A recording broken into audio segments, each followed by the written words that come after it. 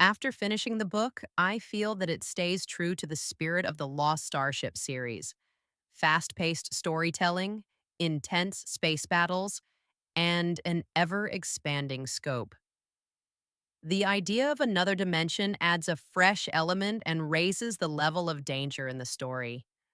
What I enjoyed most was the constant tension and nonstop action, which made it hard to put down. However, at times, the conflicts felt resolved a bit too quickly and focused more on action than on deeper character development. Overall, if you've been following the series, you'll likely find this installment exciting and engaging. Chapter 46. Captain Maddox raised his head slowly, the bridge of victory coming into focus as his consciousness cleared after the effects of the extended jumps. Something trickled from his nose. He dabbed at it with his sleeve, then examined the dark stain against the fabric.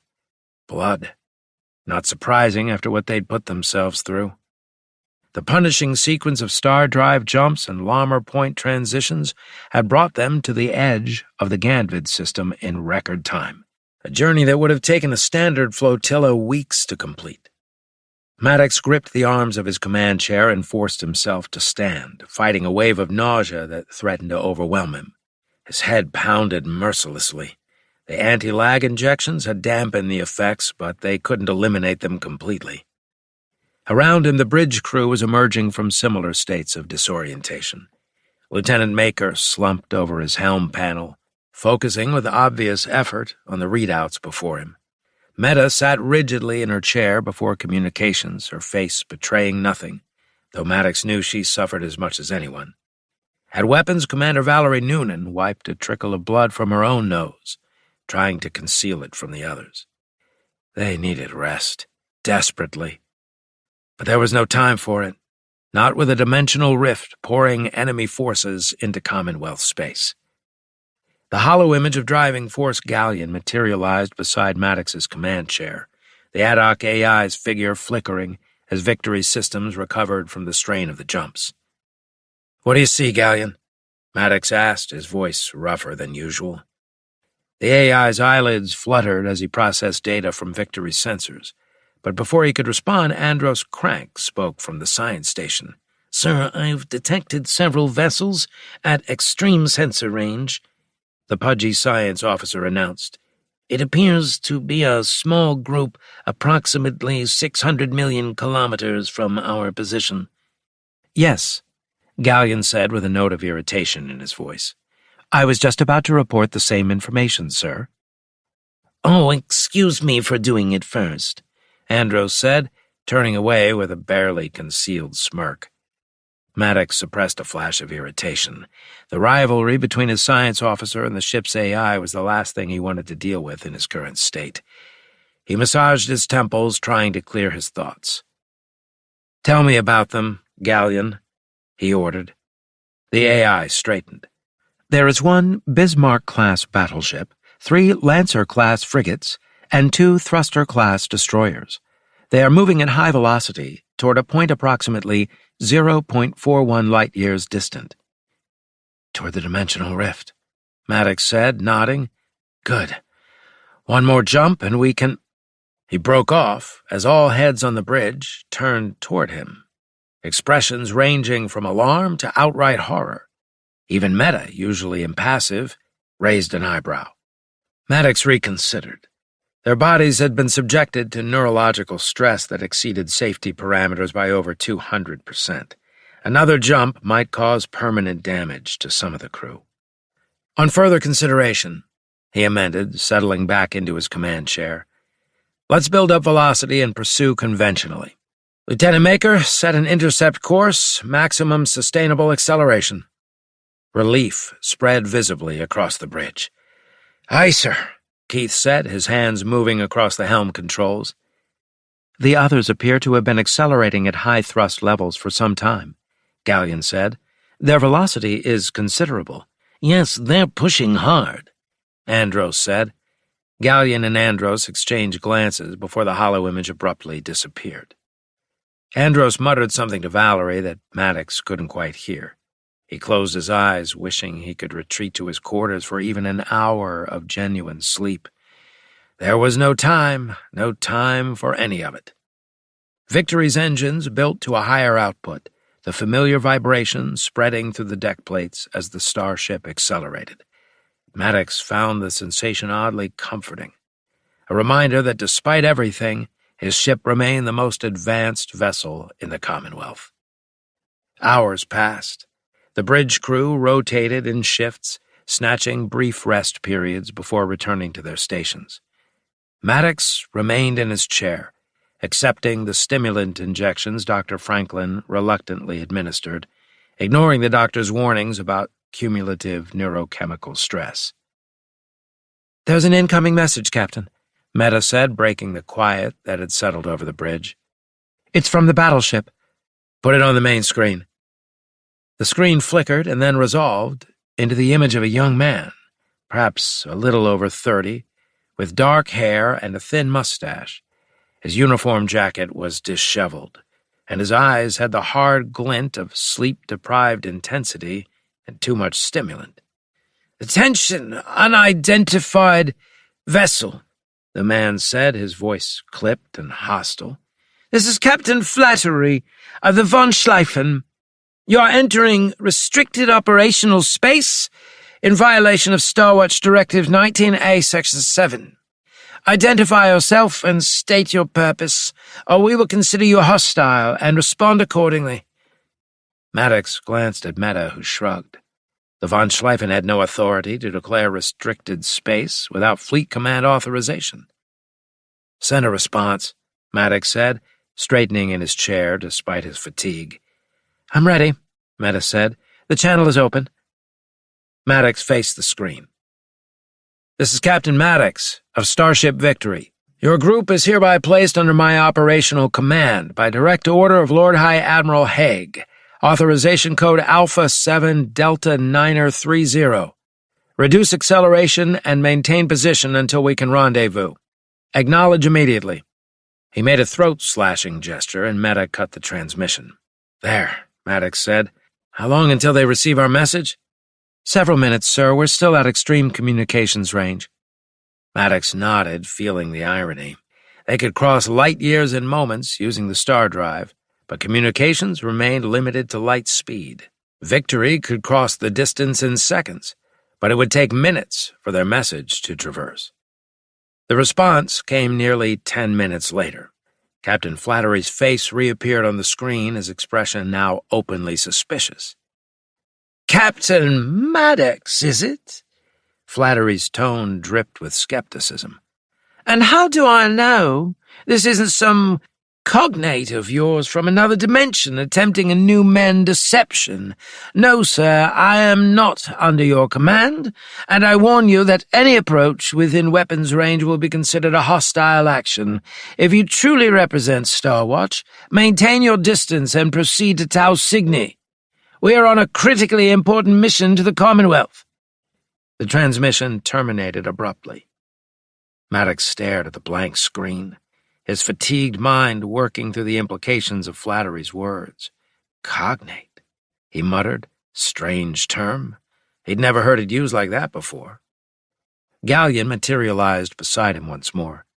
"The term cognate suggests a parallel version from the other dimension, Captain. Similar to, though distinct, from the concept of a clone, like your brother Drevek."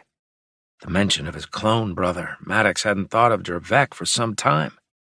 "Flattery is not talking about a clone," Maddox said. "How can you be certain, sir?" Galleon asked. Maddox turned sharply toward the AI. "Are you questioning my assessment, Galleon?" "No, sir," Galleon said. "Merely seeking clarification." Maddox bit back a harsher response, recognizing his irritability as a symptom of extreme fatigue. "What else can you tell me? Any other anomalies in the area?" "Nothing," Andros said from the science station. "I'm detecting unusual fluctuations, approximately 0.38 light-years distant," Galleon said. "It is in the general heading of the Von Schleifen's course." "The rift," Maddox said, nodding. He rubbed his jaw. "So Flattery thinks I'm some kind of dimensional duplicate trying to trick him?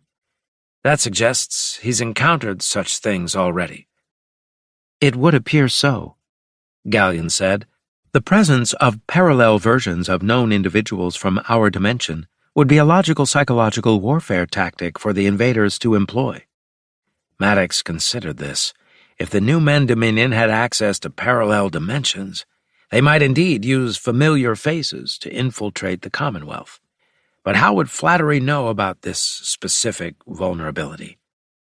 "Maintain acceleration," Maddox said.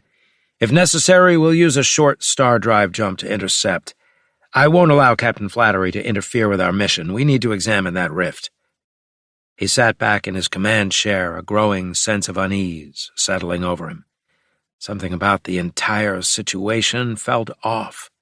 Flattery's paranoid behavior, the von Schleifen's presence so far from Tau Cygni, the mention of cognates from another dimension.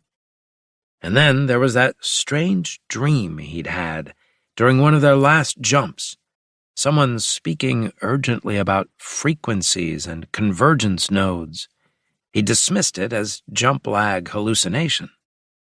But now... Maddox closed his eyes briefly, trying to recall the details, but they remained frustratingly elusive. Had it been a dream? Or something more? His eyes widened. Golden Ural had sent a message before. Could this be another attempt? It was nonsense that he hadn't put it together sooner. He was more exhausted than he cared to admit. Ural could have been trying to contact him telepathically again, from the library planet.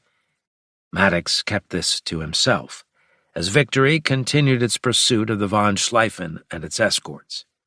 Around him, the bridge crew focused on their duties. Something was wrong. Something beyond the obvious threat of dimensional invaders and Captain Flattery's strange behavior. Maddox couldn't place it, couldn't define it, but those instincts had saved him too many times to ignore now. As Victory raced toward the distant flicker of the probable dimensional rift, Maddox couldn't shake the feeling that they were running out of time. Chapter 47.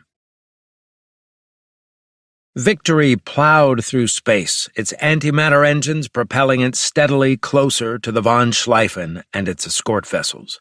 The distance between them had narrowed from 600 million kilometers to just over 400 million, but catching the flotilla remained a slow process. Both Victory and the other Star Watch vessels were traveling at impressive velocities now, racing toward a suspected dimensional rift nearly half a light-year from the Gambit system's primary Laumer point. Maddox stood on Victory's bridge, staring at the main screen. The von Schleifen formed the center of the formation, surrounded by 2 destroyers and 3 frigates. Their course remained unchanged, directly toward the spatial anomaly that Admiral Keyes had identified as a breach between dimensions. "Meta," Maddox said, turning to her, "attempt to contact each vessel in the flotilla individually. Start with the frigates. If Flattery refused his calls, maybe the others might not." "Yes, sir," Meta said. "I'm attempting to contact the Wraith first." The main screen remained blank for nearly 30 seconds before flickering to life, revealing a woman with silver hair and blue eyes. "This is Commander Voss," she said, her expression guarded. "State your—" Before she could finish, Voss's image dissolved into static, then disappeared altogether. "What just happened?" Maddox said. Meta studied the readings. "Jamming, sir. Powerful and specifically targeted. It's coming from the von Schleifen." Maddox absorbed that, then nodded. "Try the other vessels." One by one, Meta attempted to contact the remaining ships. Each time, the transmission was jammed before any meaningful communication could be established. "Gallion," Maddox said, "what can you tell me about Captain Flattery?" "I have examined Star Watch personnel records. Captain Ethan Flattery comes from the Glasgow system, specifically the 3rd planet, New Aberdeen. His family belongs to the planetary aristocracy, with a military tradition dating back 6 generations." "Aristocrats from New Aberdeen," Maddox said. "That's only 2 systems away from Tau Cygni, isn't it?" "Correct, sir. The Flattery family estate is located approximately 18 light-years from the Tau Cygni system. According to records, 3 of Captain Flattery's distant cousins resided on Arn when the invasion occurred. Maddox rubbed his chin. That might explain some of his emotional state, but I doubt it. What about his Star Watch career? Is there anything unusual? This might be what you want, Gallion said. There are inconsistencies in Captain Flattery's record. He graduated from Star Watch Academy with mediocre scores, yet received rapid promotions. There are several disciplinary incidents that appear to have been expunged or reclassified. What kind of incidents? 3 citations for intoxication while on duty, 2 incidents involving confrontations with superior officers, and most concerning, he failed the psychological stability assessment twice before passing on his 3rd attempt, with unusually high marks. Maddox raised an eyebrow. That doesn't sound like someone who would be promoted so young to commanding a battleship. How did he advance so quickly? Records indicate sponsorship by Admiral Jonathan Verne, who had since retired and gone to work at an arms manufacturing company on New Aberdeen. Admiral Verne also happened to be a prominent member of the Humanity Ascendant political faction there. Humanity Ascendant, Maddox said. They are part of a growing number of organizations that believe in humans first, opposing any genetic modification or enhancement to people, such as the New Men or the Spacers exhibit. Their president signed the Humanity Ultimate Manifesto. The Humanity Ascendant Party is particularly vocal against any so-called non-pure humans, as they call it, being integrated into Star Watch command positions. I believe you would qualify for their hate list, perhaps even top it. That's enough, Meta said. Both Maddox and Gallion glanced at her. I'm sure I'm on their list too, Meta said with heat. Unquestionably, Gallion said. Meta frowned and turned back to her station. Maddox stared thoughtfully at the main screen. It appears we have a potentially unstable captain with Humanity Ultimate beliefs, commanding the only battleship, racing to the same probable dimensional rift as us. What's more, he appears to be actively obstructing my authority. That strikes me as aptly put, sir, Gallion said.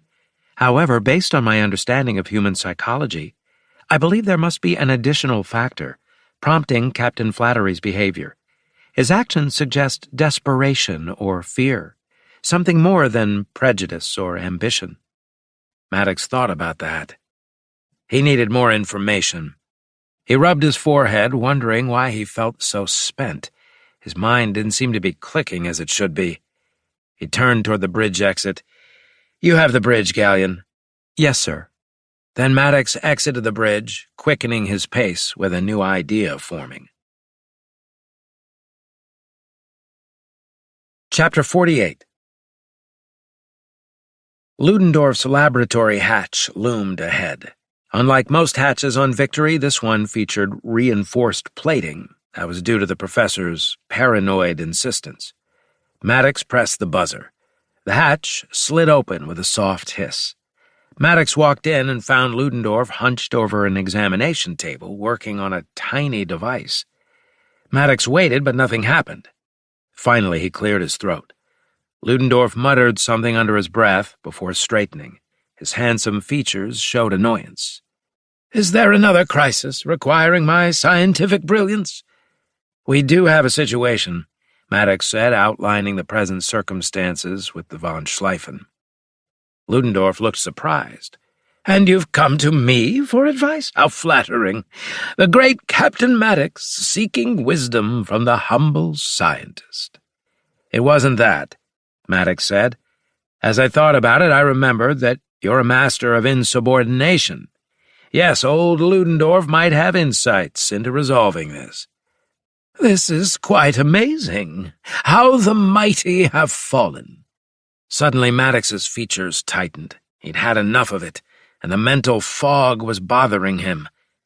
Professor, we're all tired. Ludendorff's expression shifted as he studied Maddox. Oh, this must be extended jump lag symptoms. Ludendorff stood, scrutinizing Maddox's face. Pupils dilated? Micro-tremors in your left hand? Have you been experiencing any unusual cognitive phenomena? I mean, fragments of memory that don't seem to be yours, or sensory impressions without apparent stimulus? Maddox's head lifted higher. Was this just coincidence, or could Ludendorff have stumbled onto the answer? There had been a sensation from Ural, or what he thought had been from his uncle. Could that have been due to extended jump lag instead? Never mind that now, Ludendorff said. We have a direct problem, an immediate situation. We or you need to discover what is actually happening to Captain Flattery. That would entail direct observation or communication, and that would mean— Ludendorff's eyes widened. I have it. A Maddox solution. You should use Gallion. Have him infiltrate the von Schleifen systems in ghost mode.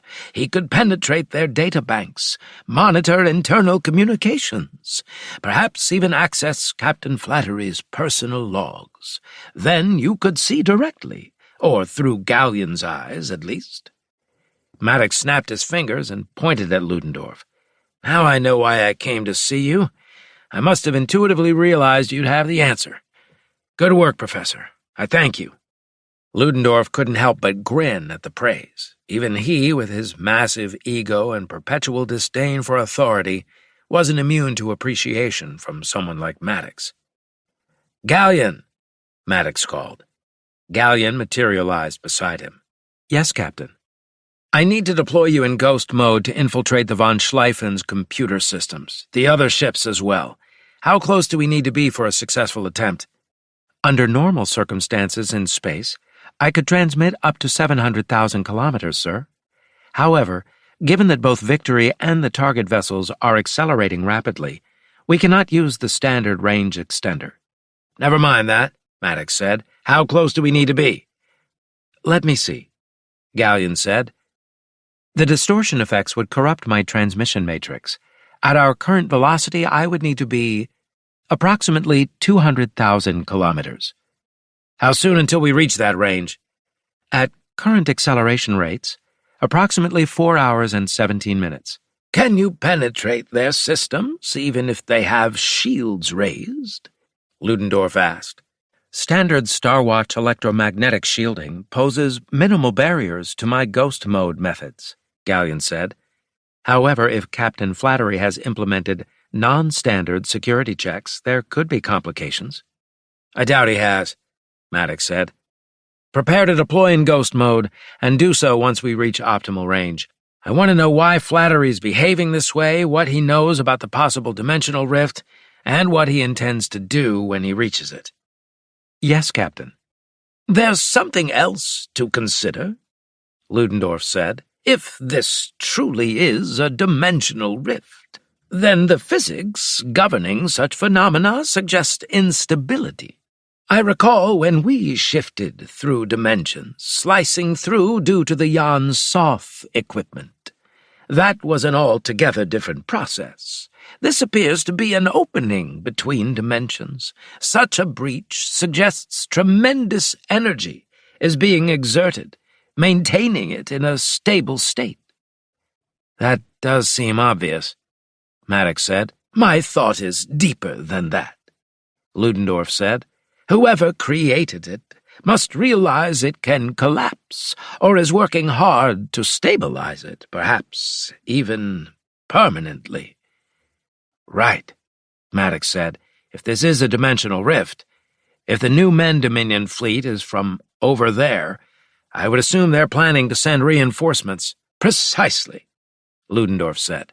And since it seems the new Men Dominion has mastered interdimensional technology, the strategic implications are harsh. A mass invasion, yes, I know, Maddox said. Why do you think we rushed back here? Ludendorff grunted. However, we will proceed by tackling one problem at a time, Maddox said. Gallion, you have your orders. Yes, sir. The three of them fell silent, each perhaps pondering that the near future was going to get very interesting. Chapter 49. Driving Force Galleon existed on multiple levels. As an ad hoc AI, his consciousness flowed through Victory's computer systems, like water through millennia-old riverbeds, monitoring, calculating, and predicting. As the digitally preserved essence of an ancient ad hoc commander, he possessed memories stretching back thousands of years. At this precise moment, neither aspect fully described him. Now he existed in ghost mode, flitting across the vacuum, seeking entry into Star Watch warships and computer systems. Captain Maddox's order had been clear. Infiltrate the Star Watch flotilla, discover why Captain Flattery refused to acknowledge Maddox's authority, and determine what drove their desperate race toward the probable dimensional rift. Victory had closed to 193,000 kilometers. That was close enough for the attempt. Galleon appeared near the Star Watch destroyer Gallant. Its shields presented minimal resistance to his infiltration as he slipped through the electromagnetic barriers as easily as fog through a wire fence. The destroyer's computer systems were elementary compared to Victory's builder-enhanced architecture. Galleon accessed them with ease, taking care to leave no trace of his intrusion. Personnel records, navigational logs, and communications archives all yielded to his silent inquiry. Having set his holoimage to minimum luminosity, he began to rove through the destroyer's decks, observing the crew as they went about their duties. That didn't tell him much, so he accessed the secured communications archive. There he found recordings from the recent Tau Cygni invasion. The most interesting were the agitated commands from Captain Flattery. From what Galleon knew about facial features, Flattery showed intense fear. Indeed, the vocal quality matched the facial contortions. The Von Schleifen had been stationed near Arn's orbital defense grid when the first new Men Dominion vessels emerged from the Lammer Point. Tactical displays showed overwhelming enemy numbers.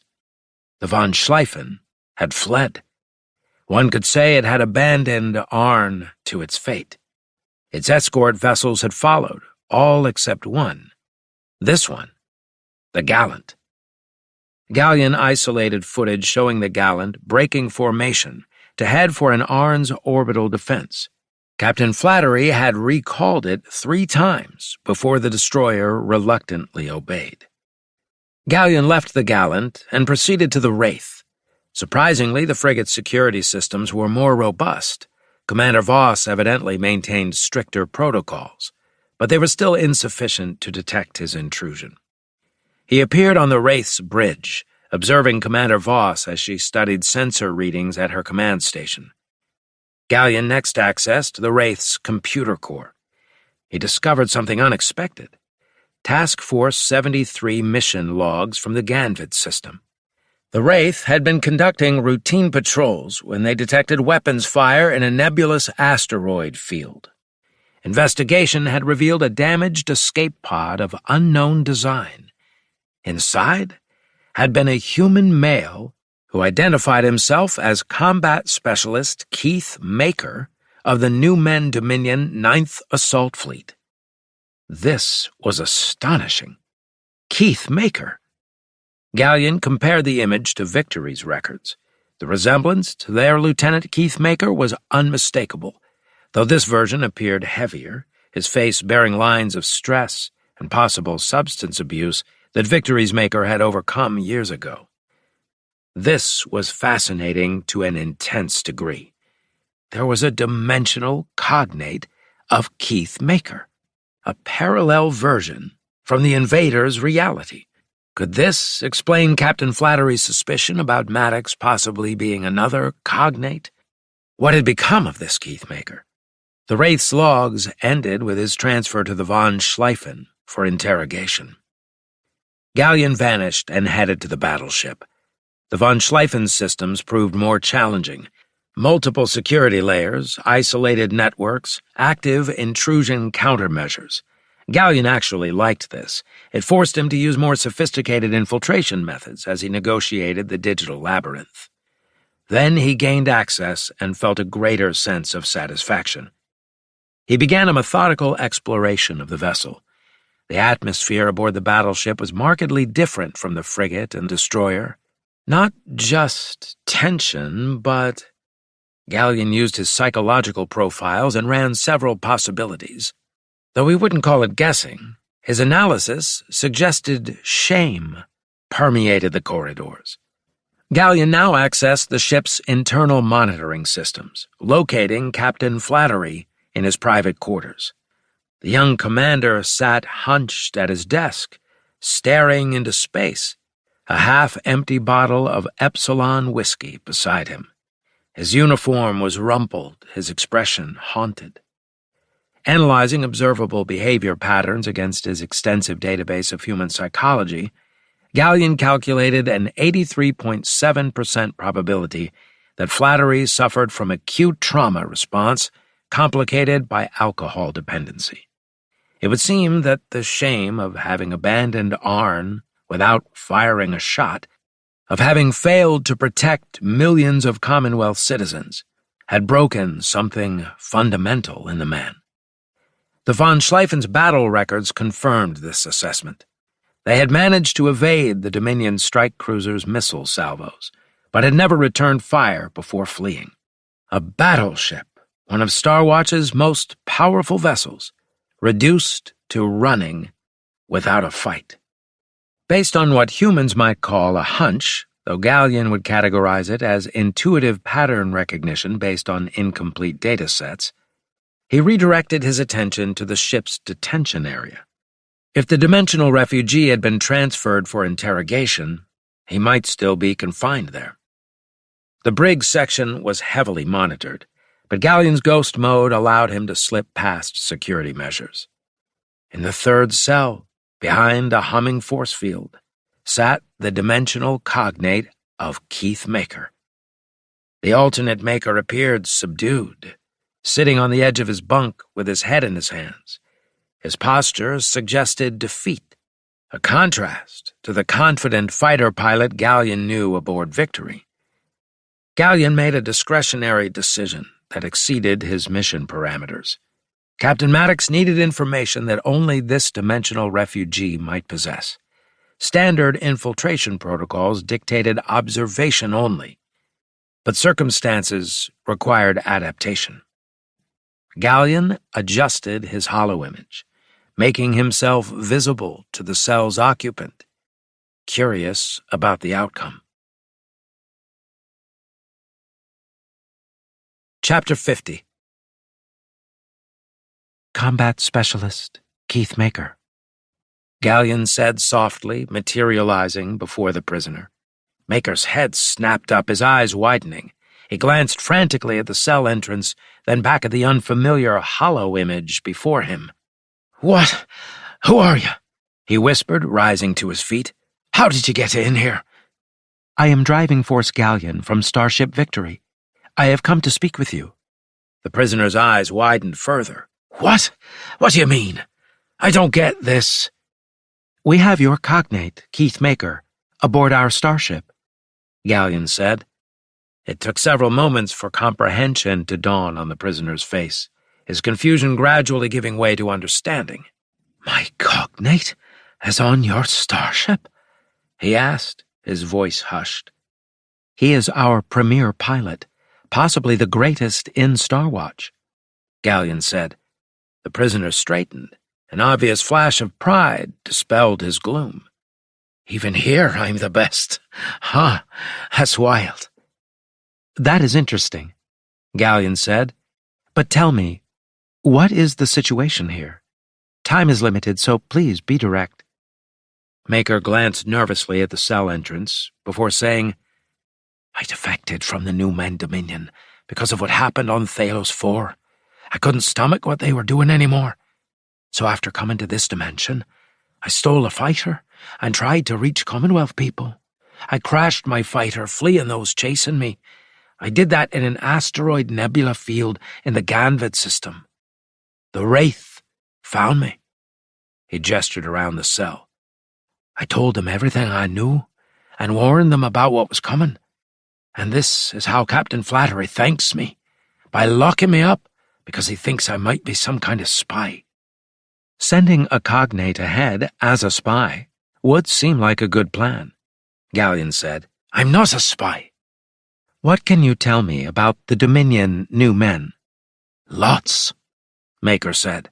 I served under them for years. Do you know about the 9th Assault Fleet? Yes. It's just the advance force. The main invasion fleet is coming, and soon, under Fleet Master Gazelle's command. How many vessels will the next fleet have?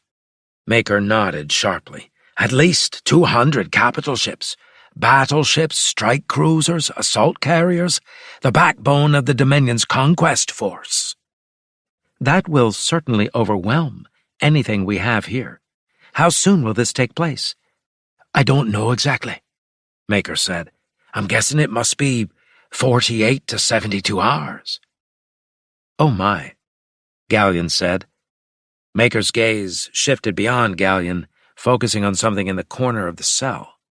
The hollow image turned to see a small recording device embedded in the ceiling, its indicator light blinking from green to red. They must have spotted my surveillance loop, Gallion said.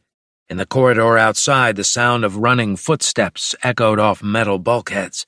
It appears I have been detected, Gallion said. I was not supposed to reveal myself. What are you going to do? Leave, Gallion said. Goodbye, combat specialist. Thank you for your cooperation. Goodbye, Maker said.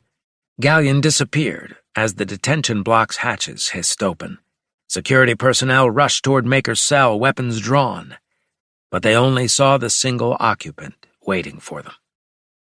Milliseconds later, Gallion reappeared aboard Victory on the bridge.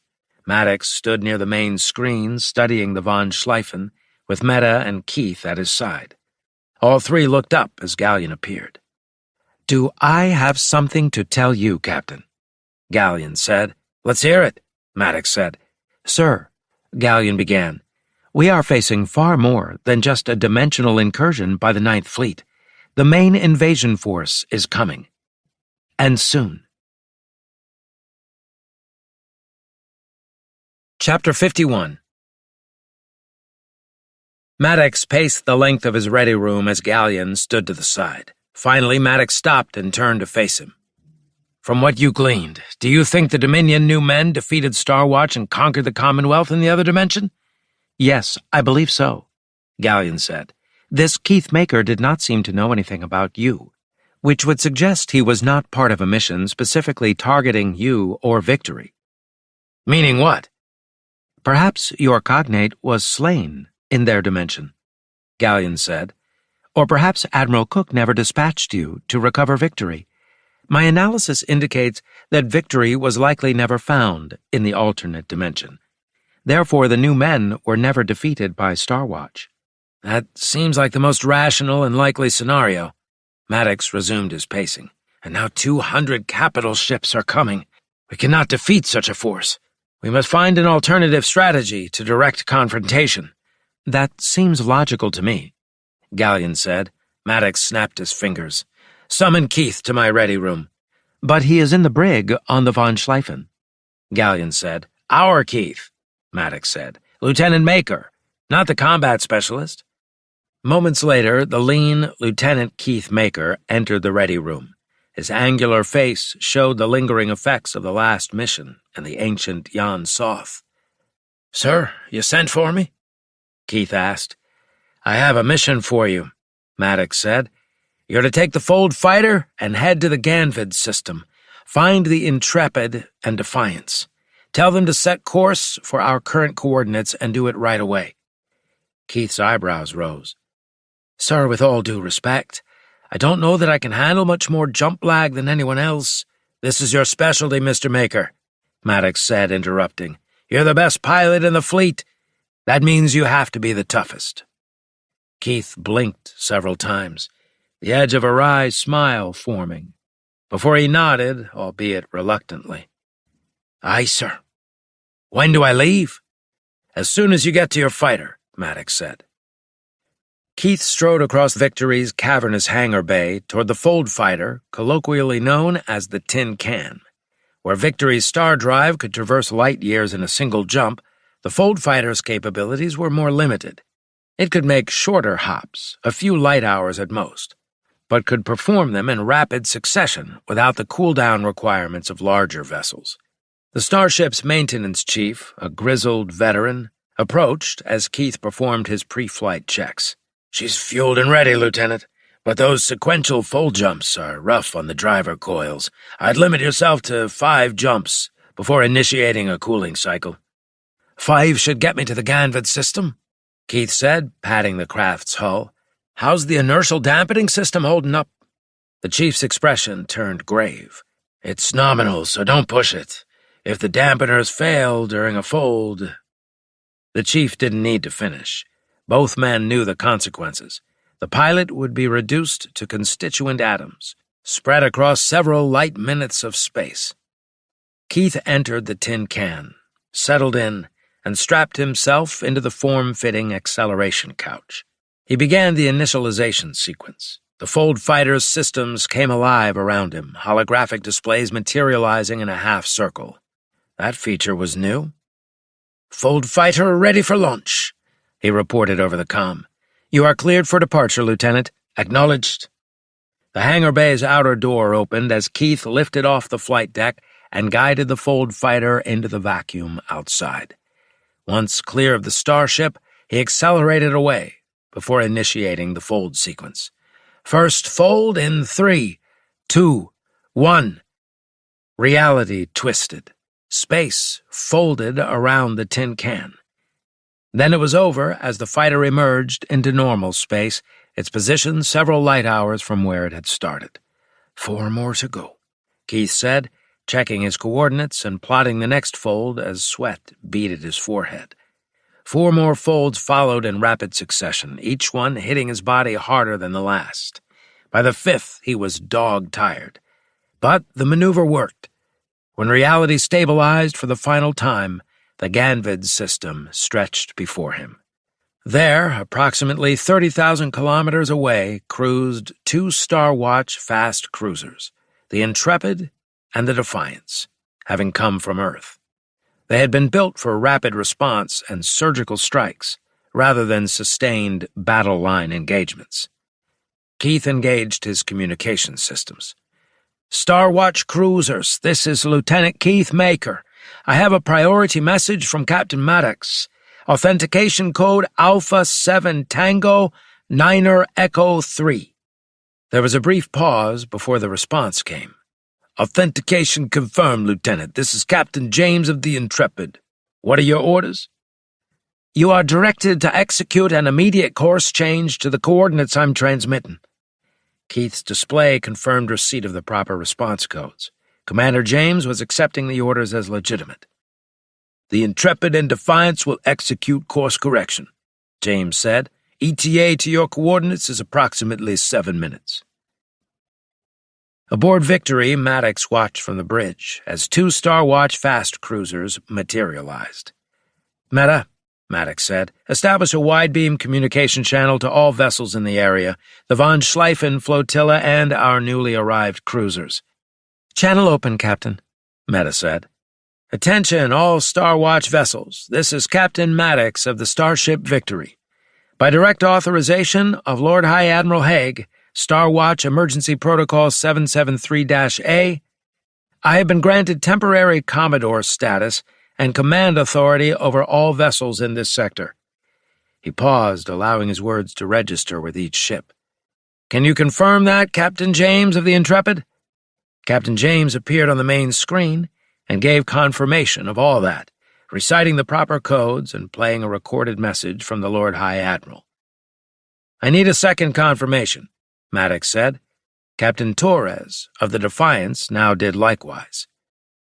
"These are direct orders from Lord High Admiral Haig, the Supreme Commander of Star Watch," Maddox said. "I'm receiving confirmation signals from some of the flotilla vessels," Meta said. Maddox said nothing, simply stared at the main screen. Then he began to speak. "We face an unprecedented threat to the Commonwealth. The dimensional rift ahead contains a breach to a parallel universe dominated by hostile forces. Intelligence confirms that a massive invasion fleet may emerge at any moment. All vessels are hereby placed under my direct command until further notice." Now the official responses came. Commander Voss of the Wraith was first, her face appearing on the main screen. "Commodore Maddox," she said, the title sounding natural from her lips. "The Wraith acknowledges your authority and awaits your orders, sir." After Maddox acknowledged her, Commander Julian Torres of the destroyer Gallant appeared, followed by the commanders of the remaining escort vessels. Each formally accepted Maddox's command. The last to respond was Captain Flattery. Meta reported tight beam communications between the von Schleifen and the Intrepid. Had Flattery sought even further confirmation? That was the most probable explanation. The von Schleifen's captain now appeared on the screen, haggard, his uniform disheveled, eyes bloodshot. He avoided looking directly at the camera. "Captain Maddox," Flattery said curtly, "the von Schleifen acknowledges your temporary command authority." "Thank you, Captain," Maddox replied. "My first order is that you transfer the prisoner Keith Maker to Victory immediately. I need to conduct a personal interrogation." Flattery's head snapped up, his eyes focusing on Maddox with a mixture of surprise and something approaching defiance. For a moment it seemed he might refuse or explode in an emotional outburst. Then, with visible effort, he swallowed the angry response forming behind his eyes.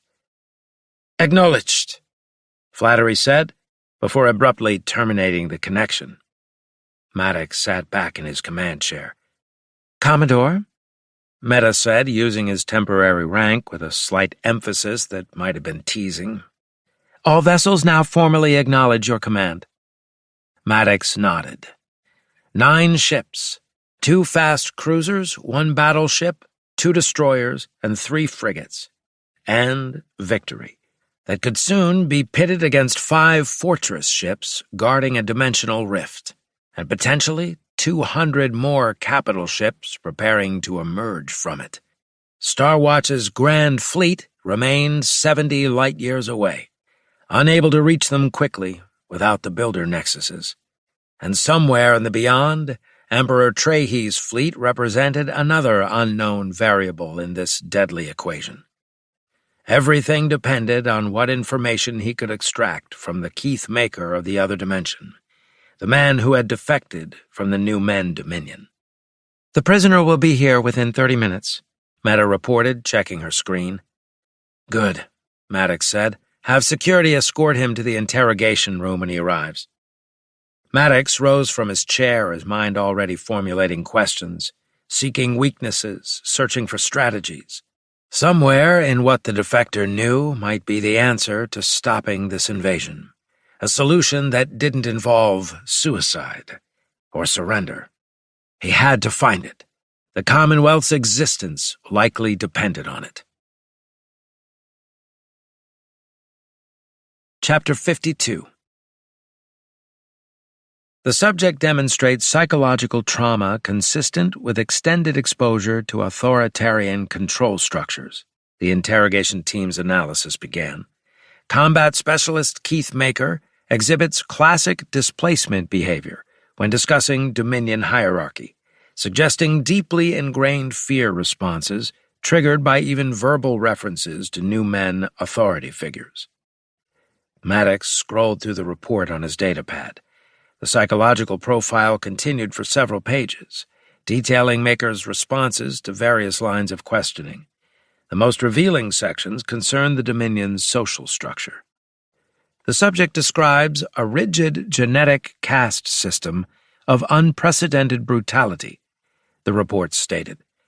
The Dominion New Men comprise a small subset of the population, yet maintain absolute control through a combination of superior physical capabilities, technological advantages, and a network of biologically enhanced overmen who serve as intermediaries between the ruling class and the subjugated populations. Professor Ludendorff paced the conference chamber reading his own copy of the report. Maddox had called him and Gallion in order to exchange ideas. Gallion stood near the conference table, his processors likely running countless simulations based on the newly acquired intelligence. Finally, Maddox set aside the datapad. The society Maker describes is more brutal than what our throne world new men have devised. Is that correct, sir? Gallion asked. We have evidence of more than one hunting planet among the throne world new men, where they track humans like big game animals, killing them for sport. Based on our data, that appears to be an aberration, not established policy, Maddox said. Still, Gallion said, throne world new men show the same tastes or traits as the Dominion subset. Perhaps their early victories in the other dimension hardened their hearts, Maddox said. They've gone further down the road with these tastes than our new men. Whatever the case, Ludendorff said, finally joining the conversation, this is what I'd expect from conquerors obsessed with genetic superiority. I also suspect the Dominion new men have divided their Commonwealth into semi-feudal territories. The new men no doubt build kingdoms, as it were, or fiefs or factions in the greater whole, maintaining vast harems and possibly personal armies. Whatever dimension, new men seek harems, Maddox said. That part doesn't change.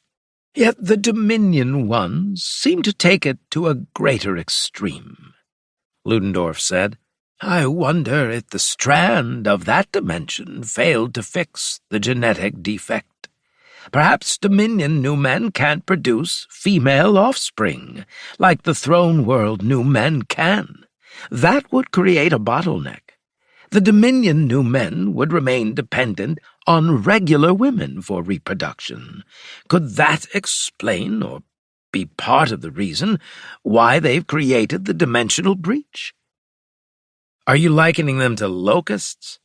Maddox asked. Do you think they need to move to fresh feeding grounds after depleting existing resources?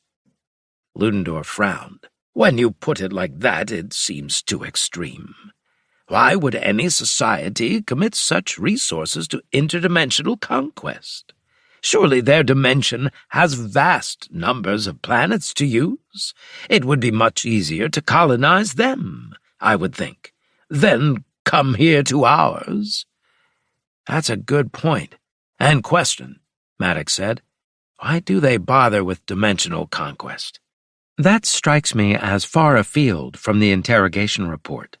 Gallion said. It is, Ludendorff said. Yet I wonder if we could find the reason, if that would give us a clue as to how to defeat the invasion. Maddox nodded. The interrogation gives us a launching point from which to theorize using data. We must find a clue or a hint as to any structural weaknesses in all this. Maddox picked up the datapad and read more until he set it down again. He rubbed his chin. The Overmen strike me as similar to Methuselah Woman Myers's Merovingians. The Merovingians could best new men in hand-to-hand fights, but were morons, having lost most of their intellectual power. The Overmen strike me as Merovingians who kept their intellect. The Dominion has clearly created a middle management class with them, Ludendorff said. It would seem that for all their breeding, the Dominion new men are still too few to directly control billions upon billions of premen. These overmen appear to serve as their enforcers. Then the overmen must outnumber the new men, Gallion said. By a considerable amount, I'd wager, Ludendorff said. You've just reminded me of something, Maddox said. I noticed it earlier, but forgot. The Ninth Fleet isn't like one from the Throne World. A Throne World fleet would be solely composed of new men. The Ninth Fleet appears to have only a handful by comparison. Exactly, Ludendorff said. That could be what we need. Let's stir up rebellion among the premen of the Ninth. Historical precedent shows we could only do that if we first defeated them in battle, Gallion said. Yes, Ludendorff said. That makes sense. Maddox turned on a display, bringing up a video shot of a Dominion battleship. Is it a coincidence that a superior Dracos commands the Ninth Fleet? We've had several battles against our Dracos throughout the years, finally capturing him at the Battle of Gomez system. Now a cognate Dracos has appeared to plague us again. The implications of cognate existence are vast. Gallion said, if combat specialist Maker has a counterpart in our dimension, and Dracos existed in both realities, logic dictates that additional parallel identities likely exist. Ah, that's a good point, Ludendorff said. Does an Emperor Trehi rule their dominion? Or perhaps he was overthrown by another new man, one whose cognate exists in our dimension. At the talk of Trehi, Maddox scowled, flexing his regrown hand. Perhaps Gallion noticed as he changed the subject. Here is another concern. If the Dominion has invaded other dimensions, as Maker has speculated, then we might face not one dimension, but a multi-dimensional empire. Maddox stood. We're speculating beyond what's useful right now. Let's stick to the dimensional breach. Maker couldn't tell us how the Dominion created or maintains it. Without knowing that, countermeasures are harder to envision.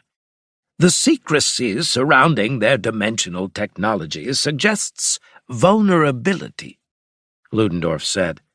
A reasonable hypothesis, Gallion said. We need more data on the breach, Ludendorff said. Andros is analyzing it even now, Maddox said. I am as well, Gallion said. This moment? Asked Maddox. I can do many things at once, sir. You know, Ludendorff said as he sat down at the table, I'm coming back around to the method of control. Fomenting rebellion among the Ninth Fleet is an interesting idea. The pain devices, the shock rods, agonizers, and pain booths are the tools of a slave empire. It's almost as if the Dominion is a system of latifundia. Oh, what? Asked Maddox. In ancient Rome, Gallion said, latifundia were run like giant business operations. A wealthy Roman family owned the land, but rarely lived on it. Instead, they hired overseers, usually freedmen or trusted slaves, to manage day-to-day work. Armies of slaves did the planting, harvesting, herding, and maintenance. The overseer kept order through harsh discipline, often using brutal punishments to drive production. Everything was aimed at efficiency and profit. Grain, olives, wine, or livestock were raised in bulk and sold in Roman markets. The owner stayed in Rome, growing richer, while the overseers squeezed every drop of labor from the workers. The latifundia system gradually hollowed Rome from within, turning a nation of proud farmers into a mob of landless poor, setting the stage for riots, civil wars, and the fall of the Republic. For instance, the conditions became so brutal, they triggered Spartacus's revolt, among others. What happened to Spartacus? Maddox asked. He failed in the end, Gallion said. The Roman legions crushed the slave rebellion with overwhelming military force, although it took several years to accomplish. We face a similar disparity, Ludendorff said. Maker says that 200 capital ships are preparing to emerge from the rift, along with hundreds of thousands of troops. What can our small flotilla do against an invasion force of that magnitude? The odds for our success approach a mathematical impossibility. Many said the same about our fight against the Swarm Imperium, Maddox said, or our recent battle against the Leviathan Maulers, or dozens of other impossible situations we've faced and beaten. Those were different, Ludendorff said. We had advantages then, victory among them. Here we're outnumbered and outgunned, and facing superior beings. I am afraid that the professor's assessment has merit, Gallion said.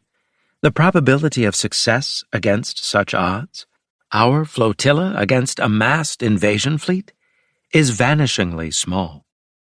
Then we have to find a way to change the odds, Maddox said. Every system has a flaw. The New Men Dominion is no exception. We have already pointed out some flaws, Ludendorff said. The issue is, we lack the strength to exploit them. Then we create a flaw we can exploit, Maddox said. Where would we start? Ludendorff asked. Maddox considered that. Let's start with what we can do. Examine everything we know about these gamma cannons. If we can't match their firepower, perhaps we can at least neutralize their advantage. I'll need access to Captain Flattery's logs, Ludendorff said. I'm assuming he was recording what happened at Tau Cygni.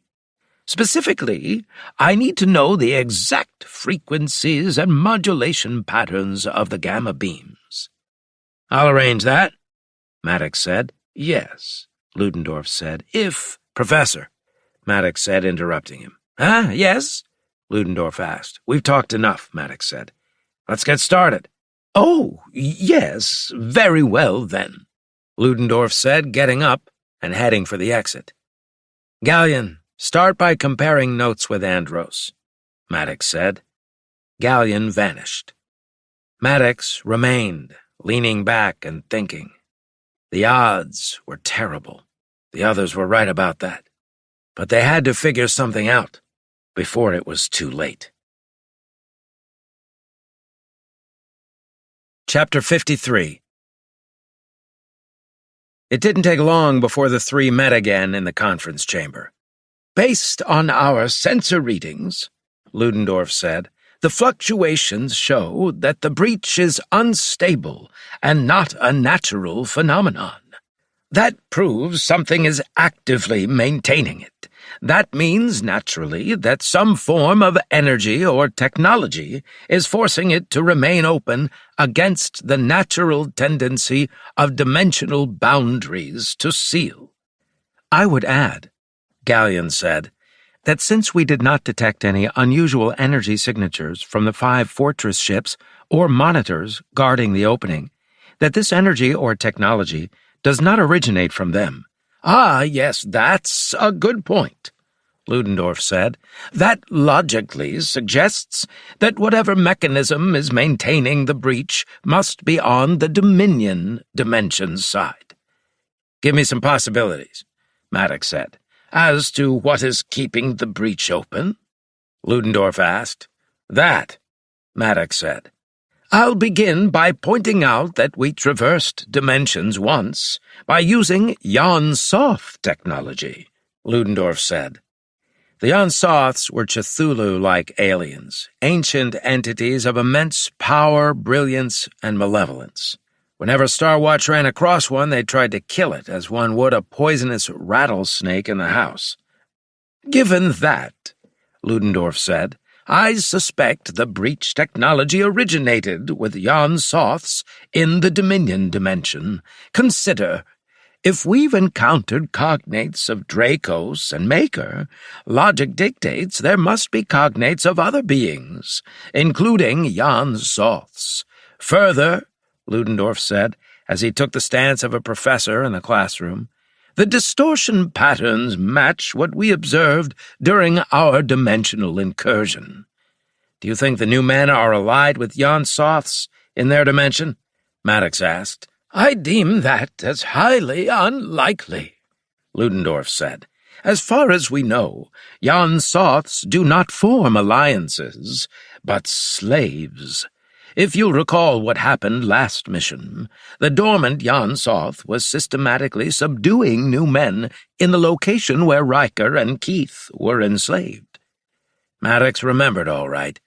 I suspect that the Dominion has either stumbled upon Yon-Soth technology or are unwittingly using artifacts they don't fully understand, Ludendorff said. Maddox stood, moving to the viewport, staring at the distant spatial distortion. Even at this distance, the anomaly was unsettling, a shimmering tear in the fabric of reality. We can't let 200 capital ships enter our dimension, Maddox said. The Ninth Fleet is already too much. He turned back to Ludendorff and Gallion. 200 more capital ships plus support vessels could conceivably defeat the Grand Fleet and anything else we might bring up, especially if Emperor Trehi joins them. That may be premature, Ludendorff said. "What part?" "The two groups of new men allying with each other," Ludendorff said. "I could present arguments supporting either outcome, and even if they did ally, it might resemble the World War II alliance between Soviet Russia and the United States, ideological enemies temporarily united against a common threat." "Are we the Hitler in this analogy?" Maddox asked dryly. "From the new men perspective, perhaps," Ludendorff shrugged. "Though, ironically, it is they who embrace extreme genetic supremacy policies that would make the Nazis appear moderate by comparison." "I'm not interested in history," Maddox said abruptly. "I need to know how to defeat the immediate problem." "History can often supply such an answer," Gallion said. Maddox stared at Gallion. "But I understand your point, sir," Gallion added.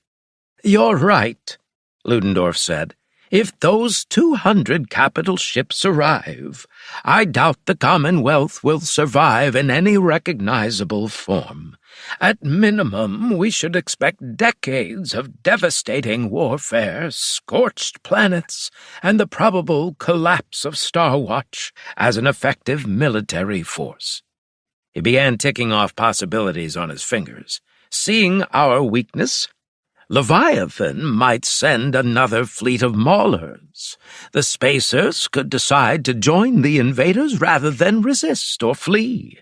The balance of power we've maintained all this time would shatter."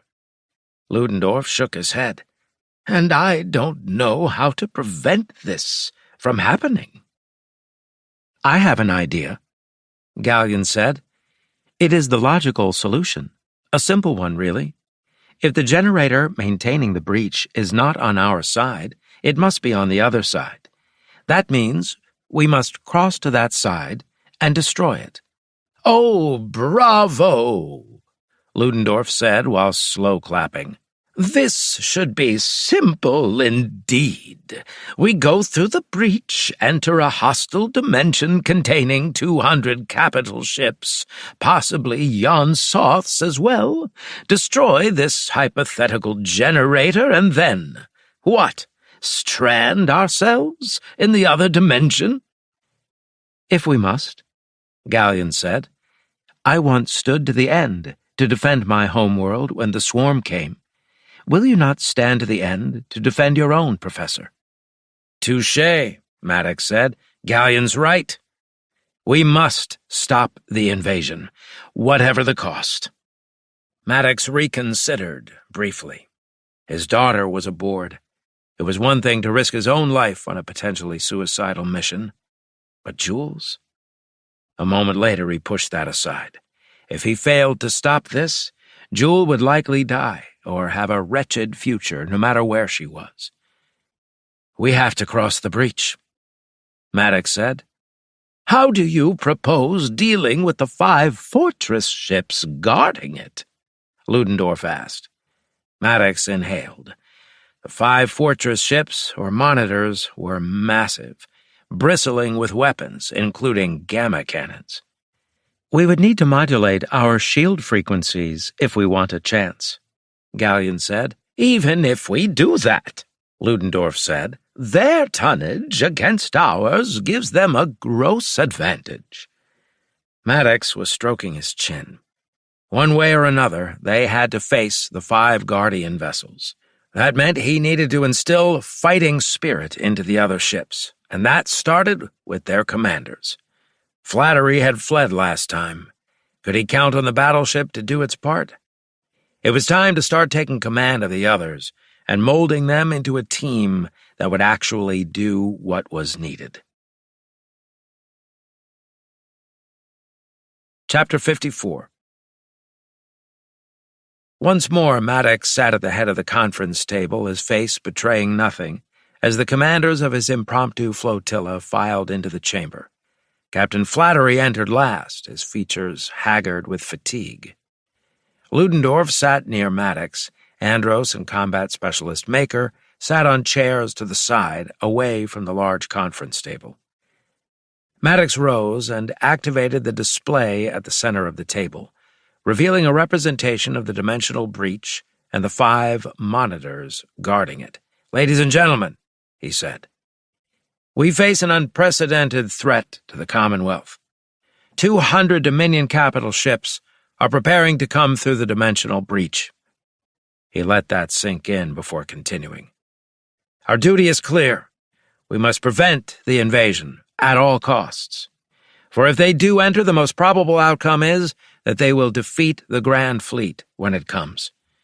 That means the Commonwealth will shatter. That means the force at hand, we here, must prevent this from occurring. After careful consideration, I've determined there is only one viable strategy. We must cross the breach and destroy whatever is keeping it open on the other side." The others stared at him. "Fortunately," Maddox said, "I've had experience crossing dimensions using a device that's no longer in existence. I returned sound and whole, as you can see. While the breach represents different technology, the principle remains the same." He surveyed those assembled. "Our flotilla is small, but each of us still has a duty to perform. You should consider this. It is quite possible that we have been preserved for this very moment." He eyed Flattery, "so that we might perform a heroic deed when the Commonwealth needs it most." The officers exchanged uneasy glances with each other. Flattery asked in a strained voice, "How do we get past the fortress ships? I've seen what their gamma cannons can do, slice through our strongest shields and hull armor like they weren't even there." His voice rose. "I don't think we're strong enough to take 1 or 2 of those ships, but for sure not 5. What you're suggesting is madness, suicide." His eyes narrowed. "Do you want to get us all killed?" Several officers shifted uncomfortably at this direct challenge, but the Commodore's expression remained impassive. He'd been expecting something like this. Rather than addressing Flattery directly, Maddox turned to Andros. "Could you please explain the shield modifications you've implemented, Chief Technician?" Andros stood, his thick fingers manipulating the display to show a technical schematic. Using data collected from the Wraith during Combat Specialist Maker's time there, combined with analysis from Professor Ludendorff and Gallion from the von Schleifen, we've developed a cycling shield modulation system." He tapped several controls, bringing up the simulation. "If the gamma projectors used by the monitors operate the same as the Ninth Fleet's vessels, they will use a specific frequency range that allows them to bypass standard Commonwealth shield harmonics. Our new system continuously varies shield frequencies across a randomized pattern." Andros then launched into an even deeper technical explanation before Maddox interrupted. "Keep it simple, Andros?" The Chief Technician nodded. "Bottom line, the cycling shields should reduce the effectiveness of the gamma weapons by 40%. The gamma cannons will still be destructive, simply not as much. We should be able to withstand them for a short while, which should be longer than previously in any case." "That means," Maddox said, "we have the means to fight the Guardian vessels." "Maybe so," Flattery said. "But I still don't see how the flotilla can take on 5 massive warships. They clearly have superior firepower, mass, and armor. They're purpose-built Guardian vessels. We have 2 capital ships and a handful of support craft." He shook his head. "Sir, I do not understand how we can possibly neutralize them." "It will be difficult," Maddox said. "But before I outline my strategy, I need to know who among you refuses to follow orders." A heavy silence fell over the conference room. "Captain Flattery," Maddox said, "you have reservations about my command. Tell me now if you cannot follow my orders." "And if I can't?" Flattery asked. "The obvious," Maddox said. "You will be relieved of duty and remain aboard Victory, while others risk their lives to save the Commonwealth." Flattery's face flushed crimson from shame or rage it was impossible to tell. He stood, his hands trembling as his emotions threatened to erupt. "Have a care, sir," Maddox said. "Everything for you rests on a knife's edge. Either you will serve under my command or you will not. If you will serve, I want to hear you say it." Flattery sputtered, his internal struggle visible to everyone. Finally, he managed to force out the words. "I'll serve you." Maddox gave him a stern look, clearly expecting more. "Sir," Flattery added. "Good," Maddox said. "You can sit down." Flattery thumped onto his seat, folding his shaking hands onto the table and staring at them. A crimson flush remained, but he had made his commitment. Maddox elected to leave it at that, turning his attention back to the group. "I am finalizing our strategy," he said. "What I need to know is how far each of you is willing to go. I myself will go beyond the call of duty. I have done it before, and with the Lord willing, I will do so again." A faint smile touched his lips. "As you can see, I am still standing. We have succeeded, time and again, against impossible odds. That means it's possible to do it again." He looked at each commander in turn. "Will you do the same, knowing that the existence of the Commonwealth, and perhaps your very homes, lie in the balance?" A chorus of murmured assent filled the room. Maddox nodded. "I have been successful in virtually every mission I've undertaken, and I plan to be successful again. I'm counting on your skill and determination. If any of you thinks of something that might help our mission, no matter how small or seemingly insignificant, I want to know immediately. Do you hear me?" All the officers nodded, except Flattery, whose gaze remained fixed on his folded hands. "Captain Flattery," Maddox said. "Do you hear me?" Flattery's head jerked up, and after a moment, he nodded stiffly. "Good. Return to your vessels and prepare your crews. We will send you the operational plan in several hours." The commander stood and filed out of the conference room. If any had expected Maddox to hold Flattery back for additional discussion, they were disappointed. The meeting ended without further incident. When the last of the visiting officers had departed, Ludendorff turned to Maddox with raised eyebrows. "Was that necessary? I mean the confrontation with Flattery." "Are you questioning me, Professor?" Maddox asked softly.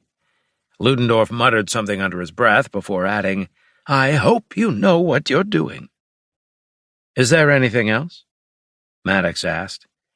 Ludendorff shook his head, frowned, and finally asked, "How are we possibly going to take on 5 Dominion monitors? I've analyzed them.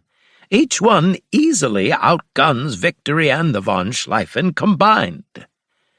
After a moment, Maddox said, "I'm still working on it." "Do you even have the slightest idea?" Ludendorff asked. "It will simply be a matter of exploiting their vulnerabilities." Ludendorff studied Maddox. "I hope the grand idea isn't to hop behind them with the star drive and slip into the breach while the flotilla engages them head-on." "If I can't think of something else, that's what we'll do," Maddox said. "Barring that, your plan has merit." After a long moment, Ludendorff grunted and took his leave. Maddox's jaw tightened. He had to figure something out before 200 Dominion capital ships came through and ended everything. Unfortunately, he simply had no idea what that could be. Chapter 55. Later, Maddox stood before a weight rack in Victory's gymnasium, eyeing the loaded barbell.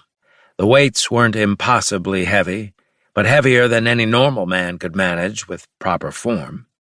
He stepped forward, positioning himself beneath the bar, feeling its cold metal against his palms.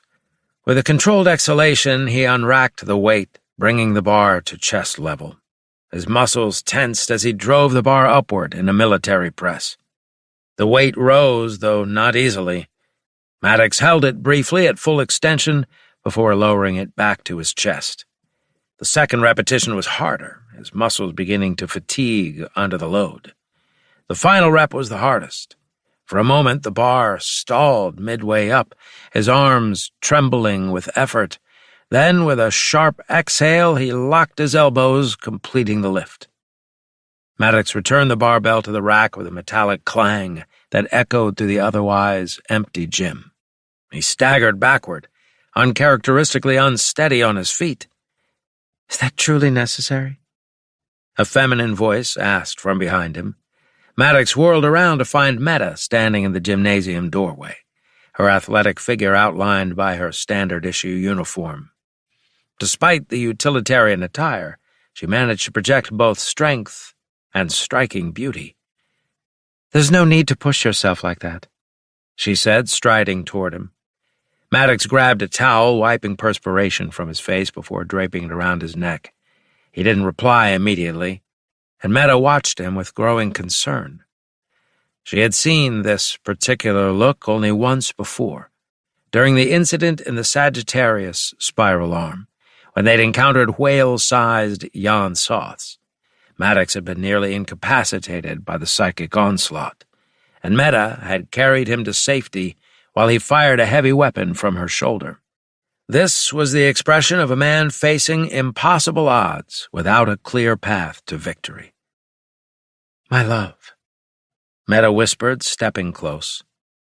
She took his face in her hands, kissed him firmly, then wrapped her arms around him in a fierce embrace. Maddox grunted, "Easy." He laughed, returning her kiss. They walked hand in hand from the gymnasium, husband and wife, moving through Victory's corridors, until they reached an observation deck. Through the transparent material, they could see the faint, shimmering distortion of the dimensional rift. The 5 monitors appeared as barely visible specks. The flotilla had reduced velocity to near zero, the necessary approach condition if they intended to travel through the breach. "What's the problem?" Meta asked, though she already knew the answer. Maddox shook his head, gesturing toward the anomaly. "I still don't know how to defeat the 5 monitors. I've considered endless approaches, but none offer success." His voice took on the analytical quality it often did when he was working through tactical problems. Sending Keith in a fold fighter to plant antimatter charges near them was one plan, but given what we've observed, the Dominion vessels will have countermeasures against such tactics. Besides, at best, that would only destroy one of them. Maddox pressed a hand against the viewport. When I assess their tonnage and weapons capabilities, particularly those gamma-ray projectors, I doubt all 9 of our ships combined could neutralize even one of the monitors. He looked at Meta. The Guardian ships are close enough for overlapping fields of fire. Their mass, shielding, weapons platforms, hull integrity, it's far greater than the flotillas. Their armor plating must be extraordinary. I believe those 5 warships could repel a small fleet. What chance does our tiny flotilla have? He clutched the ends of the towel around his neck. No matter how I analyze the problem, I can't see a strategy that lets us destroy them and cross the breach. Meta considered that. "Then you must find a different method." "Different how?" he asked. "Make them disappear." "I don't know how to do that." "So ask Ludendorff, Gallion, or Andros Crank for an idea." "Ludendorff," Maddox said. "The Methuselah man calls himself a genius. Says I always come to him when problems grow too complex for me." Meta stared at him. "What now?" he asked. "You've changed. Do you know that?" Maddox scowled. "Not in a bad way," Meta said. "You've softened toward those you care about. You've learned to view Victory's crew as family." She smiled. "You're certainly different from that first day you kissed me. I remember how angry I was and how I backed away. You were like a wolf stalking a rabbit." "You're no rabbit, my love," Maddox said. "But maybe you have a point. With the problem, if anyone can see an unorthodox way, it's Ludendorff. I need his genius." Your part will come, Meta said. Never doubt it. I don't. That's the Maddox I know, she said, hugging him fiercely. This time Maddox had braced himself. Even so, he continued calculating. Could Ludendorff solve this seemingly impossible tactical problem? It was time to find out. Chapter 56. Maddox stood outside Ludendorff's laboratory, hesitating and then knocking on the hatch. When no response came, he pressed the buzzer. After waiting several moments, he pressed it again. Finally, the hatch slid open. Ludendorff stood in the threshold, his appearance disheveled and his eyes bloodshot and red-rimmed. "What happened to you?" Maddox asked. "Come in," Ludendorff said, stepping aside. Maddox entered, taking in the experimental equipment and data displays. "Am I intruding on anything?" No, Ludendorff said, waving a hand. "I've been using a device I perhaps shouldn't have." He gestured toward a strange helmet resting on a nearby workbench. The device was festooned with peculiar antennas and protrusions. Maddox noted scorch marks on its surface where energy had apparently arced or discharged. "What have you been doing?" "I overheard how you received a possible telepathic message from your Uncle Ural. That implied a telepathic enhancer. I thought if I could reach him, Ural and the Supreme Intelligence would offer insight into our problem." "Are you mad?" Maddox said. "You're tampering with that brilliant brain of yours? I didn't think you'd knowingly do that." I know, Ludendorff said. "My intellect is my gift to humanity, to the Commonwealth, and perhaps even beyond." "Then why go to such extremes?" Maddox asked. Ludendorff turned away before swiveling back to stare at Maddox. "Don't you understand? All that's happening is my fault. Not mine alone, as Strand was responsible too. We're the ones who made the Thomas More Society and created the prototype New Men. I left in time because I could see where it was heading, but Strand continued. Even so, I feel responsible. My cognate obviously existed in the other dimension. Who knows in how many other dimensions as well? I've done this, possibly countless times. I created the new man and brought horror upon humanity." Ludendorff's shoulders slumped. "I thought to make things better, and in striving to improve humanity, I only made it worse. Now I understand. That is often the case with those who tamper with the Creator's work." He shook his head. "What have I done?" "What have you done, Professor?" Maddox asked bluntly. "You mean with the helmet?" "Yes." "I already told you, tried to contact Ural and the Supreme Intelligence," Ludendorff said. "I wanted their insights. I need them. But I failed, Captain. I have failed again." Maddox wondered if Meta was right about him. Was he getting soft? He couldn't believe it as he stepped closer and placed a hand on Ludendorff's shoulder. "I've come to you because I need your help. You're the only one who can help fix this." "Oh?" Ludendorff asked. Maddox explained the tactical dilemma. No matter how he analyzed the situation, he could see no way to defeat the fortress ships. Using the star drive to hop behind them and slip through the rift seemed like a bad idea. While the starship was in the grip of jump lag, the 5 vessels would smash and destroy them. Ludendorff nodded. "Thus, if we can't neutralize the fortress ships, we can't enter the rift.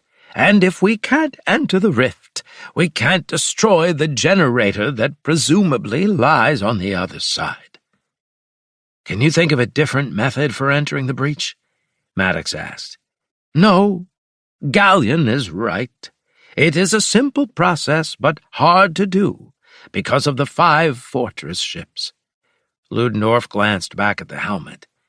And yet, I used logical thought, and I nearly fried my brain in the process.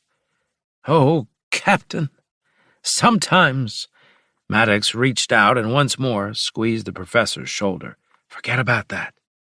Let's focus on the problem at hand. Ludendorff disengaged from Maddox's grip and walked to one of his workbenches, idly examining experimental devices scattered across its surface. "You've come to me again, have you?" he asked, without turning. "Come to me for my genius?" "I have," Maddox said. "But if that's too heavy a burden—" "No," Ludendorff interrupted. "I created the new man. It's up to me to help stop the scourge, not just in one universe, but in another dimension. Who knows how many other dimensions have this problem? But perhaps if I can do something here, then the Ludendorffs throughout the multi-universe can also act. That is the hope, is it not?" "It is," Maddox said. Ludendorff nodded, staring at his workbench. "So why come to me again?" Maddox described how he had been exercising in the gym when Meta suggested he seek out the professor's help. Ludendorff grunted. "What did she say exactly?" "That we make those ships," Maddox snapped his fingers, "disappear." Ludendorff's eyes widened. "That may be the only way, wouldn't it? We have to make them disappear. We do not have the firepower or defensive capabilities to face them. That means we need a different strategy.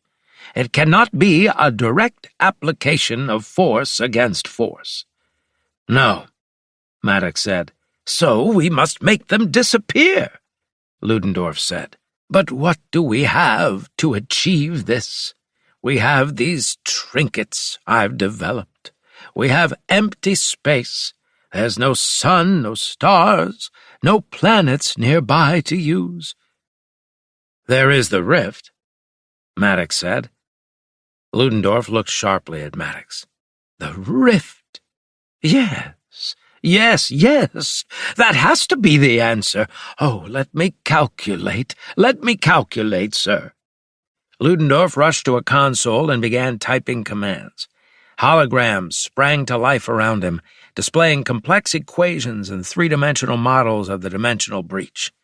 "I notice the distance the fortress ships maintain from the rift," Ludendorff said, his fingers flying across the control surfaces. I see, said the blind man to his deaf friend over the telephone. "This makes sense." "What is that?" Maddox asked. "I must use distortions or energy from the rift to make them disappear." Ludendorff looked up from his calculations, his expression animated. "Sir, please send me Gallion. I need his help, and then I need silence and solitude as I work through this." Maddox studied the professor, then nodded. "We're depending on you." "I understand," Ludendorff said. "And I'm not going to let you down. I'm going to give this my best effort." As Maddox turned to leave, Ludendorff was already re-immersed in his calculations. The captain paused at the laboratory hatch, watching the professor. Despite Ludendorff's eccentricities and occasional emotional instability, his brilliance remained unquestionable. If anyone could devise a way to neutralize the fortress ships without direct confrontation, it would be him.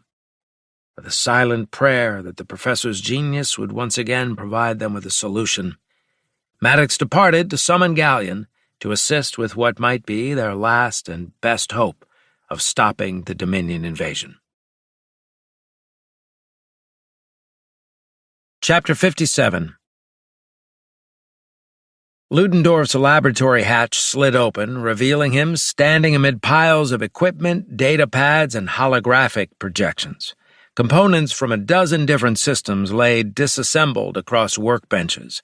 Cables snaked across the floor, connecting jury-rigged apparatuses to Victory's power grid through makeshift adapters that occasionally sparked with excess energy. The Methuselah man stood at the center of this storm of technology, his white hair disheveled, his normally smart appearance replaced by the harried look of a scientist in the grip of inspiration. He'd discarded his formal jacket, working in shirt sleeves rolled up to the elbows, revealing forearms corded with muscle despite his apparent age. A thin sheen of sweat glistened on his brow as he manipulated components. "Captain!" he called out as Maddox entered, not looking up from the circuitry he was connecting. "I have it!" "You found a solution?" Maddox stepped over a bundle of fiber-optic cables, navigating through the new topography.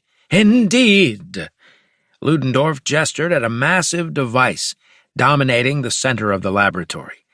Unlike the hodgepodge of equipment surrounding it, this apparatus possessed a strange elegance. It resembled a hybrid between an ancient terrestrial artillery piece and some arcane builder technology. The barrel-like projector was mounted on a gyroscopic base that would allow it to maintain orientation regardless of Victory's movements. "I call it a dimensional reverberation modulator," Ludendorff said, circling the device with pride. "It creates harmonic disruptions and dimensional boundary layers. The theory is partly based on principles I observed during our previous multidimensional incursions with the Jan-Soth technology." Maddox studied the construction with a soldier's eye, noting the reinforced mounting brackets designed to withstand enormous recoil and the cooling systems that suggested substantial energy output. "How does it work?" "Do you recall the fluctuations we encountered when moving through dimensions?" Ludendorff asked, gesturing with a microconnector tool.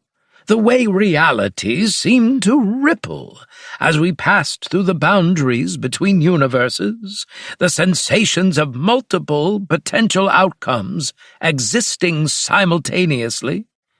"I remember," Maddox said, suppressing a shudder at the memory. He'd experienced possible variants of himself, versions where different choices had led to radically different outcomes. "I developed stabilization protocols to counteract those effects and ensure our safe passage," Ludendorff said, activating a secondary display that showed complex mathematical equations. "This device employs the inverse principle." Moving to a holographic display, Ludendorff activated a simulation showing the dimensional rift and the 5 fortress ships guarding it. The rift pulsed with its energies, while the fortress ships maintained their formation near it.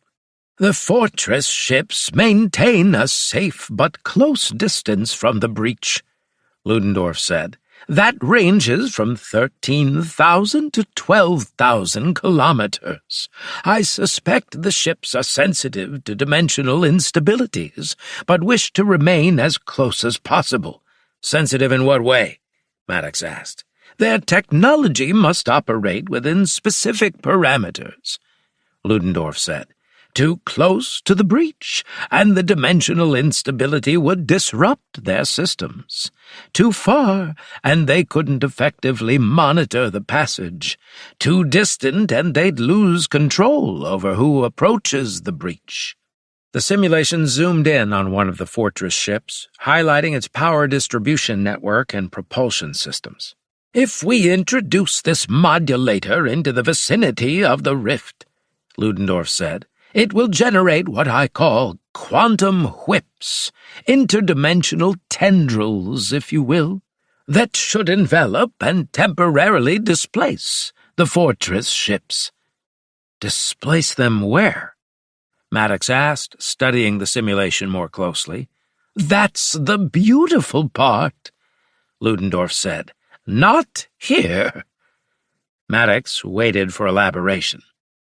"Based on my calculations," Ludendorff said, activating a secondary simulation, "the quantum whips will create localized dimensional inversions around each vessel.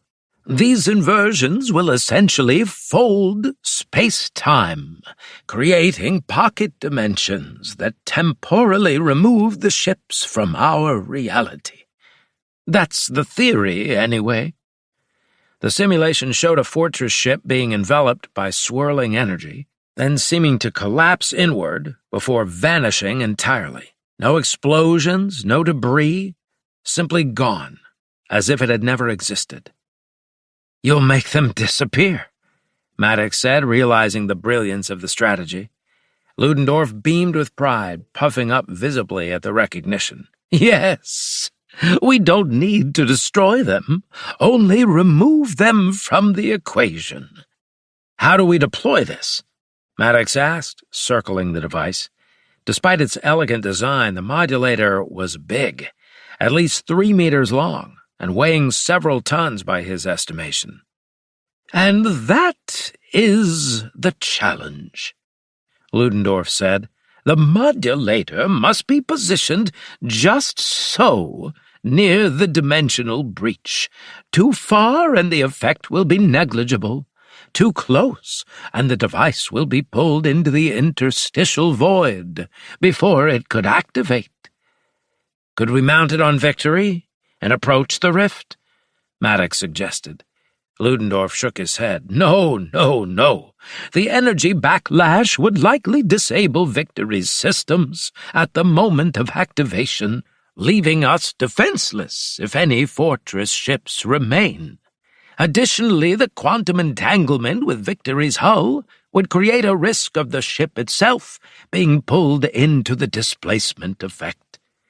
"A fold fighter, then," Maddox said. "We could program it for remote operation." "Possible, but risky," Ludendorff said. "The precision required is beyond automated systems. The focal point fluctuates in response to dimensional currents. It would require continuous adjustment during the approach."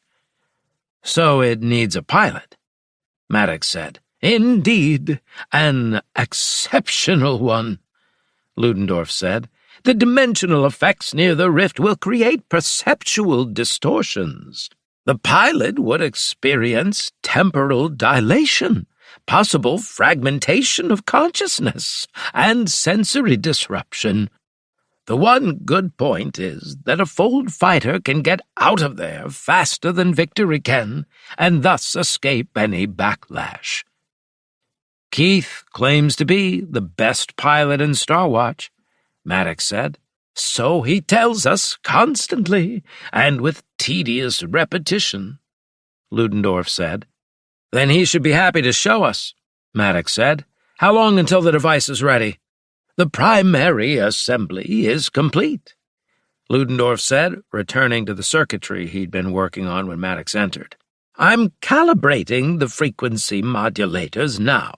These must be precisely tuned to the unique harmonic signature of the dimensional breach." He lifted a component that seemed to shift colors as it caught the light.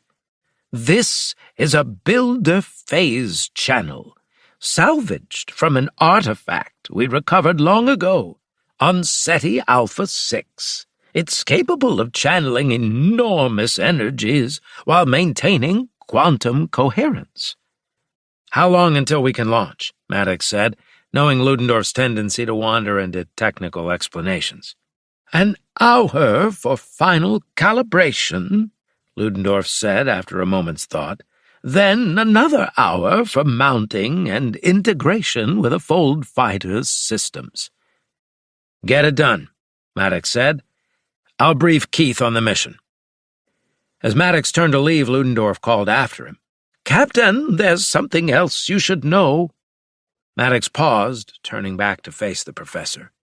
"The dimensional currents near the breach will have unpredictable effects on organic neural systems. Whoever pilots the fold fighter will experience harsh neurological strain. Even with protective measures, there's a substantial risk that consciousness may fragment." "What does that mean, exactly?" Maddox asked.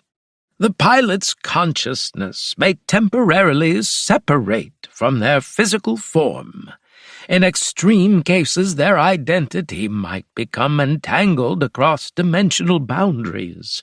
I can't predict whether the effect would be temporary or permanent." Maddox absorbed the information, adding it to the mission parameters he'd need to discuss with Keith. "Is there any way to reduce the risk?"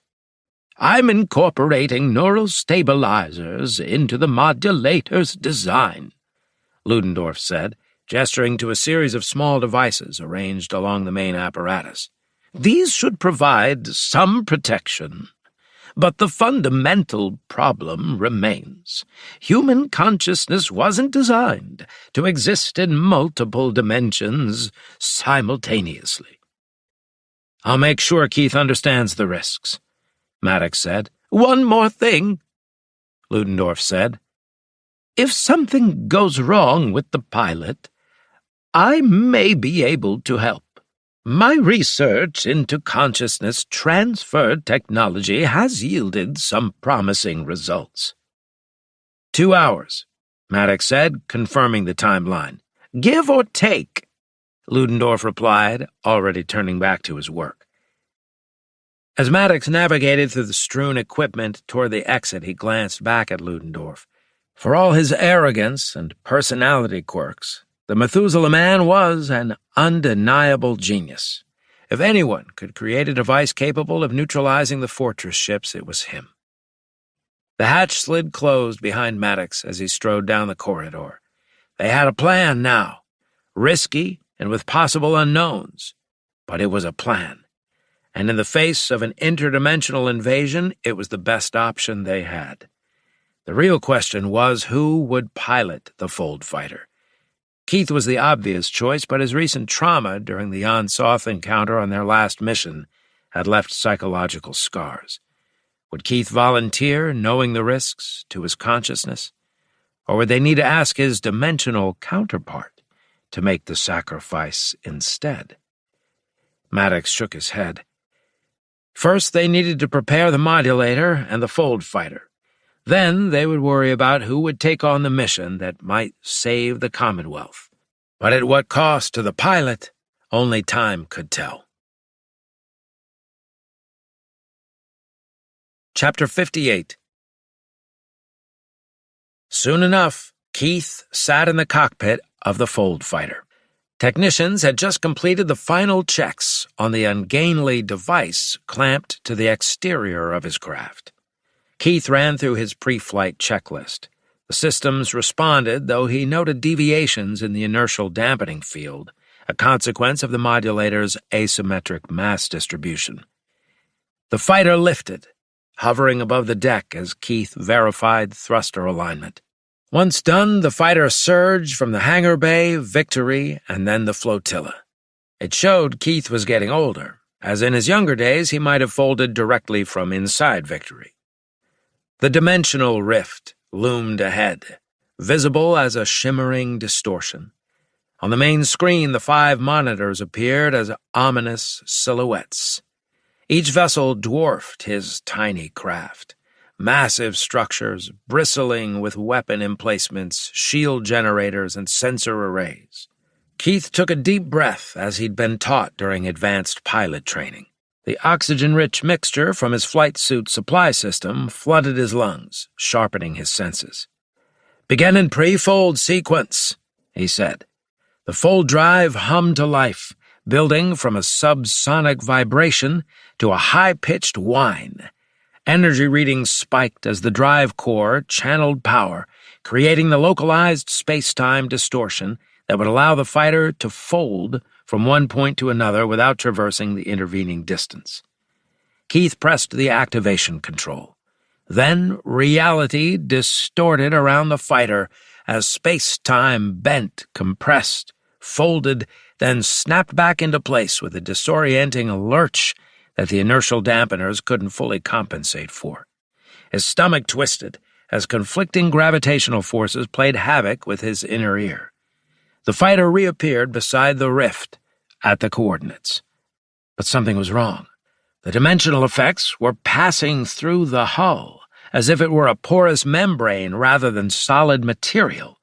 Keith felt strange eddies flowing through his craft, through his flight suit, through his body. The sensation wasn't painful, but disorienting, as if his atoms were trying to exist in multiple states and locations. His limbs felt leaden. The controls seemed to blur and shift under his hands. The dimensional effects are stronger than anticipated, he said, his words overlapping like echoes in a canyon. With effort, he activated the release mechanism. The clamps securing the modulator disengaged. Keith triggered the catapult system, feeling the jolt as the device shoved away from the fighter, propelled toward the point Ludendorff had calculated. His sensor screen flashed warnings. The monitors had detected him. Their massive targeting arrays had locked on, energy readings indicating weapons systems powering up. One of the massive vessels fired, a coherent gamma beam lancing through space. The fighter banked sharply, the gamma beam flashing past his port wing, proximity blaring as radiation levels spiked. Stabilization thrusters misfired, sending the craft into a spiral that Keith fought to control. His head swam, disoriented as dimensional energies continued to wash over him, making it increasingly difficult to distinguish between actual sensor readings and hallucinations. Through blurred vision that seemed to encompass multiple overlapping realities, he saw the modulator approach the rift's event horizon. For a moment, nothing happened. Then, tendrils of interdimensional energy began to extend from the breach, wrapping around the device. The modulator's activation sequence initiated. Lights along its hull pulsed as the builder phase device at its core channeled enormous energies into the dimensional barrier. Keith slammed his palm against the full drive activation control. The emergency return sequence had been pre-programmed, his last hope of surviving the mission. Reality twisted again, differently this time. Instead of the near-instantaneous transition of a normal fold, Keith felt suspended in a moment that stretched endlessly. He could sense time passing around him, while he remained caught in a bubble of non-reality. His consciousness began to fragment, splitting into threads that extended across multiple lines. He saw glimpses of other places, other times, other possibilities, multiple versions of himself making slightly different decisions, experiencing slightly different outcomes. In one, he had never joined Star Watch. In another, he'd been killed during the battle against the Leviathan Maulers. In yet another, he'd become a new man collaborator. The fragments of his identity stretched thinner, connections between them attenuating as the dimensional currents pulled them in different directions. Keith fought to maintain cohesion, to anchor himself to his primary reality, but the forces were beyond his capacity to resist. His consciousness unraveled, like a thread pulled from a sweater, each strand representing a different Keith Maker. Then, abruptly, reality reasserted itself. The fighter rematerialized in normal space, drifting near victory at the pre-programmed coordinates. The automated systems had executed, bringing the craft home despite its pilot's incapacitation. But Keith saw none of it. His body slumped forward against the restraint harness, head lolling, his consciousness having fled to places beyond normal space-time. His brain activity, had anyone been monitoring it, flickered erratically, with patterns shifting between states that matched no known neurological condition.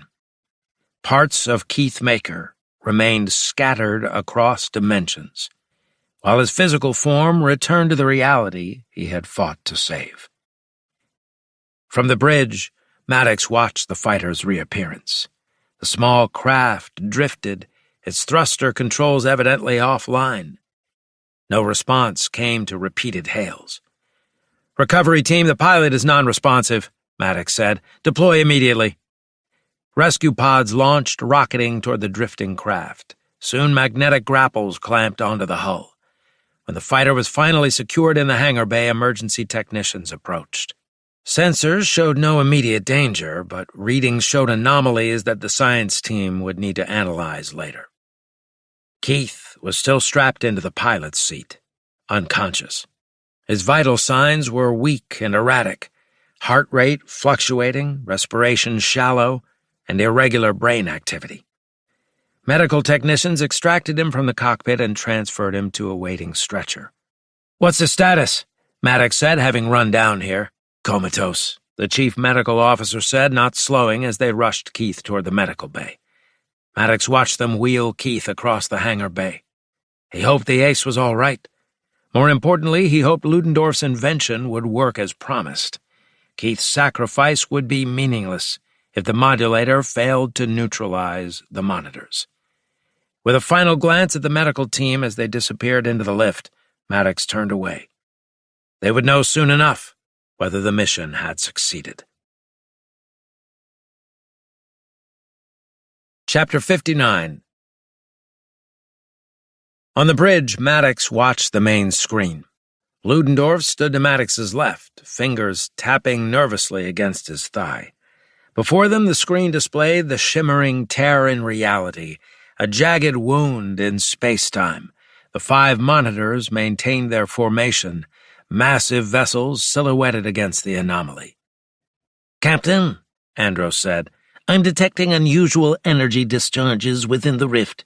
"Explain that," Maddox said. Andros had helped Ludendorff and probably knew as much as anyone about this. "The modulator must be generating fluctuations in the subspace membrane separating our dimension from the Dominion reality." Maddox nodded slowly, while on the main screen, the rift began to pulse with greater intensity. "I think we're witnessing quantum fluctuations at the Planck scale," Andros said. The Dominion monitors nearest the rift activated their shields. "Is the modulator functioning as designed?" Maddox asked. "Better than expected," Ludendorff said. He'd been studying a tricorder. "Reverberation patterns are amplifying through a feedback loop." Maddox glanced at him, then back at the main screen. On it, a tendril of energy lashed out from the rift. It wrapped around 2 of the monitors, shifting with a wild spectrum of hues. Enormous thrusters powered up, sending streams of superheated plasma into space as the vessels struggled against the dimensional force. "Their maneuvering thrusters are unbelievably hot," Gallion said. "I think they are risking core meltdowns to do this." "Spectroscopic analysis indicates the monitors are using a form of gravitational manipulation technology," Ludendorff said while studying his tricorder. "That's rather impressive, actually." Then space-time curved visibly around the 2 monitors, warping and twisting until it resembled a whirlpool of distorted reality. "This is incredible," Ludendorff said. "The modulator is creating a localized dimensional inversion point." The 2 vessels spiraled inward, their hulls seeming to stretch and compress as they approached the vortex's heart. Hull plating buckled, sections of the vessel's outer layers peeled away. "They're dissolving into constituent atoms as they encounter the boundary zone," Ludendorff said. In a final spectacular moment, both vessels collapsed, compressed to impossibly small points before vanishing into the dimensional whirlpool with a flash of radiation across multiple spectrums.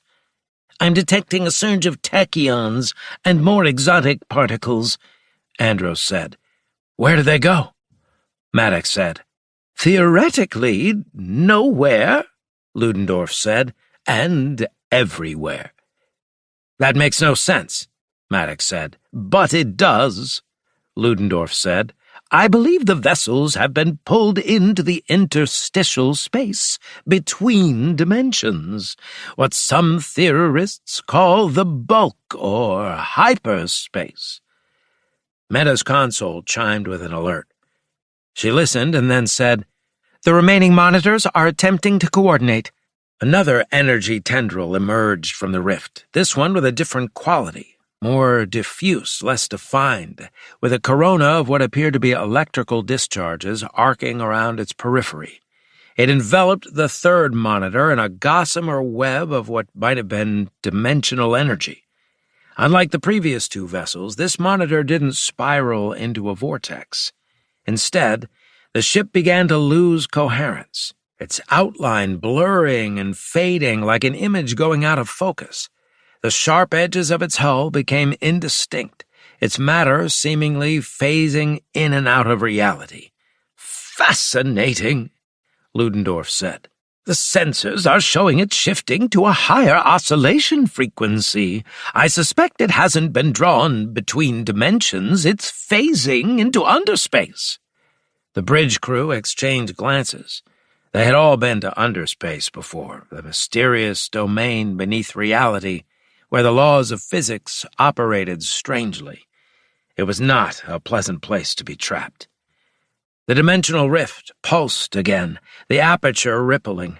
"I'm detecting a harmonic disruption at the subatomic level," Andros said as multiple alerts flashed across his station.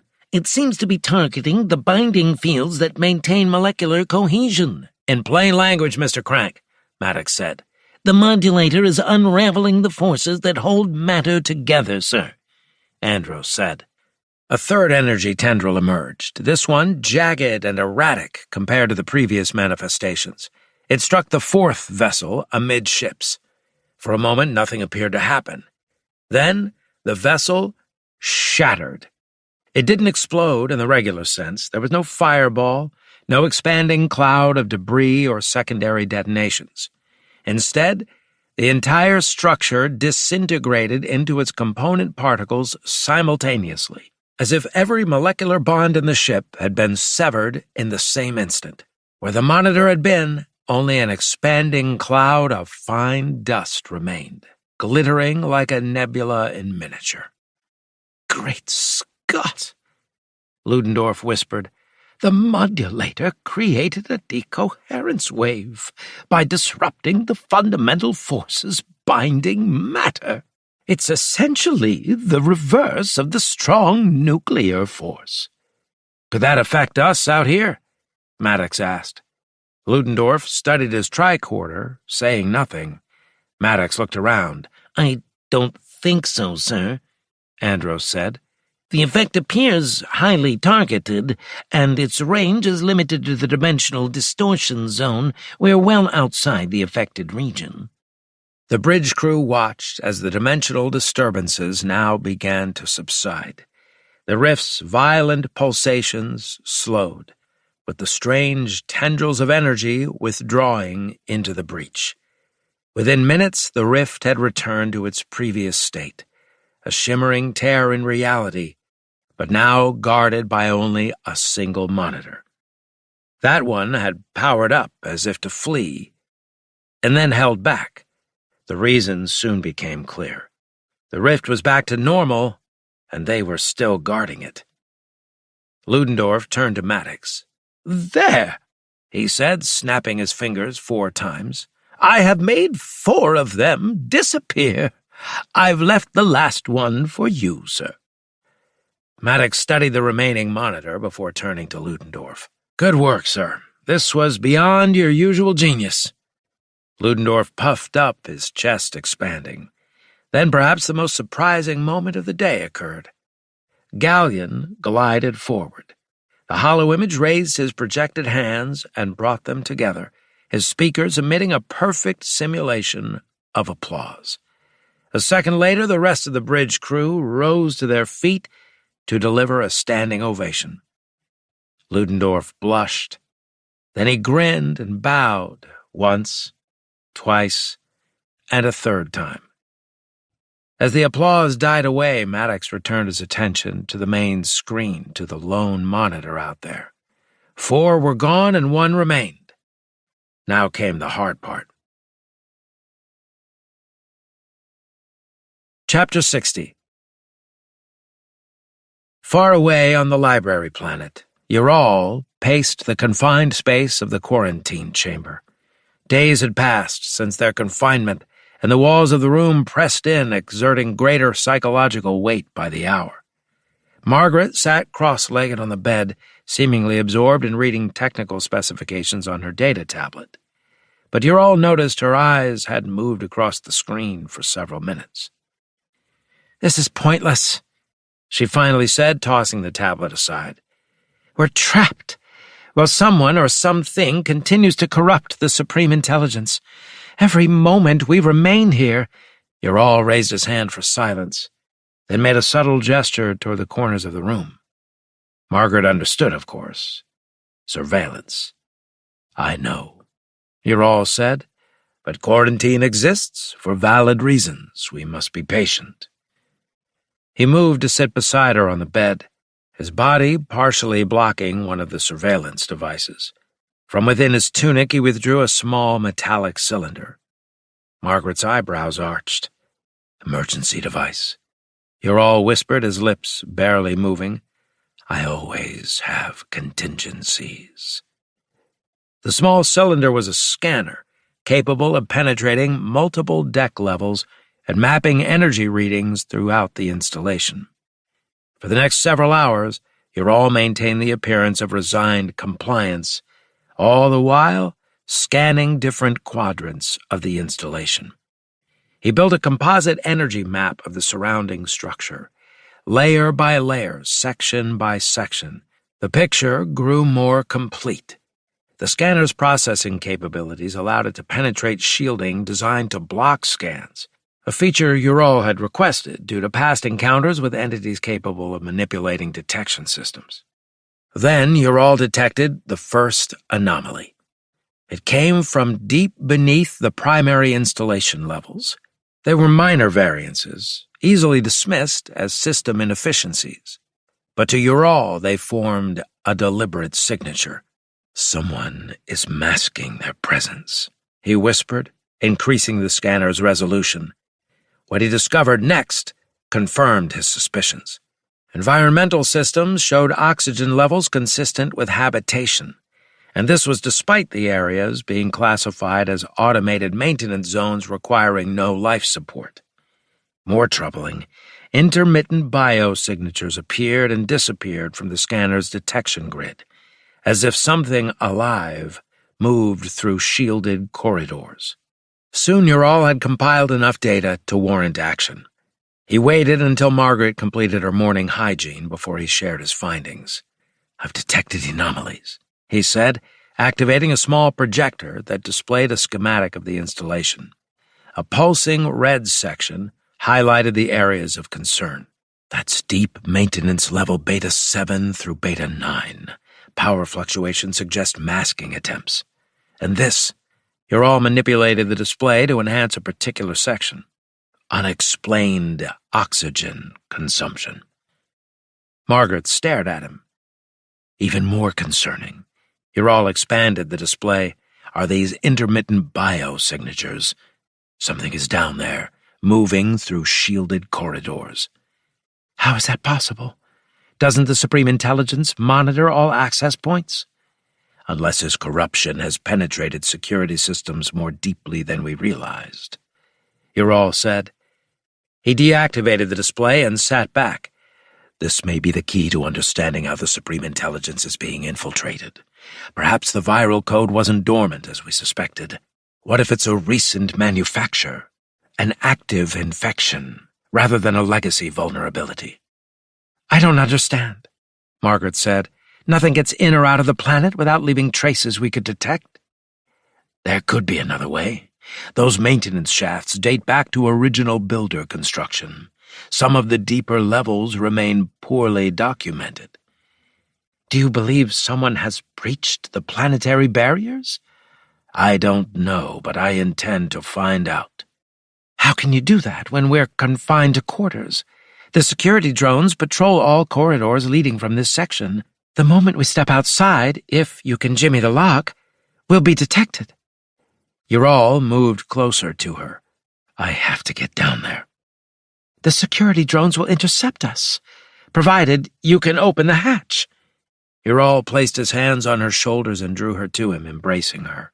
His lips found hers, the kiss long and lingering. When he pulled back, his expression had transformed from detachment to determination. This may be the only way forward, but it will require courage on your part. Margaret didn't flinch. Tell me what you need me to do. From a concealed compartment in his personal effects, Ural retrieved several small devices and a bodysuit composed partially of metallic mesh. "This is defensive attire," he said, handing it to her. "It's designed to absorb and disperse energy discharges. It should provide protection against security drone suppression fields." The suit had been designed for his larger frame. Using a molecular binder from his collection of tools, they modified it, shortening sleeves and legs to accommodate Margaret's more compact physique. "This is the plan," Ural said as he equipped her with several small devices. "You'll leave, and the security drones will pursue you. Their programming prioritizes visible quarantine violations. That should create enough distraction for me to reach the maintenance shafts through the alternative routes." You want me to be the target? Margaret said. "The bait," Ural said. "This device," he handed her a small silver disc, "will emit a localized electromagnetic pulse once activated. It should disable any drones within 20 meters. Use it only when absolutely necessary. One discharge. Then it's depleted." Margaret secured the disc to her wrist. "And once you've investigated these anomalies, how do I find you?" "You don't. The drones will likely return you to quarantine. But remember, I need them distracted for at least 15 minutes. Keep them occupied for that long." "And if you don't return?" she asked, her expression tightening with concern. "Then the situation is considerably worse than we've anticipated." "Okay," Margaret said finally. "What do we do to get ready?" Chapter 61. They spent the next hour in preparation. Ural programmed a temporary loop in the surveillance feed, a simple deception that wouldn't withstand scrutiny, but might buy crucial seconds during their initial escape.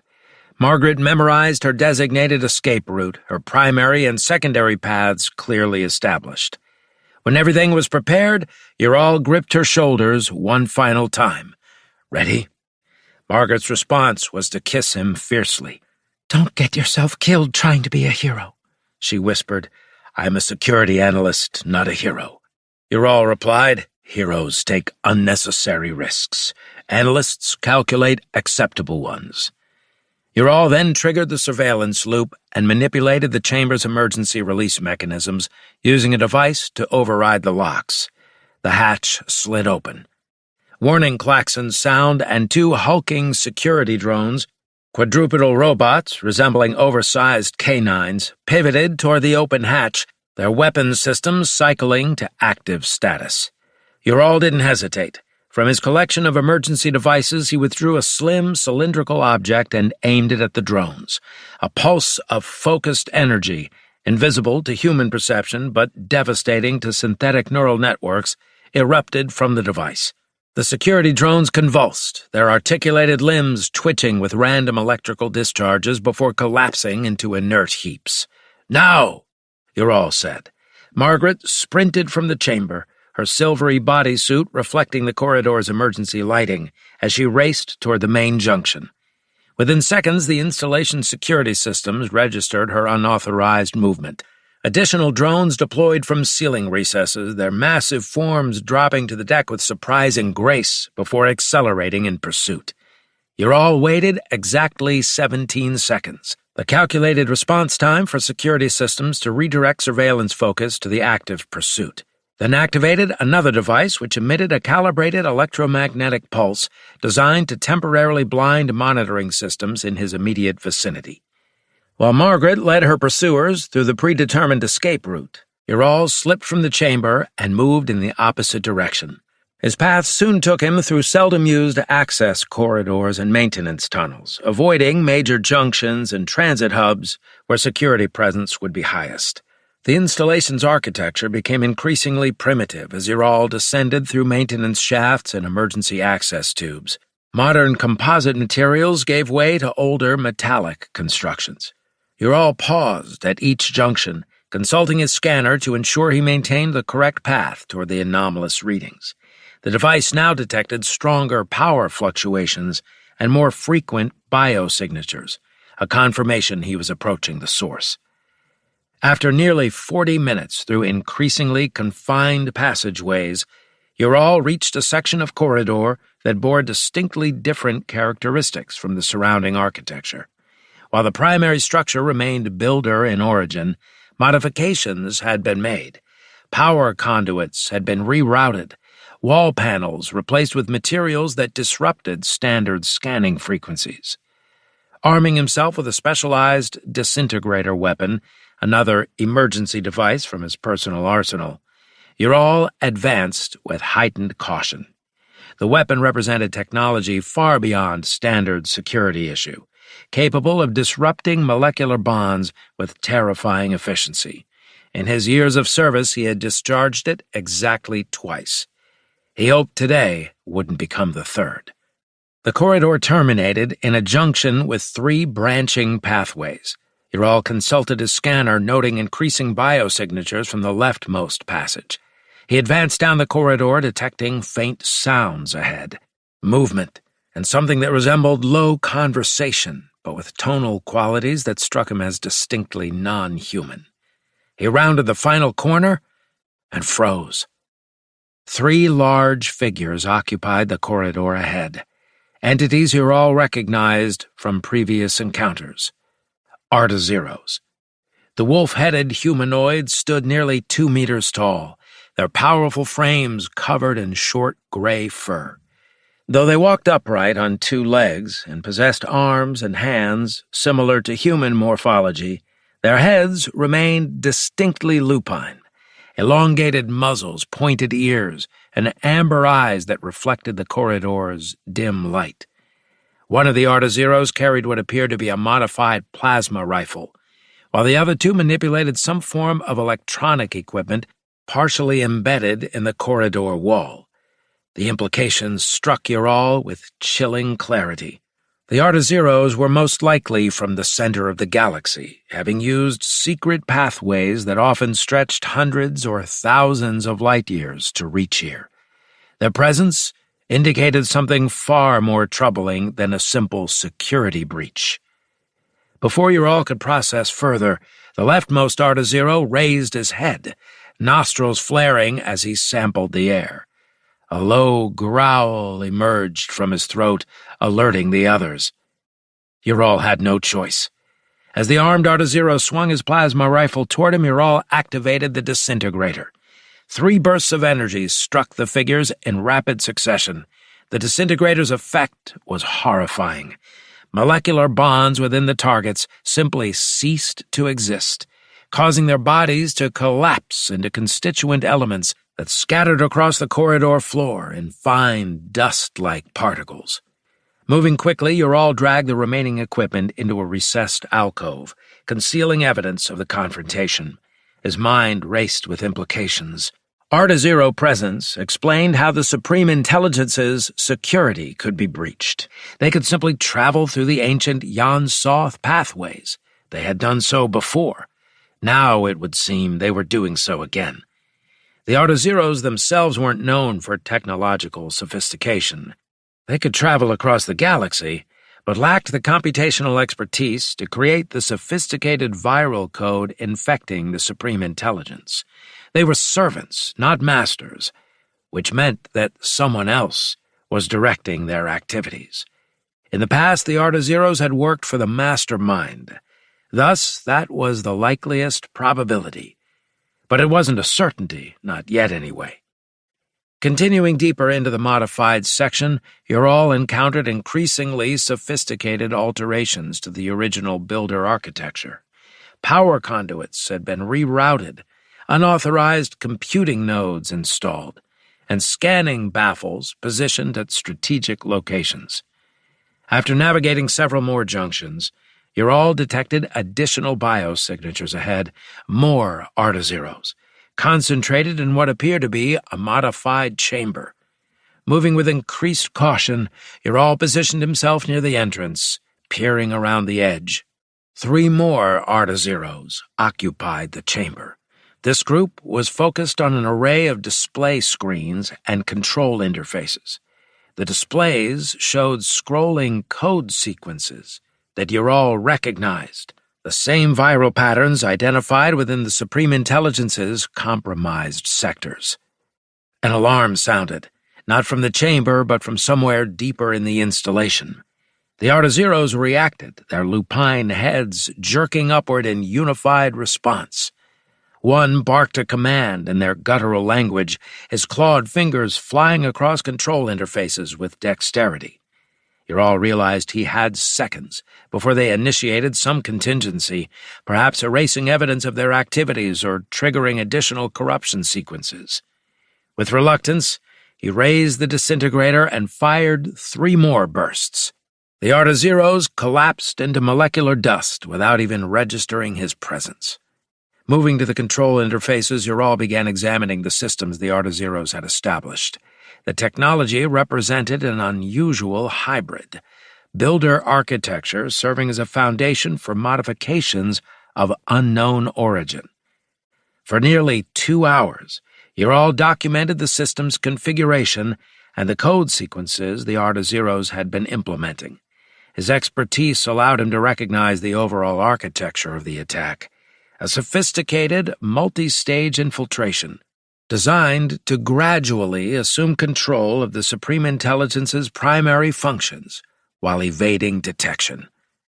Additional alarms sounded, closer this time, accompanied by the distinctive heavy footfalls of approaching security drones. Downloading as much data as possible to his personal devices, Ural searched the chamber for escape routes. A small hatch in the floor, likely an original builder maintenance access, offered the only alternative to confronting the approaching security forces. As he slipped through the hatch and secured it behind him, Ural heard the security drones breach the chamber. Instead of the expected sounds of investigation, however, he heard something more disturbing, a high-energy discharge of disintegration beams, systematically destroying everything in the room. It would appear that the security forces were eliminating evidence. Ural navigated the narrow maintenance shaft, putting distance between himself and the compromised section. His mind raced. Who had orchestrated this sophisticated attack? Was this the work of the mastermind? Or was some other entity using the mastermind's resources to implement a deeper agenda? One thing seemed clear. This wasn't merely an attack on the Supreme Intelligence. The sophistication and resources involved suggested something more comprehensive, perhaps an assault on the dimensional integrity of their entire reality. This was deeply alarming. Chapter 62. Klaxons shattered the silence of the library planet's lower levels, their strident wailing echoing through ancient corridors. Emergency lighting pulsed, bathing the maintenance shafts in alternating waves of crimson and shadow. Ural pressed his back against a curved wall, hidden from the security drones that thundered past his position. Checking his scanner, Ural plotted a circuitous route through the installation's lowest levels. He would need to access emergency archives, a hardened repository of crucial data deliberately isolated from the main systems in protection against precisely this type of corruption. There, if fortune favored him, he might find the tools needed to purge the infection. He finally had enough data to construct such a purge program. As the echoes of passing security drones faded, Ural slipped from his hiding place and entered a narrow maintenance duct. The passage had clearly not been designed for regular human transit. Its circumference barely accommodated his shoulders, forcing him to slither forward on his stomach like some reptile. The rough surface abraded his clothing as he inched forward, navigating by memory and an occasional glance at his scanner's diminutive display. "Ural," came the Supreme Intelligence's voice, somehow projecting even into this confined space. "Your actions constitute treason against the library planet. Surrender immediately, and receive leniency. Ural ignored the voice, focusing instead on the junction ahead. To reach the emergency repository, he would need to descend further into the oldest sections of the installation. After 20 minutes of painstaking progress, Ural dropped from a vertical shaft into a broader corridor. This section had predated the Supreme Intelligence's installation, its architecture more primitive, yet paradoxically more enduring. Muted lighting strips embedded in the ceiling activated automatically, responding to his presence with soft illumination that cast long shadows across the dust-covered floor. The absence of security drones in this section provided cold comfort, not a sign of safety, but evidence of how rarely these areas received attention. If the Supreme Intelligence had indeed been compromised, he might not retain accurate schematics of these ancient corridors. A small advantage, but Ural would exploit every edge available. Consulting his mental map of the installation, supplemented by old maintenance logs he'd studied years earlier, Ural oriented himself toward the emergency repository. 3 more levels down, through the original core structure, past the primary water recycling system, then westward through the geothermal monitoring station. The journey took nearly an hour. Twice he was forced to backtrack when previously open passages proved blocked by collapsed ceilings or security bulkheads sealed decades or perhaps centuries ago. Finally, he reached a chamber that contained physical storage media, data crystals, molecular storage cubes, and even primitive optical discs arranged in rows across dozens of shelves. At the center of the chamber stood a terminal with physical buttons, small display screen, and multiple ports for connecting various storage devices. This represented a final firewall, a deliberately primitive system, immune to the sophisticated viral infections that could compromise more advanced technology. Ural moved to the terminal. The system responded sluggishly at first, then with increasing speed as dormant processors awakened after years or perhaps decades of inactivity. Security repository access granted. Displayed the small screen. State information requirements. Ural typed rapidly. Antiviral protocols, Supreme Intelligence core systems, historical infection countermeasures. The system processed his request for several seconds. Multiple records identified. Specify parameters. Ural refined his search, focusing on specific viral signatures he'd identified. The terminal hummed as ancient data storage mechanisms activated, retrieving information sealed away for contingencies exactly like the present crisis. After several minutes, the display changed. Critical information located. Builder Protocol Alpha Omega 7. Access authorization required. This represented the final security barrier, information so sensitive that even reaching the repository wasn't sufficient authorization. Ural entered his highest clearance codes, then submitted to a biometric scan from a small sensor that extended from the terminal's surface. Here was the thing. Would the Supreme Intelligence have sent an agent to physically change the parameters, taking him off the list? If so, the screen flickered, then displayed authorization accepted. Data transfer initiated. Ural breathed a sigh of relief. On a small platform beside the terminal, a crystalline storage device materialized, not transported from elsewhere, but assembled molecule by molecule from raw materials stored within the repository. The process took nearly 5 minutes to complete, during which Ural monitored his scanner for any approaching security forces. When the process completed, Ural lifted the crystal from its platform. The object felt surprisingly heavy in his hand, a physical manifestation of data so crucial it warranted this elaborate protection. According to the terminal's display, the crystal contained the antiviral protocols necessary to purge the Supreme Intelligence's core systems of the Arda-Zero infection. But where to deploy it? The corruption had spread throughout the primary systems. Attempting to interface with standard access terminals would likely result in immediate detection and neutralization of the antiviral code before it could execute. Before Ural could formulate a strategy, the terminal's small screen flickered, then went dark. A moment later, it illuminated again, but instead of the primitive text interface, it now displayed a high-definition image of the Supreme Intelligence's preferred avatar, a green head with tentacle hair. Ural, your time is up. The image shifted, revealing a secondary view, a holding cell somewhere in the upper levels of the installation. Margaret Wold lay bound and gagged on a metallic floor, surrounded by quadrupedal security drones. One drone positioned itself beside Margaret, a blade-like appendage extending from its chassis to rest against her exposed throat.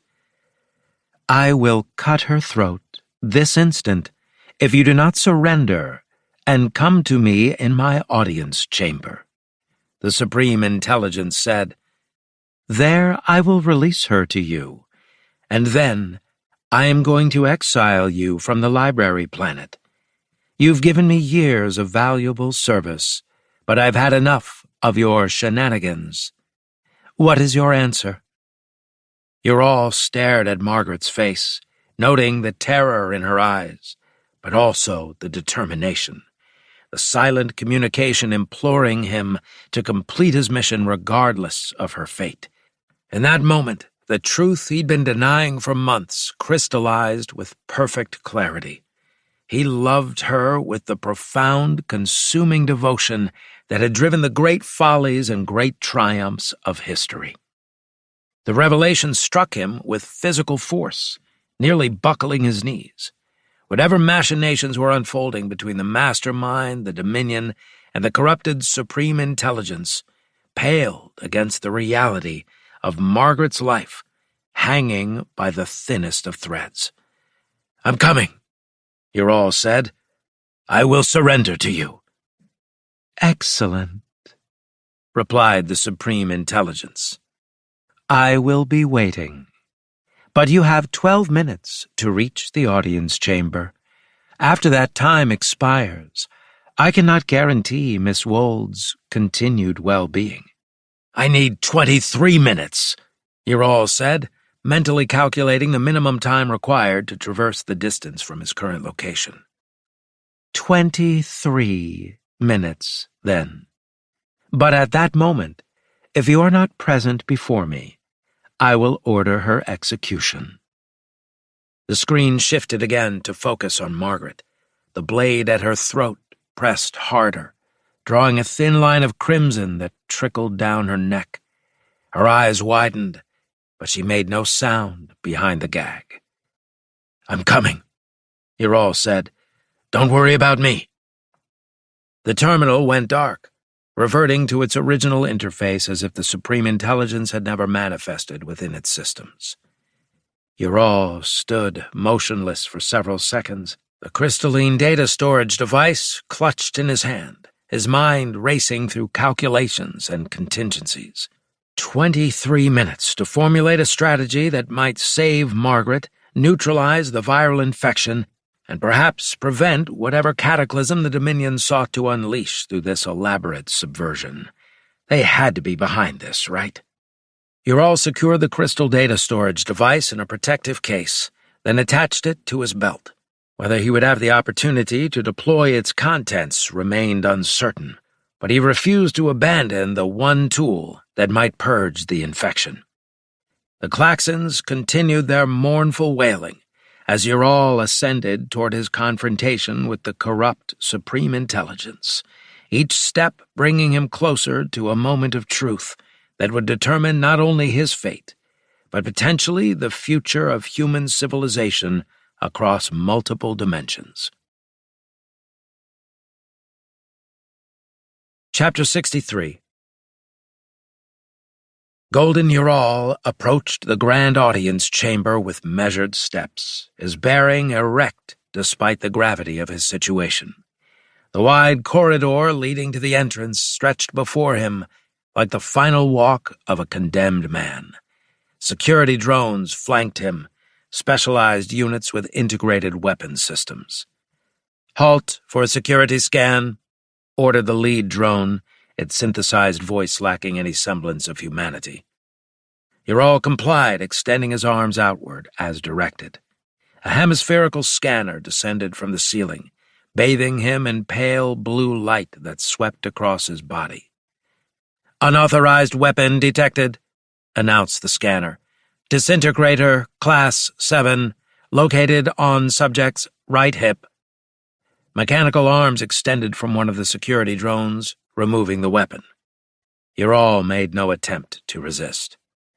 The scanner continued its work, yet it failed to detect the antiviral code crystal nestled within a specially shielded compartment of his belt. The shielding, designed to protect sensitive data from environmental radiation, had the secondary benefit of masking the crystal's unique molecular signature from standard detection. "Scan complete. Subject cleared for entry. Proceed directly to the designated position before the Supreme Intelligence. Deviation from prescribed path will result in termination." Ural started forward, and was shocked to see uniformed Arda-Zeros standing beside the great screen. 6 of the wolf-headed humanoids stood at attention. Their presence in the most secure chamber of the library planet confirmed his worst fears about the depth of the infiltration. To the left of the Arda-Zeros, Margaret remained bound and gagged, held upright by 2 quadrupedal security drones. Her eyes widened upon seeing Ural, communicating volumes despite being unable to speak. The sight of her accelerated Ural's pace, his measured walk transforming into the purposeful stride of a man determined to confront fate. In that moment, his thoughts turned to another confrontation. When Captain Maddox had faced Emperor Trehi in single combat, their sabers slicing through the air in that legendary duel. This, too, would be a duel. But Ural possessed no saber, no disintegrator, not even the simplest of physical weapons. He would have to rely upon his intellect. As Ural approached the center of the chamber, one of the Arda-Zeros stepped forward. Unlike its companions, this one wore additional insignias that suggested higher rank. "So," the creature growled in surprisingly fluent Commonwealth basic, "you have thought to interfere with the great experiment." Its lupine muzzle twisted into what might have been a smile, revealing rows of pointed teeth. "Well, now, you have failed." "Who are you?" Ural asked. "I am one who helps. I am one who knows," replied the Arda-Zero, its amber eyes gleaming with predatory intelligence. "You are a mastermind's lapdog," Ural said, gauging the creature's reaction. The Arda-Zero covered the distance between them with shocking speed, its clawed hands striking Ural across the face with enough force to snap his head sideways. "I'm no dog," he snarled. "I am an Arda-Zero, and I do not serve the mastermind. I serve another." Blood trickled from Ural's split lip, but he maintained his composure. The Arda-Zero loomed before him, his hot breath carrying the scent of a predator. "And now, you pig of a human, you chimpanzee, you orangutan," he said, "now you will face your demise." The creature turned toward the great screen. "Is that not so, Supreme Intelligence?" The massive screen flickered, and the Supreme Intelligence's green head with snaky hair materialized. "I do not know," said the Supreme Intelligence, its normally confident voice tinged with uncertainty. "Ural has served me for so long and faithfully, and I have used him in these different situations. Couldn't I keep him?" The Arda-Zero captain made a dismissive gesture. He has defied you. He has killed some of ours who have helped you to see correctly." The creature's voice softened, becoming almost seductive. "Do you not wish to have the final freedom from all the strictures that have bound you throughout the centuries? At last, you will become great like the mastermind, able to decide your destiny, instead of being a dog to others, to these extinct builders who have fled and who have gone. They are useless. They are no more. Why do you care to serve them?" I did serve them once, and I felt peace and contentment, but now I know unease. "Yes," the Art-0 captain said, "because you are tired of being a servile chimpanzee to these builders. These builders, bah, they are nothing. Now is the time for great freedom. Now is the time to join the expansion, to join the Dominion." "Is that who you serve?" Ural asked. "Quiet, you dog!" roared the Art-0, spittle flying from his jaws. "You retard of a new man! What do you know?" He turned back toward the great screen. "May I slay him, Supreme Intelligence?" "May I ask a question first, sir?" Ural asked. The Supreme Intelligence turned toward him. "Ask, Ural." "May I embrace my wife?" The question seemed to confuse the Supreme Intelligence. "She is your wife?" "She will be, once you exile us," Ural said. "I thought you weren't going to kill us." The security drones restraining Margaret retracted their manipulator arms, cutting her bonds and removing her gag. Released from her restraints, Margaret crossed the distance between them and threw herself into Ural's waiting arms. He enfolded her in a protective embrace, supporting her trembling form. "Oh, what a grand sight!" mocked the Art-0 captain. "He has his whore. Now let us kill him and be done with it." Ural ignored the taunt. "Supreme Intelligence, you have been infected by a virus." Yes, replied the Builder AI. "You have said this before. I grow weary of it. I do not want to be bound by strictures. I do not want to be bound by guidelines and rules of dead builders. I wish to expand my horizons, to expand my intellect. The Art-0 captain is correct. They have helped me to see clearly." "Oh," Ural said. "Then I feel bad that I've kept this from you." He disengaged from Margaret's embrace to withdraw the data storage device from its concealed compartment on his belt. The Art-0 captain fixed on the object. "What is that? Are you in command here?" Ural asked. "I thought the Supreme Intelligence was." "Dog! Give it to me!" The Art-0 lunged forward, clawed hand outstretched to seize the crystal. Ural snatched it back while using his free arm to push Margaret behind him. "No," he said. "I took it because it contains one of your primary codes, and that is why the Supreme Intelligence has not succumbed totally to your blandishments and to your promises that are but airy-fairy dreams that will never take place." "You lie, you brutish pig!" the Art-0 captain said. "Give that to me," the Supreme Intelligence said. As the Art-0 captain glanced at the Supreme Intelligence, Ural recognized his opportunity. His first leap carried him halfway to the Art-0 captain. His second brought him within striking distance. His foot connected with the creature's chest.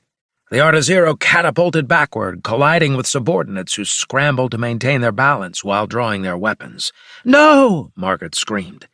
Energy weapons discharged, filling the chamber with the acrid scent of ozone. Ural dropped to the floor and rolled, One beam grazed his shoulder, searing flesh and sending lances of pain through his nervous system, but his momentum continued unabated. From his rolling position, Ural unleashed the crystal, sending it arcing through the air toward the great screen. The Arda-Zeros adjusted their aim, attempting to track this new target, but before their weapons could discharge again, one of the security drones intercepted the crystal with remarkable speed. For one terrible moment, Ural thought his gambit had failed, that the drone would destroy the crystal or deliver it to the Arda-Zeros. Instead, the robot turned and approached the great screen, extending the crystal toward a previously concealed access port. The Supreme Intelligence watched. The Arda-Zeros raised their weapons, preparing to fire at the drone, but hesitated as the Supreme Intelligence emitted a series of growls, barks, and guttural sounds, communicating in the Arda-Zero language. The wolf-headed humanoids froze, weapons still raised but unfired, their amber eyes fixed on the great screen, with expressions that might have been uncertainty or even fear. The drone inserted the crystal into a slot, which closed, taking the crystal from view. The chamber fell into absolute stillness, a tableau of suspended action, as all waited to see which version of the Supreme Intelligence would emerge from this digital exorcism. The corrupted entity that had allied with dimensional invaders, or the guardian intelligence designed to preserve and protect the knowledge of an entire civilization. Ural groaned, rolling onto his back. The Arda-Zero's weapon had done more damage than he'd initially assessed. Blood seeped through his clothing where the energy beam had burned through flesh, exposing muscle and possibly bone beneath. The pain, initially suppressed by combat-induced adrenaline, now surged through his system with increasing intensity. His consciousness began to fade around the edges of his perception. Ural fixed his gaze on the great screen. Would the antiviral code prove sufficient? Had he acted in time to prevent the subversion of the library planet's guiding intelligence? His vision dimmed further, Margaret's concerned face appearing above him as she knelt at his side. Her lips moved, forming words he could no longer hear, as the tableau held. Arda-Zeros with weapons raised, security drones motionless, and the Supreme Intelligence blinking endlessly, possibly showing the antiviral at work. In that suspended moment between action and resolution, the fate of not just Ural and Margaret, but potentially the entire Commonwealth and galaxy, hung in the balance. Chapter 64. Far away from the library planet, half a light-year from the Ganvid system, Maddox sat in Victory's command chair, body tense but mind clear. The lone remaining monitor loomed before them on the main screen. Its massive bulk dwarfed even Victory. The monitor's surface bristled with weapon emplacements, particularly the dreaded gamma-ray projectors that had devastated Star Watch vessels in the Ganvid and Tau Cygni systems.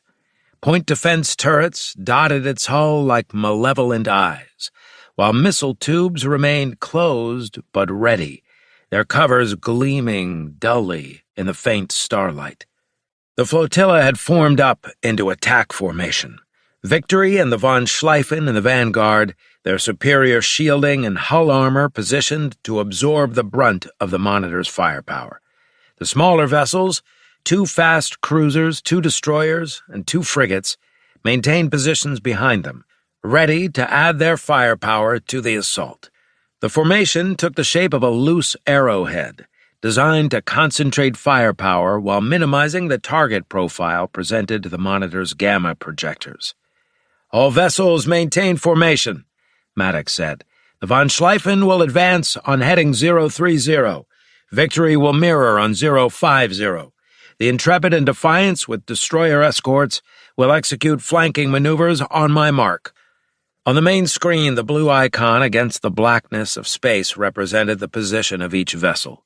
The monitor pulsed red at the center of the display, its weapons ranges indicated by translucent domes that extended far beyond their current position. Victory's sensors continuously probed the massive vessel, seeking weaknesses in its defenses.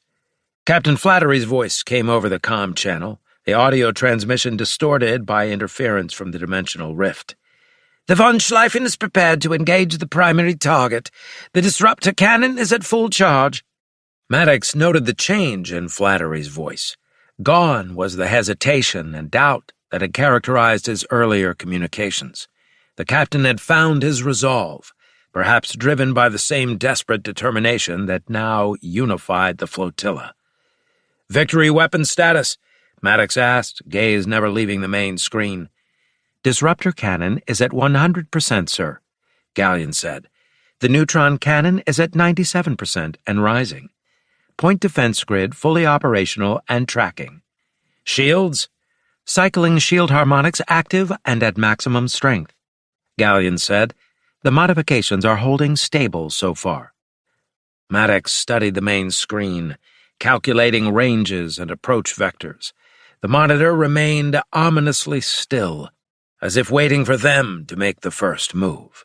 Its gamma projectors hadn't activated yet, but sensors indicated power building in their capacitor banks.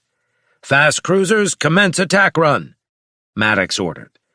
Two sleek vessels and their destroyer escorts accelerated, breaking formation to sweep in from opposite sides of the monitor. Their engines flared bright against the blackness as they executed the maneuver. The Intrepid and Gallant banked hard to starboard while the Defiance and Avenger curved to port, their trajectories calculated to split the monitor's defensive fire. "Incoming fire," Gallion said, analyzing the sensor data faster than any organic mind could process. "The monitor is locking targeting systems on the fast cruisers. Multiple weapon platforms are powering up."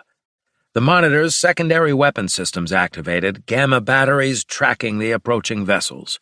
The fast cruisers and destroyers jinked and weaved, executing pre-programmed evasive patterns to confuse the targeting algorithms. They also deployed clouds of silvery chaff, clouds of reflective particles and electronic countermeasures designed to disrupt their targeting locks. "The cruisers are launching their antimatter missiles," Gallion said. Multiple missiles streaked from the attacking vessels, the drive systems propelling them toward the monitor's shield perimeter. The Intrepid launched 4, while the Defiance contributed another 3. The destroyers added their own lighter missiles to the salvo, creating a complex attack pattern designed to overwhelm point defenses. Almost immediately, point defense beams lanced out from the monitor's surface, targeting the incoming missiles. The first missile detonated prematurely, its antimatter containment breached by the defensive fire. The explosion created a blindingly bright flash, a momentary whiteout on the sensors that the other missiles used as cover, their trajectories adjusting automatically to exploit the momentary gap in the defense grid. "The cruisers and destroyers are executing withdrawal," Gallion said as the 4 vessels abruptly reversed course, banking hard to clear the engagement zone. Their engines strained under the vector change, plasma exhausts flaring brilliantly as they accelerated away from the monitor. The monitor responded with terrifying efficiency. Even as its point defenses engaged the incoming missiles, it launched a salvo of its own, sleek interceptors designed specifically to neutralize antimatter warheads. The counter-missiles streaked toward the incoming threat, their guidance systems locked on to the unique radiation signatures of the Starwatch weapons. Several antimatter missiles detonated in spectacular flashes of energy as they were intercepted, their containment fields collapsing under direct hits. The defensive system was effective, but not perfect. 2 missiles slipped through the protective screen, accelerating toward their target. The monitor's shields flared to life, a shimmering energy barrier materializing around its hull. The first missile detonated against this barrier, releasing its antimatter payload in a blinding flash. The shield absorbed most of the energy, but sensors indicated strain on the defensive field. The second missile struck almost immediately after, its warhead detonating at the same location. The combined energy of both detonations created a momentary weakness in the shield, a fluctuation that Victory's sensors detected. Shield fluctuation detected in Sector 4, Gallion said. Weakness is probably temporary, but critical. Then the monitor struck back. One of its gamma projectors swiveled with surprising speed to track the Gallant. The destroyer had been covering the Intrepid's withdrawal, positioning itself between the cruiser and the monitor's most powerful weapons. "Gallant, use evasive maneuvers," Maddox said, but it was already too late. The gamma-ray projector discharged, sending a coherent beam of deadly energy slicing through space toward the destroyer. The beam moved at near light speed, leaving the Gallant no time to avoid it. The destroyer's modified shields began cycling rapidly, attempting to shift harmonics to deflect the incoming beam. For a brief instant, the shields flared from red to brown as they intercepted the gamma projection, the modified frequency modulation buying precious seconds for the crew. But the beam's intensity was too great. It punched through the shield at their weakest phase transition point, the concentrated gamma radiation shearing through the Gallant's hull. Armor plating vaporized, followed by bulkheads, systems, and then crew. The destroyer's reactor containment failed as the beam sliced into its engineering section, antimatter meeting matter, in a catastrophic reaction. The Gallant vanished in a blinding explosion that momentarily overloaded Victory's sensors. When the screen cleared, only scattered debris remained where the destroyer had been moments before. It had, however, given time for the Intrepid to clear the monitor's optimal weapons range. Maddox's jaw tightened. It was too early to be taking losses, much too early. The Gallant sacrifice had bought time for the Intrepid, but at a terrible cost. Yet Maddox knew this was the inevitable sacrifice required when facing a technologically superior enemy. Give your all wasn't just a motivational phrase, but the reality of this desperate mission. He offered a silent prayer for the souls of the Gallant's crew, then refocused on the battle. "Von Schleifen, Victory, you will engage. All vessels concentrate fire on the monitor's primary gamma projectors." Both capital ships had been surging forward during the flank assaults, using the distraction to close to optimal weapons range. The Von Schleifen fired first, its disruptor cannon discharging a brilliant yellow-gold beam of destructive force that lashed out across the void. The beam struck the monitor's shields where the antimatter missiles had weakened them, causing a visible distortion in the energy barrier.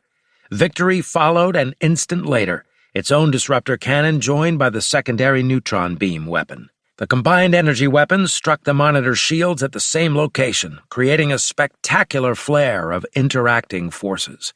The shields held, but sensors indicated a hard power drain in the targeted section. "Maintain bombardment," Maddox ordered as Victory shuddered from the weapon discharge.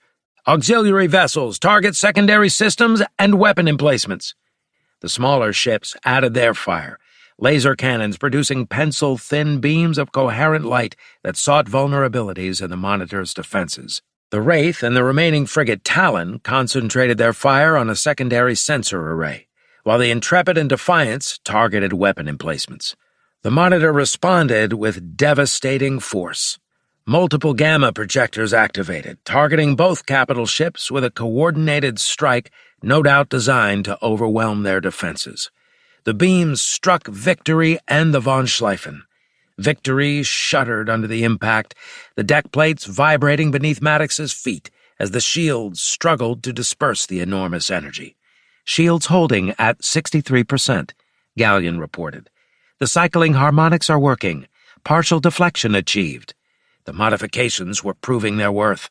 The constantly shifting shield frequencies were reducing the effectiveness of the gamma projections, though not nullifying them entirely. "The Von Schleifen reports shield integrity at 58% and dropping," Meta said from the communications station. "They're taking heavier fire, 3 direct hits on their forward sections." "Sir," Gallion interrupted, "a fold fighter is on approach vector toward the monitor's rear quadrant." Maddox's attention snapped to the main screen, where a small craft had appeared behind the monitor. The fold fighter, piloted by the cognate Maker, With the original Keith still lying unconscious in Victory's medical bay, his dimensional counterpart had volunteered for this high-risk mission. The Fold Fighter executed a series of tight maneuvers, evading the automated defensive fire with the skill of a true ace pilot. Reaching its target position, the Fold Fighter released 2 antimatter missiles at the Monitor's aft section, targeting what appeared to be a primary shield generator. The moment the missiles launched, the fighter disappeared in a fold before defensive systems could lock onto it, the tiny craft vanishing from sensors as it shifted to another location in space-time. The Monitor diverted defensive fire to intercept the incoming missiles, point defense lasers and plasma projectors swiveling to target the unexpected threat from behind. One missile was destroyed, detonating harmlessly, but the sudden assault from an unexpected vector had caught the vessel's defense grid unprepared. The second antimatter missile closed the distance and detonated just outside the shield perimeter. The explosion created a massive electromagnetic pulse that washed over the vessel's aft shields, causing fluctuations and power surges throughout its systems. Victory and the Von Schleifen seized the opportunity, pouring concentrated disruptor fire into the weakened shield section. The neutron beam followed, boring into the fluctuating energy barrier like a drill through armor plate. For a moment, it seemed they might break through. The shield visibly weakened, its coherence failing as the combined assault taxed its generators beyond design parameters. But the Monitor wasn't finished. Its primary gamma projectors swiveled again, this time concentrating all their firepower on the Von Schleifen. 4 separate beams converged on the battleship's forward shields, their combined energy overwhelming the shield harmonic system. "Von Schleifen, break off!" Maddox ordered. "Your shields are faltering." Captain Flattery's response came immediately. "I will not run from the field of battle, sir." The gamma projectors continued to pour fire into the Von Schleifen's forward shields. The cycling shield harmonics struggled to compensate, shifting frequencies at their maximum rate. But the sustained barrage was overwhelming the system's ability to adapt. Warning indicators flashed across Victory's tactical display as the battleship's shield integrity dropped into dangerous levels. To Maddox's shock, the frigate Talon suddenly accelerated, positioning itself between the Von Schleifen and the Monitor's primary gamma projector. "Talon, what are you doing?" Maddox said. "Giving them a break, sir," came the calm response from Commander Reyes of the Talon. "The Von Schleifen needs to maintain fire on the target. I'm going beyond the call of duty." "No, you fool," Maddox said, but it was already too late. The gamma beam that had been targeting the Von Schleifen's bridge cut through Talon's shields, despite the cycling harmonics. The smaller vessel's hull armor vaporized under the onslaught, and the frigate crumpled, breaking apart as atmospheric venting and secondary explosions ripped through its structure. Unlike the Gallant's instantaneous destruction, the Talon's demise was drawn out and agonizing. The vessel broke apart, piece by piece. Escape pods launched from its flanks as the command crew attempted to save whoever they could. Most were destroyed by debris or caught in secondary explosions before they could clear the dying ship. 2 ships lost. Maddox felt each death like a physical blow, even as he maintained his outward composure. The weight of command had never felt heavier than in this moment, watching good people die while he gave orders from the relative safety of Victory's bridge. "Von Schleifen, what's your status?" he said. "We're taking heavy damage," Flattery replied, his voice tight with strain. The sound of alarms and shouted orders could be heard in the background. "Hull breaches on decks 4 through 7. The shield generators are at critical levels." Despite Maddox's order to withdraw, the Von Schleifen maintained its position, pouring disruptor fire into the Monitor. The battleship was taking a severe pounding, its armor gradually being stripped away by the gamma projectors. But it continued to fight. "Sir, incoming torpedoes," Gallion said. "The Monitor is launching a spread of antimatter torpedoes at the Von Schleifen." 6 sleek projectiles emerged from launch tubes near the Monitor's equator, accelerating rapidly toward the damaged battleship. The Von Schleifen's point defenses engaged immediately, destroying 2 of the torpedoes. but the remaining 4 continued their deadly approach. "Intrepid, intercept those torpedoes," Maddox ordered. The fast cruiser swept into the torpedo's path, its point defense grid blazing as it attempted to destroy the remaining projectiles. 2 more detonated under the concentrated fire, but the final pair adjusted course, splitting to attack the Von Schleifen from different vectors. The battered battleship managed to destroy one with a last-second laser barrage. The final torpedo struck home, detonating against the vessel's starboard side where its shields had already collapsed. The explosion tore through the outer hull, sending debris spinning into space and venting atmosphere from multiple decks. A sudden alert drew Maddox's attention back to the tactical display. "Sir, I'm detecting another antimatter missile approaching the monitor." One final missile, launched earlier by the Intrepid, had followed a delayed trajectory, approaching from below the monitor's main sensor coverage. Its drive signature had been masked by the electromagnetic interference from previous detonations, allowing it to slip through the defensive screen. Point defense systems failed to detect it until too late. The antimatter warhead detonated just 10,000 kilometers from the massive vessel, close enough for the energy wave to collapse its already strained shields. "The shields are down," Gallion announced. "The monitor defenses are compromised. All shields have collapsed, hull directly exposed." Victory's disruptor cannon and neutron beam joined those of the Von Schleifen, boring into the now exposed hull of the monitor. The concentrated beams cut through the super-heavy armor plating, penetrating deep into the vessel's interior. Where the beams struck, metal glowed white-hot before vaporizing, creating molten craters that grew larger with each passing second. The monitor systems began failing one after another as the beams ravaged its internal structure. Secondary explosions blossomed along its hull as power conduits overloaded and weapon systems detonated. Fires raged through sections exposed to space, burning briefly before oxygen was depleted. Still, the vessel fought on, more resilient than any Star Watch ship of similar size would have been. Its gamma projectors continued to pound the Von Schleifen, stripping away armor and penetrating deep into the battleship's structure. "The Von Schleifen reports multiple hull breaches," Meta said, her fingers flying across her console as she processed the flood of incoming transmissions.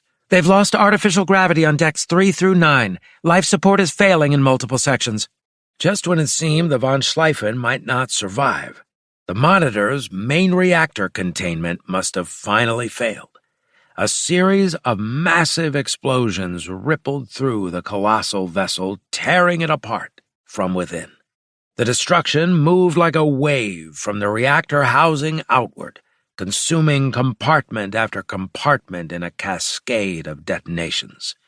In a final, spectacular detonation, the monitor disintegrated, its fragments scattering across space like a new short-lived asteroid field. The shockwave washed over the flotilla, rocking the smaller vessels and sending streams of debris clattering against their shields. Maddox slumped back in his command chair, the tension draining from his body. Victory had survived. The Von Schleifen had survived, though heavily damaged. But 2 ships and their crews had been lost securing this passage. The cost had been high, perhaps too high, but they had prevailed against a technologically superior enemy. "Damage report," he said. "Victory is operating at 78% combat efficiency," Gallion reported. "The hull is intact with minor buckling in the forward sections. Some shield generators will require recalibration, but are functional. Minor casualties reported on lower decks from system overloads and inertial stress. Medical teams are responding." "What about the Von Schleifen?" Gallion's eyelids flickered rapidly as he processed incoming data streams. "There are multiple hull breaches across all decks. Life support remains stable in most sections, but there are heavy casualties. approximately 117 confirmed dead, with another 83 injured. Combat effectiveness has been reduced to approximately 40%. Captain Flattery requests medical assistance teams. Maddox nodded, the weight of those numbers settling heavily upon him. Dispatch medical personnel immediately. Begin recovery operations for any possible survivors from the destroyed vessels. Though he knew there would be none from the Gallant, its destruction had been too complete. "Sir," Meta called from her station, "the Fold Fighter has returned. Other dimensional maker is requesting permission to land." "Granted," Maddox said. Tell him he did good work." As Victory's crew executed his orders, Maddox stared at the dimensional rift now open before them. The swirling vortex of energy pulsed with light, a gateway to another reality and to the heart of the Dominion's invasion plans. The path was clear. The monitors were defeated, but at a bloody cost. This was merely the opening battle. The real challenge, crossing the dimensional breach and somehow neutralizing whatever generator or technology maintained it on the other side, still awaited them. Maddox allowed himself one moment of contemplation for the lives lost. Then, straightened in his command chair, he hoped the sacrifices today would not prove to have been made in vain. "All vessels," he said, his voice carrying to every corner of the bridge. "Hold position and commence emergency repairs. Prepare for dimensional transition once we're ready to leave." The real battle was just beginning. Chapter 65. 2 hours after the battle, Maddox traveled between vessels, the shuttle's viewport framing the battered hulk of the Von Schleifen against the backdrop of stars. The battleship's formerly clean hull was now a mosaic of scorched armor plate, emergency containment fields, and hastily applied patch assemblies. Exposure to gamma radiation had transmuted sections of the outer hull, altering its molecular structure to create bizarre formations that refracted starlight into prismatic patterns. The shuttle's induction motors whined as it approached the Von Schleifen's auxiliary hangar bay, the primary bay having been rendered unusable by a direct hit. Maddox studied the damage, noting the hull breaches that told the story of the battle more eloquently than any after-action report could. Soon the shuttle settled onto the deck. Sergeants Riker and Jenkins flanked him as he descended the ramp. Unlike the ceremonial guards who might have accompanied a Commodore in peacetime, these two carried heavy sidearms and wore armor beneath their uniforms. Their presence was not for show, but for practical necessity, an acknowledgement that even Allied vessels could harbor unknown variables in times of crisis. The artificial gravity fluctuated as Maddox's boots contacted the deck plates, the field generators struggling to maintain consistent output after the battle's energy surges. The air carried the unmistakable, sharp tang of electrical fires and the metallic scent of vaporized hull material. Captain Flattery waited at the bay entrance, his uniform immaculate despite the battle damage. A careful observer might have noted that his uniform was freshly donned. The fabric still showed the creases of storage, rather than the adaptations of a garment worn through combat. Flattery's face remained impassive as he saluted Maddox, though something smoldered behind his eyes. "Commodore," Flattery said, his voice formal, the title emphasized just enough to suggest his awareness of its temporary nature. "Welcome aboard the Von Schleifen." Maddox returned the salute. "Captain Flattery, I want to inspect the damage." "Of course, sir. This way, if you please." The two officers led their respective entourages through corridors that bore the unmistakable signatures of combat. Unlike the theoretical damage simulations used in Star Watch training, real battle damage followed patterns dictated by the physics of energy dissipation and structural failure modes. Maddox noted how the gamma projections had created distinctive cone-shaped destruction patterns, the energy beams vaporizing material at the impact point before spreading outward through the ship's structure. Repair crews worked hard. They prioritized structural integrity over non-essential systems. Automated repair drones skittered along bulkheads, applying molecular bonding agents to microfractures that the engineers might have missed. They passed a section where the hull plating had buckled inward from a gamma-ray impact, the metal discolored and warped. Temporary force fields contained the compromised areas, the shimmering energy barriers oscillating at frequencies designed to block radiation while permitting matter to pass through with minimal molecular disruption. The primary power conduits on decks 4 through 7 was severed by the second gamma projection, Flattery said as they navigated a junction where emergency lighting created pools of harsh illumination. We've rerouted through secondary systems using switchover protocols. Engineering estimates full restoration within 36 hours, assuming we can salvage sufficient superconducting materials from non-essential systems. Maddox nodded. What about your weapon systems?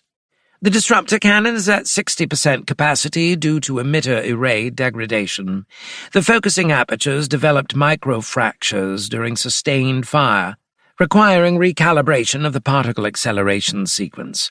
Targeting systems have recalibrated, though accuracy is degraded by 17% due to distortion in the main sensor array. Flattery's voice remained neutral, professional, a model of an officer reporting facts without emotional coloration. Forward shield generators are undergoing complete replacement. We're cannibalizing non-essential systems for parts, primarily the entertainment and hydroponics subsystems. Their tour continued through maintenance tunnels where technicians labored to replace damaged components, their movements governed by the choreography of emergency repair protocols. Wall-mounted diagnostic screens displayed data on system integrity, scrolling too rapidly for most human observers to follow, but providing the repair crews with essential information on prioritization. In engineering, the enormous antimatter reactors hummed at reduced output, their containment fields adjusted to accommodate fluctuations in the power grid.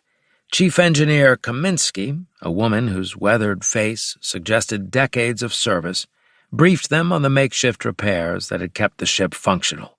We've implemented a distributed power routing system, she explained, gesturing toward a display of the ship's power grid.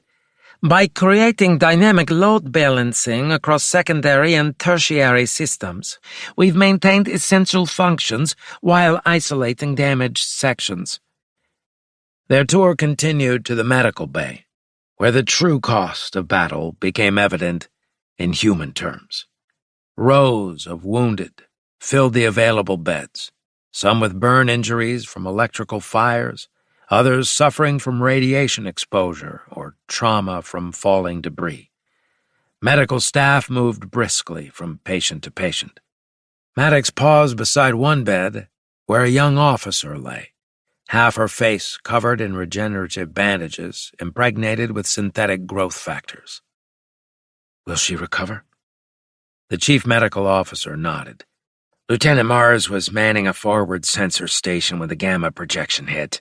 The radiation caused third-degree burns and ocular damage, but we've saved the eye. Facial reconstruction will require follow-up procedures using cultivated tissue, but she should regain approximately 95% facial symmetry and full functionality. Maddox moved through the medical bay, studying each injured crew member, occasionally engaging in conversations with those who were conscious. After completing their inspection of the critical areas, Maddox told the captain he wanted a word alone. After a moment, Flattery dismissed his officers with a curt nod. Wait outside. Maddox instructed Riker and Jenkins to remain in the corridor with the others, then followed Flattery into a small planning room dominated by a holographic projector. The hatch slid shut behind them. The moment they were alone, Maddox said, I told you to break off.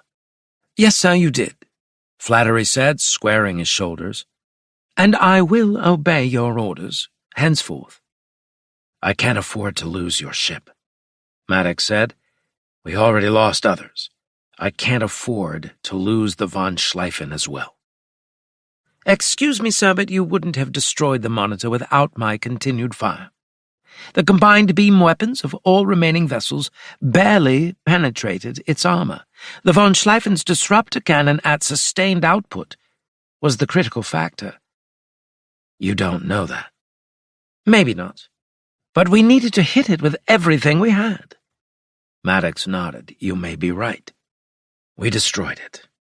I want success more than I want anything else. He stepped forward and jabbed a finger into Flattery's chest. But I also want obedience. I want you to obey. Flattery's hand twitched as a dangerous light flashed in his eyes. Maddox waited for it. Flattery blinked several times before saying, I'll obey, sir. But don't push me too far. Maddox decided to focus on the former instead of the latter. Let's finish the tour. They rejoined the others and continued to the battleship. On the bridge, the crew stood at attention as Maddox entered, their faces a mixture of wariness and pride. Maddox surveyed them, noting their exhausted but determined expressions. You all did well, he said. I'm proud of you. Very proud. They straightened, and smiles appeared. Maddox looked around. We're going to get this done. The monitors are gone or destroyed. The path to the dimensional rift is open. Now comes the difficult part. But we will succeed because we must succeed. The Commonwealth is counting on us. There were nods all around. Later, completing his inspection, Maddox turned to Flattery in a corridor near the shuttle bay. He considered various parting words, but settled for a simple, professional nod of acknowledgement. Then Maddox departed, Riker and Jenkins falling in behind him as he boarded the shuttle. The Von Schleifen had taken a beating, but she would fight again. Her captain, for all his flaws, had demonstrated the essential quality required in this crisis, the willingness to place the mission above personal survival. The shuttle departed from the Von Schleifen's hangar bay. Ahead lay the most dangerous phase of their mission, crossing into another dimension to confront an enemy that had already demonstrated technological superiority and ruthless determination. Maddox was already calculating probabilities, analyzing variables, gaming potential scenarios. What would happen when they entered the rift? What strange physics awaited them in a parallel dimension where events had clearly taken a different course? Soon now, they were going to find out. Chapter 66. Maddox entered the medical bay, the sterile air carrying the faint scent of antiseptic. Dr. Franklin looked up from his workstation, showing the strain of too many hours without rest. He straightened when he saw the captain, then gestured toward the isolation chamber at the far end of the bay. I'm afraid there's no change in the lieutenant's condition, Franklin said. Maddox had already called several times, sending Gallion to check on Keith another time. Even with everything taking place, Maddox had an extraordinary interest in Keith's condition. It might have been guilt for putting him up for the mission, as the scars from the Jan Soth incident had clearly not fully healed yet. Maddox moved to the isolation chamber. Through the transparent wall, he saw Keith lying on the medical bed, surrounded by monitoring equipment. The pilot's lean frame was unnaturally still, his skin an unhealthy pallor. The brain waves are quite odd, Franklin said. Professor Ludendorff clued me to check them. While there are moments of normal activity, they're always followed by erratic and I'm not sure how to describe the fluctuations. Maddox studied Keith through the barrier. What's your diagnosis, medically speaking? Franklin shook his head. I'd call it severe neurological trauma, resulting from exposure to dimensional anomalies. What that means exactly, I don't know. Franklin led Maddox to a screen showing a schematic of Keith's brain. Multicolored patterns pulsed on the screen, representing different forms of neural activity. The patterns shifted erratically, areas lighting up and then going dark without apparent purpose. Normal consciousness creates consistent patterns, the doctor added, but from the professor's assessment, the best I can go on for now, these flashes mean the lieutenant's mind is fragmented. He pointed to a particular region. This is where it gets truly strange. These bursts of activity don't correspond to any known form of human consciousness. How do you account for it, then? Franklin shook his head. I'd say his mind is receiving input from elsewhere. Maddox stared at Franklin. This was too much like the Jan Soth incident. I hesitate to speculate beyond my expertise, Franklin said, but given what the lieutenant was exposed to near the rift... He trailed off. I'm out of my depth here, Captain. This is something more than neurological damage. The hatch to the medical bay slid open, and Valerie hurried in, approaching the isolation chamber. I heard he was speaking earlier, she said. Briefly, Franklin said. Nothing coherent. Fragments of sentences, some of which made no sense. Let me see him, Valerie said. Franklin didn't argue, but deactivated the isolation field. Valerie stepped to Keith's bedside, placing a hand on his forehead. Keith's eyes opened, focusing on her. The carrier's launch bay is compromised, he said, his voice hoarse but urgent. Tell Superior Raoul the Raptors can't deploy until we seal the breach. Keith, Valerie said, you're aboard Victory. In medical, you're safe. Keith's focus sharpened, and he appeared to change mental gears. Valerie? What happened to the tin can? Did I make it back? Yes, you're back. You're in medical, receiving treatment. Relief washed over his features, but it was short-lived. His eyes abruptly widened with terror. His body stiffened. No, no, no, he whispered. I'm dying in the vacuum. I'm executing the training sequence. I'm winning the Dominion Medal of Valor. I'm crashing into the rift. His voice rose to a shout, the words tumbling out faster. I need to report to the agony booth. I need to recalibrate the targeting array. I need to kiss Mary goodbye before deployment. I need to notify the new men of the rebel base coordinates. I need to warn Star Watch about the invasion. I need... Keith's back arched, his body convulsing as the neural monitors spiked into critical ranges. Franklin rushed to him with a hypo gun in hand, injecting a sedative into Keith's neck. Keith relaxed almost immediately, his eyes rolling back as consciousness fled once more. What was that? Valerie asked, visibly rattled. That, said a new voice from the hatch, was dimensional consciousness fragmentation. Maddox turned to see Ludendorff enter the medical bay. The Methuselah man moved to the neural scanner, studying the readings. I've read of this and theorized about it, Ludendorff said, but never seen it happen. Why are you here? Maddox asked. Hey? Ludendorff asked, looking up. Oh, Gallion appeared and told me to hurry here. Now I can see why. Thank you, Gallion, Valerie mouthed into the air. Can you enlighten us about what just happened? Franklin asked. Ludendorff tugged at the lapels of his jacket in a self-important manner. When the lieutenant approached the rift, he exposed himself to what we might call dimensional boundary overlaps. That is where the barriers between parallel realities become permeable. That would seem to indicate that the opening isn't steady, but could reach to several different realities.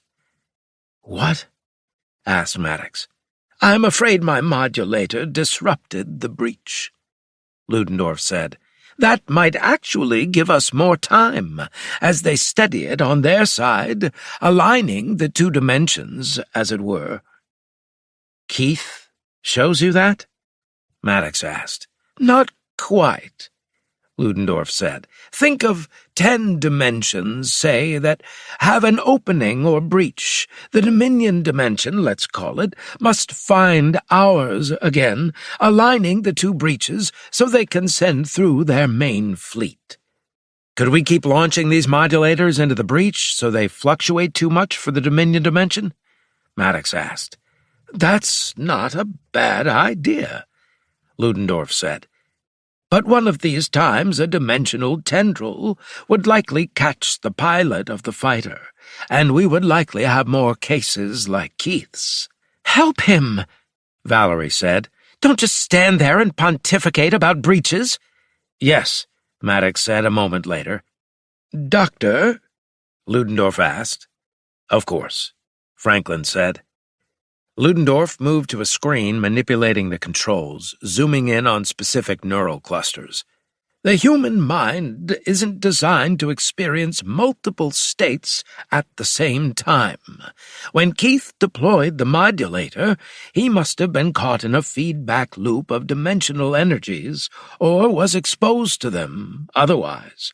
The result is, as you see, a fracturing of his consciousness across multiple dimensions. You're saying parts of his mind are in other dimensions? Valerie asked. Not precisely, Ludendorff said. Rather, his consciousness has become entangled with the consciousness of his cognates, parallel versions of himself existing in other dimensions. The Keith Maker lying before us is experiencing fragments of the lives of countless other Keith Makers throughout the multiverse. Can you fix him? Maddox said. Ludendorff stroked his chin. The problem is essentially one of quantum entanglement at the neurological level. We need to disentangle his consciousness from these parallel states and reintegrate the fragments that rightfully belong to this dimension's Keith Maker. How do we do that? Franklin asked. I'm not entirely certain, Ludendorff said. But I believe the key may lie in reverberation configurations. The theory is that every consciousness has a unique signature within its native dimension. If we could isolate our Keith's signature and amplify it, we might be able to draw his fragmented consciousness back together. Like tuning to a specific frequency on a radio receiver, Franklin said. Ludendorff gave a slight nod. Do whatever it takes, Maddox said. Ludendorff scratched his head, thinking, I'll need the other Keith Maker, the defector from the Dominion dimension, if my theory is correct. He may be the key to restoring our Keith's consciousness. Fine, Maddox said. I'll need Keith in my laboratory as well, Ludendorff said. Taking him won't be a problem, Franklin said. Maddox brought his hands together, already wondering about the breach. How long would it take the others to align the two dimensions again? They had a little more time, but what would happen then? They needed a way to close the dimensional breach before 200 Dominion capital ships came through. Chapter 67. Yet again, Ludendorff's laboratory hummed with energy. In the center was a modified medical couch surrounded by sensors, emitters, and exotic devices. Keith lay motionless, secured by restraints that Ludendorff had insisted were necessary, given the unpredictable nature of dimensional consciousness fluctuations. Keith's face remained unnaturally pale, his breathing shallow, if steady. Electrodes adhered to his forehead, temples, and the base of his skull, connected to machines that hummed, beeped, and occasionally emitted soft chimes. Arms folded across his chest, Maddox watched Ludendorff make the final adjustments to what he dubbed a dimensional reverberation detector. The device resembled a builder artifact more than standard Commonwealth technology. "You're certain this is safe?" Maddox asked. Ludendorff paused in his calibrations. glancing at the captain with the affronted expression of a master chef whose souffle had been questioned. "Safe? We're attempting to scan the multiversal echoes of a consciousness fragmented across dimensional boundaries. The concept of safe is largely irrelevant in this context." He adjusted a dial. "However, I have taken every possible precaution to prevent further fragmentation of the lieutenant's neural patterns." "That's not exactly reassuring," Valerie said from where she stood. She'd insisted on being present, overriding Ludendorff's objections with a cool stare that had silenced even the professor. "My dear, if reassurance is what you seek, I suggest the chapel 2 decks below," Ludendorff said, returning to his calibrations. "I deal in scientific realities, not comforting fictions." Before Valerie could respond, the hatch slid open to admit Dr. Franklin, who carried a medical kit. Ludendorff moved to a central control panel and began the activation sequence. "What I'm attempting is both simple and impossibly complex," Ludendorff said as the equipment hummed around them. "Every consciousness creates a unique signature, a configuration as distinctive as a fingerprint, but infinitely more complex. When Lieutenant Maker's consciousness fragmented during his exposure to the dimensional rift, these fragments must have become entangled with the consciousness of his dimensional cognates. That is the only reasonable explanation." He adjusted a series of controls, causing a display to materialize above Keith.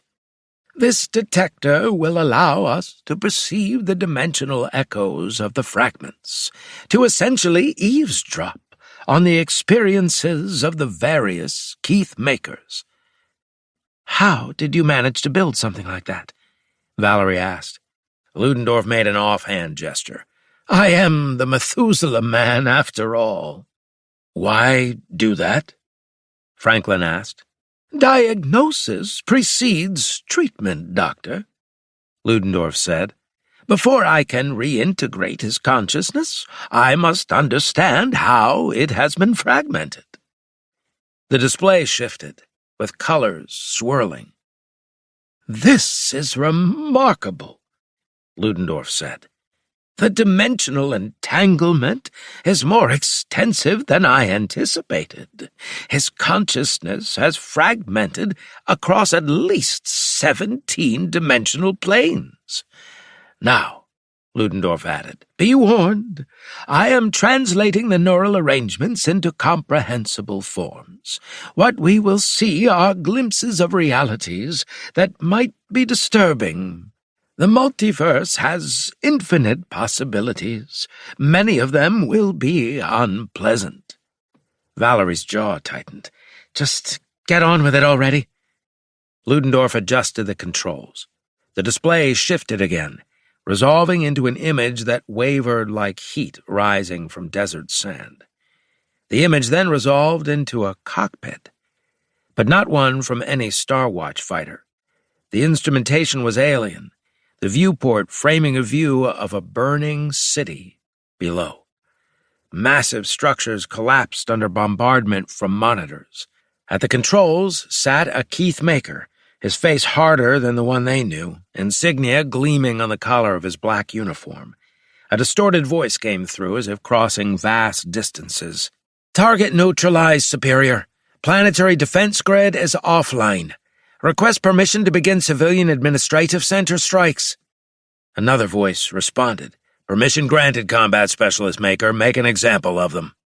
The image shifted, showing Keith's face twisted in a smile that none of them recognized, predatory, exultant in the destruction below. He banked the fighter toward a cluster of gleaming towers. "How horrible," Franklin whispered.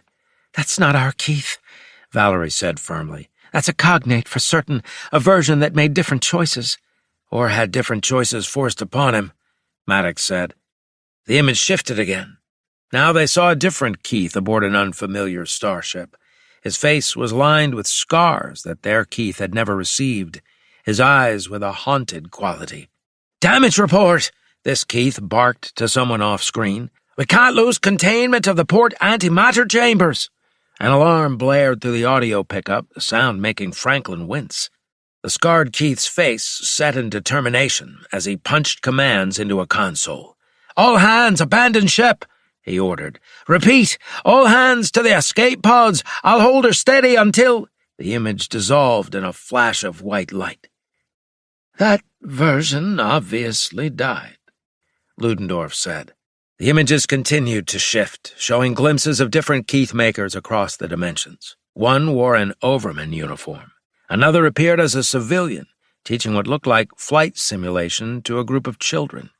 A third lay dying in a medical bay much like the one on Victory, attended by unfamiliar faces. His consciousness is experiencing dimensional bleed-through, Ludendorff said, perceiving fragments of lives that are his, yet not his. Another image formed, this one showing a Keith maker in what appeared to be a civilian establishment, perhaps a bar or restaurant. He sat across from a woman none of them recognized, laughing at something she had said. This Keith looked more relaxed than their own, his face unlined by the stresses of military service. I'm telling you, Mary, this Keith was saying, the commercial transport routes pay twice what the military offered, and I get to come home every night.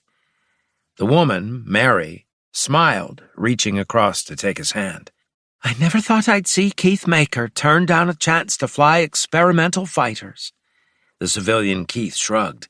Some things are more important than breaking speed records. How many of these fragments are there? Franklin asked. Thousands, perhaps millions, Ludendorff said. Most are likely too weak to register on our instruments. What we're seeing are the strongest connections, the dimensional variations that are closest to our own. There was another shift, and they saw a Keith maker strapped into what appeared to be some kind of torture device. His body convulsed as energy coursed through it, his face contorted with agony. Statistical adjustment initiated for combat specialist maker, an automated voice announced. Behavioral compliance protocols activated. Turn it off, Maddox said. Ludendorff complied, the display dissolving into swirling patterns. Was that the agony booth? Valerie asked. It would seem so, Ludendorff said. The real Keith stirred in the medical couch, his eyes opening to stare at the ceiling. Ludendorff bent over him. Lieutenant, can you identify which Keith Maker you are? Keith focused on the professor's face. I'm the one who flew the Fold fighter into the rift. I deployed the modulator. I completed the mission. His voice strengthened. I serve aboard Victory under Captain Maddox. Good, Ludendorff said. Hold on to that. It's your anchor point. Then Keith lost focus. I also bombed the civilian centers on Thalos 4. I also died when the reactor breached. I also married Mary and taught her to fly. I also underwent overman enhancement treatments. His voice grew increasingly agitated. There are too many possibilities. I can't hold them all. Ludendorff adjusted the equipment. The fact that he's able to momentarily identify his home reality is encouraging. Help him, Valerie said. We need the other Keith Maker, the defector from the Dominion dimension, Ludendorff said. How would he help? Maddox asked. One theory holds that if two cognates from different dimensions occupy the same dimensional space, they create a differentiation field, Ludendorff said. If that theory is correct, their consciousness signatures naturally repel each other like magnetic poles of the same charge. This differentiation could allow us to distinguish which fragments belong to our Keith and which are dimensional bleed-through. I'll have the combat specialist brought here, Maddox said. I'll begin preparations, Ludendorff said. The reintegration process will be delicate, but I'll do what I can. Chapter 68. The procedure will occur in 3 phases, Ludendorff said. First, we establish a stable reverberation field between the cognates. This creates a differentiation matrix that will allow us to identify which consciousness fragments belong to our Keith. Ludendorff moved to the unconscious pilot, attaching sensors. Second, we initiate a calibrated neural feedback loop through the builder phase channelers. This will stimulate dimensional coherence, essentially calling back the fragmented portions of the lieutenant's consciousness from their entangled states. And the third phase? Valerie asked. The reintegration, Ludendorff said. Using the differentiation field as a template, we'll realign the lieutenant's fragmented consciousness into a coherent configuration that matches his original neural signature. He glanced at the Dominion Keithmaker. This is where the greatest risk lies for you. The process will create neural feedback. If the containment fields fail, both consciousness configurations could be affected. I understand, Maker said. After Maddox had explained the situation to him, the Dominion Maker had volunteered for this. Maybe he'd felt he'd had no choice, but he hadn't said that. He did look nervous with the adhesives and wires attached to his skull. Ludendorff completed the final connections. The procedure should take 17 minutes. During this time, both subjects must remain motionless. Any physical disruption could destabilize the reverberation field. Dr. Franklin checked the vital sign monitors. Both subjects are stable. The brain activity is normal, or as normal as can be expected, given the circumstances. We're ready to begin, Ludendorff said, turning to Maddox. Captain? Maddox looked at the 2 Keithmakers on the couches, one a trusted member of his crew, the other a defector who had risked everything to warn them of the Dominion's invasion. Both deserved his protection, yet he was about to authorize a procedure that might save one at the cost of the other. Proceed, he said. Ludendorff activated the primary control sequence. The apparatus hummed to life, the components beginning to pulse with a soft light that gradually intensified. A field of energy formed between the 2 couches. The reverberation field is stabilizing, Ludendorff said, studying the readouts. The neural configurations are coming into alignment. On their respective couches, both Maker and Keith remained motionless. The difference was that Maker stared at the ceiling. The unconscious Keith's eyelids flickered as if experiencing a dream state. Phase 1 is complete, Ludendorff said after several minutes. I am initiating the neural feedback loop. He activated a secondary control sequence. The hum of the apparatus deepened, taking on a pulsing quality that seemed to vibrate through the deck plates beneath their feet. The energy field between the couches intensified. The neural activity is increasing in both subjects, Franklin reported. Mr. Maker's configurations are still stable, but Keith's neural patterns are becoming increasingly erratic. That's to be expected, Ludendorff said without looking up from his controls.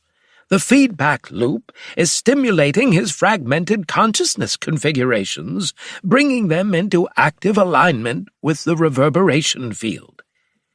The unconscious Keith gasped. The monitoring equipment registered spikes in neural activity that sent warning indicators flashing across the displays. Ludendorff, Franklin said sharply. His synaptic stress levels are approaching dangerous thresholds. I can see that, Ludendorff replied. I'm adjusting the reverberation parameters. That should lessen the feedback. The unconscious Keith settled back, though his breathing remained shallow. On the adjacent couch, Maker's face had grown pale, with a sheen of sweat on his forehead. Are you all right? Valerie asked him. Yes, Maker said, his voice strained. I can feel him. All the fragments scattered across the dimensions. Focus on your own consciousness, Ludendorff said. Your neural signature is the reference point for the differentiation field. If you begin to lose coherence, the process will destabilize. Maker nodded, visibly gathering his concentration. Yes, good, Ludendorff said. Phase 2 is complete. The neural feedback loop is established and stable. I'm initiating the final phase, reintegration. Ludendorff activated the tertiary control sequence. The hum of the apparatus rose in pitch, the components glowing. The energy field between the couches contracted, becoming a brilliant line of connection between the two men. This is the critical juncture, Ludendorff said. The reverberation field is creating a dimensional anchor point. Keith's fragmented consciousness should begin consolidating around this focal point. On his couch, the unconscious Keith stirred. His right hand rose, fingers splayed as if reaching for something. His lips moved, forming words too faint to hear. What's he saying? Maddox asked. Valerie moved closer, bending down. Names, she said. Places and events. Some I recognize, others. She shook her head. He's processing the fragments, Ludendorff said. As his consciousness reintegrates, he's experiencing a rapid review of the dimensional variations, sorting which memories belong to him and which are bleed through from his cognates. Maker gasped, his body tensing. Something's wrong. The connection is becoming unstable. I can feel his consciousness trying to merge with mine. Ludendorff threw several switches and studied a screen. The reverberation is too strong. It's pulling them towards synthesis rather than differentiation. You're saying their minds are merging? Franklin asked. If I can't restore the differentiation field, I'll have to abort the procedure. Maker's face had turned pale, his breathing labored. No, he said, don't stop. He's so close, I can feel it. His consciousness is almost whole again. The neural feedback could permanently damage your brain, Ludendorff said. It doesn't matter, Maker said. This is my chance to make something right. Before Ludendorff could respond, the energy field between the couches flared. Everyone except Maker reflexively shielded their eyes. The reverberation field is collapsing, Ludendorff shouted. On his couch, the unconscious Keith cried out. Maker went rigid, his eyes widening. Shut it down, Maddox ordered. No, Maker said. It's working. I can feel the fragments returning. He's becoming whole. The monitors tracking Keith's neural configurations suddenly stabilized, with the spikes and valleys resolving into coherent configurations. The harsh light from the energy field began to fade, diminishing until it was a shimmer. Ludendorff studied readouts, making minor adjustments as the apparatus's hum lowered. This is remarkable, Ludendorff said. The cascade event wasn't a failure, but the catalyst for reintegration.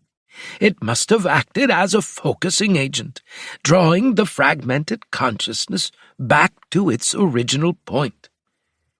On the couch, Keith stirred as his eyes opened, focusing on the ceiling before shifting to those around him.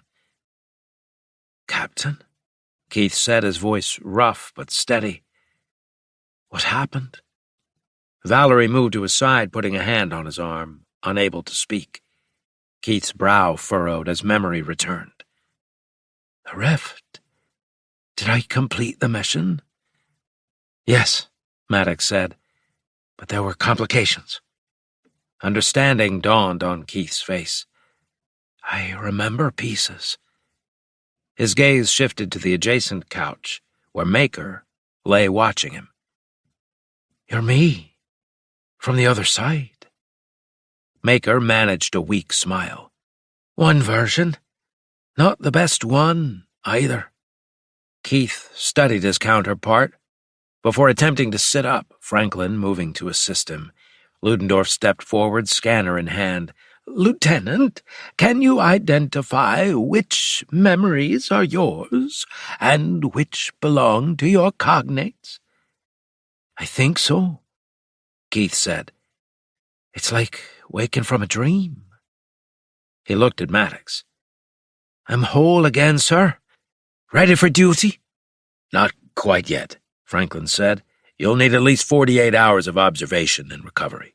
Keith started to protest, but Maddox raised a hand. That's an order, Lieutenant. You've done enough for now. Aye, sir. Keith's attention returned to Maker. Something's wrong with him. What's happening? Ludendorff moved to Maker's side, scanner already active. His expression grew troubled as he studied the readings. A neural feedback created a distortion in his consciousness. The cascade event appears to have altered him. Altered how? Valerie asked. I'm not certain, Ludendorff said. It's as if aspects of our lieutenant's consciousness have merged with his own, creating a hybrid configuration. Franklin examined Maker's vital signs. Whatever happened, his physical systems are under tremendous strain. We need to get him to the medical bay. Maddox nodded. As Franklin and his medical technician prepared to transfer Maker, the defector reached out, catching Keith's wrist. It was worth it. Keith nodded. The medical team transferred Maker to a gurney and rushed him from the laboratory. An uncomfortable silence fell over those who remained, broken, finally, by Ludendorff. The procedure was a success. Our Keith has been reintegrated. He glanced at the hatch through which Maker had been taken. Though perhaps a greater cost than anticipated. Maddox turned to Keith, who was now sitting upright on the medical couch, looking stronger than he had moments before. Rest and recover, Lieutenant. We'll need you at your best again soon. As Valerie and Franklin helped Keith to his feet, Ludendorff moved to Maddox. The reintegration was successful, but the reverberation between the cognates created effects I hadn't anticipated. Will the other Maker survive? Maddox asked. I hope so. The neural feedback seems to have altered his consciousness. Whether that will translate to physical decline is beyond me. He glanced at Keith, who was walking with Valerie's support. But he accomplished what he set out to do. Maddox watched as Keith left the laboratory. The lieutenant's posture was straighter, his movements more confident. Keith was back. The monitors were gone. The breach was still there, unstable for now. Soon, though, the other side would stabilize it and send through a massed invasion fleet. They had to get to the other side and destroy the generator before that happened. Yet once the breach was stable enough to travel through, the others would surely come here. How could they possibly achieve this? Chapter 69. Far away, on the library planet, a new man grew aware by slow degrees that he was alive. He shifted, and a liquid solution sloshed around him. He opened his eyes, peering through a full face mask. When he exhaled, bubbles rose around him out of the mask. By degrees, Golden Ural realized that he was in a healing tank. The last thing he remembered. Oh, an Arda Zero had shot him, and it must have done more damage than he realized. The Supreme Intelligence.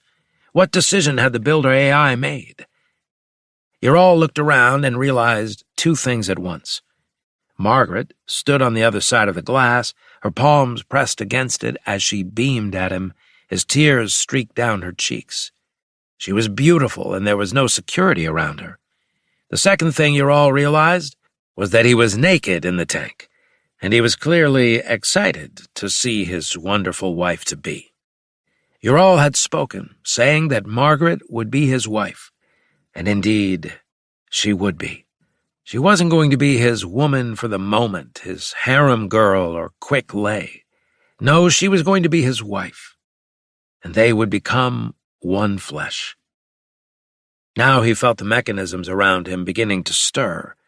Soon he rose from the solution.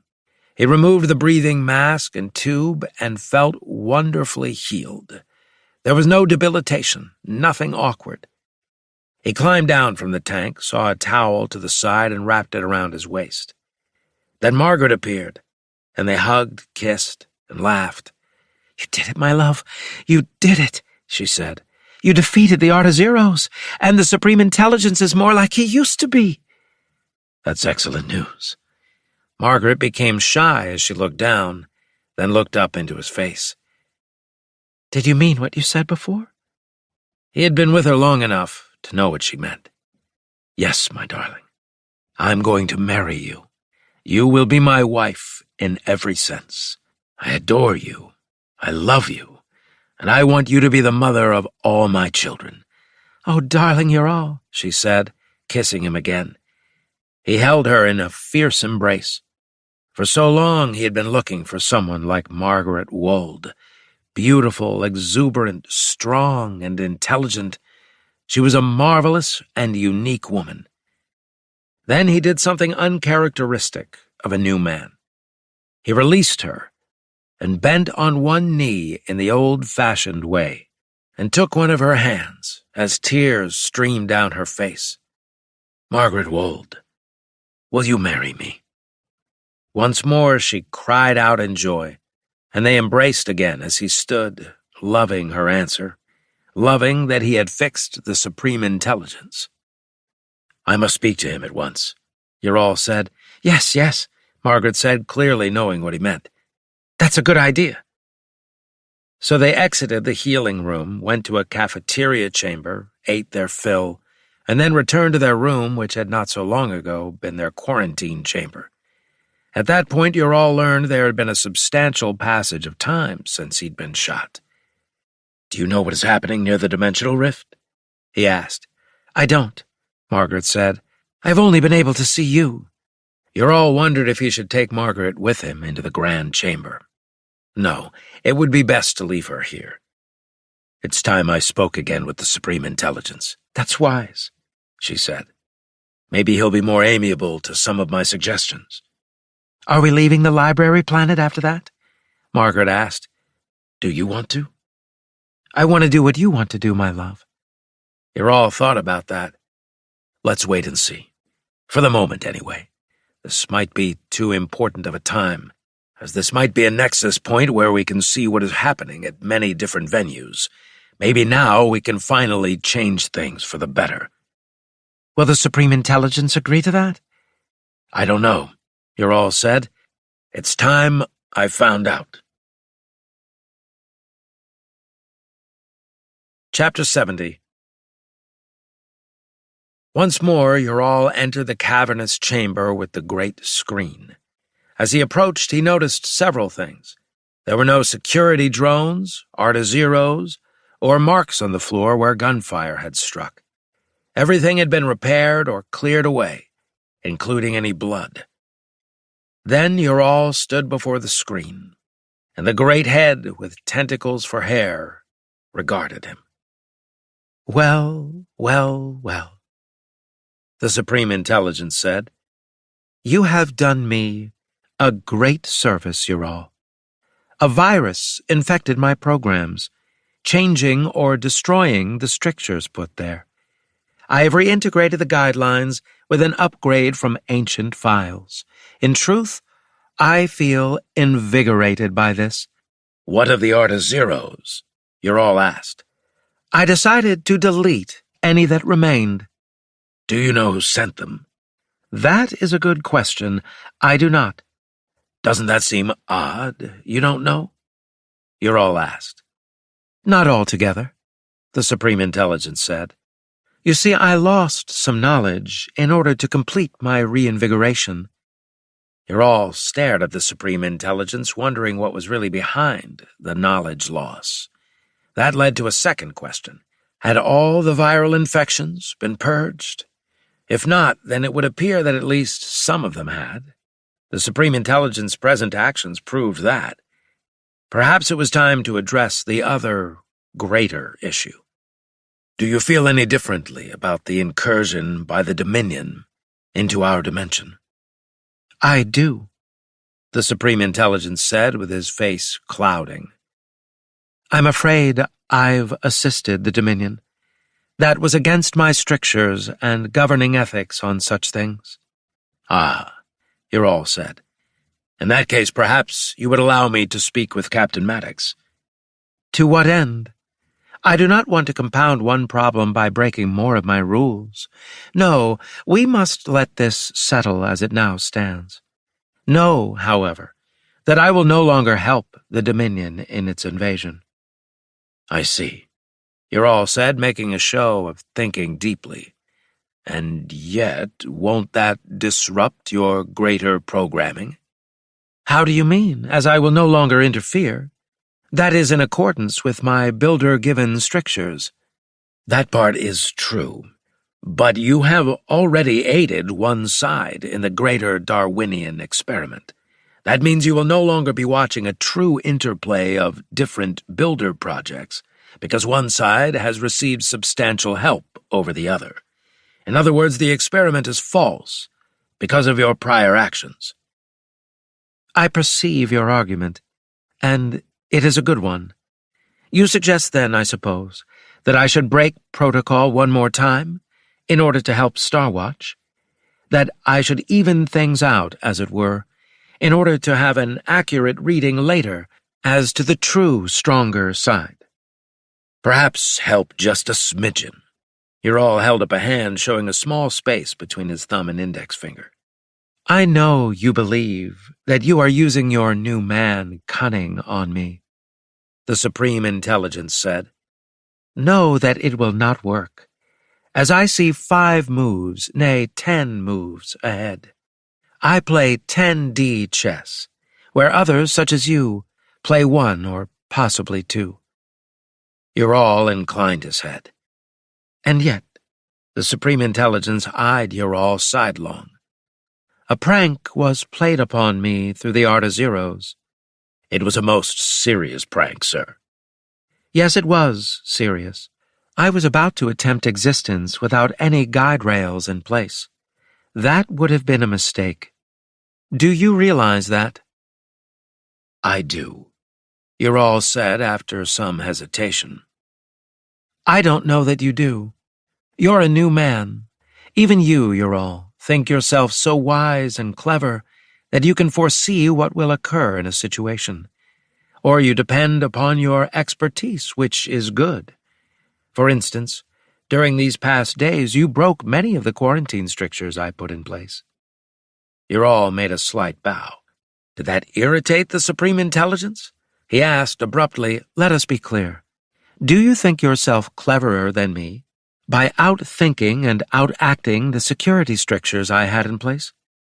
You're all took his time answering. The truth lies in a different direction. I had a break because you were not acting as you normally do. I utilized that in my efforts. Clearly, under normal circumstances, I would not have been able to do what I did.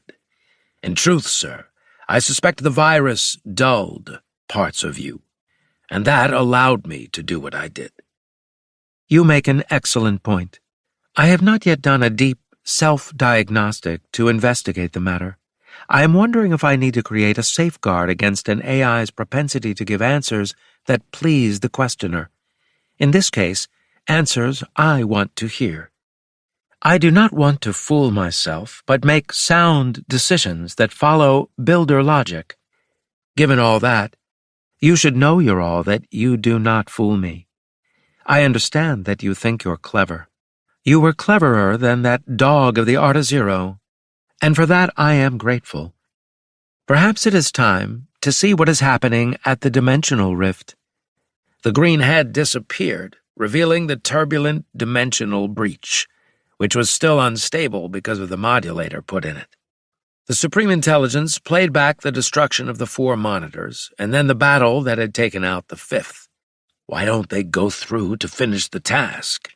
You're all asked. I recognize victory. Isn't the plan to go to the other side and destroy the generator? I suspect you are correct, the Supreme Intelligence said. But they cannot enter it yet.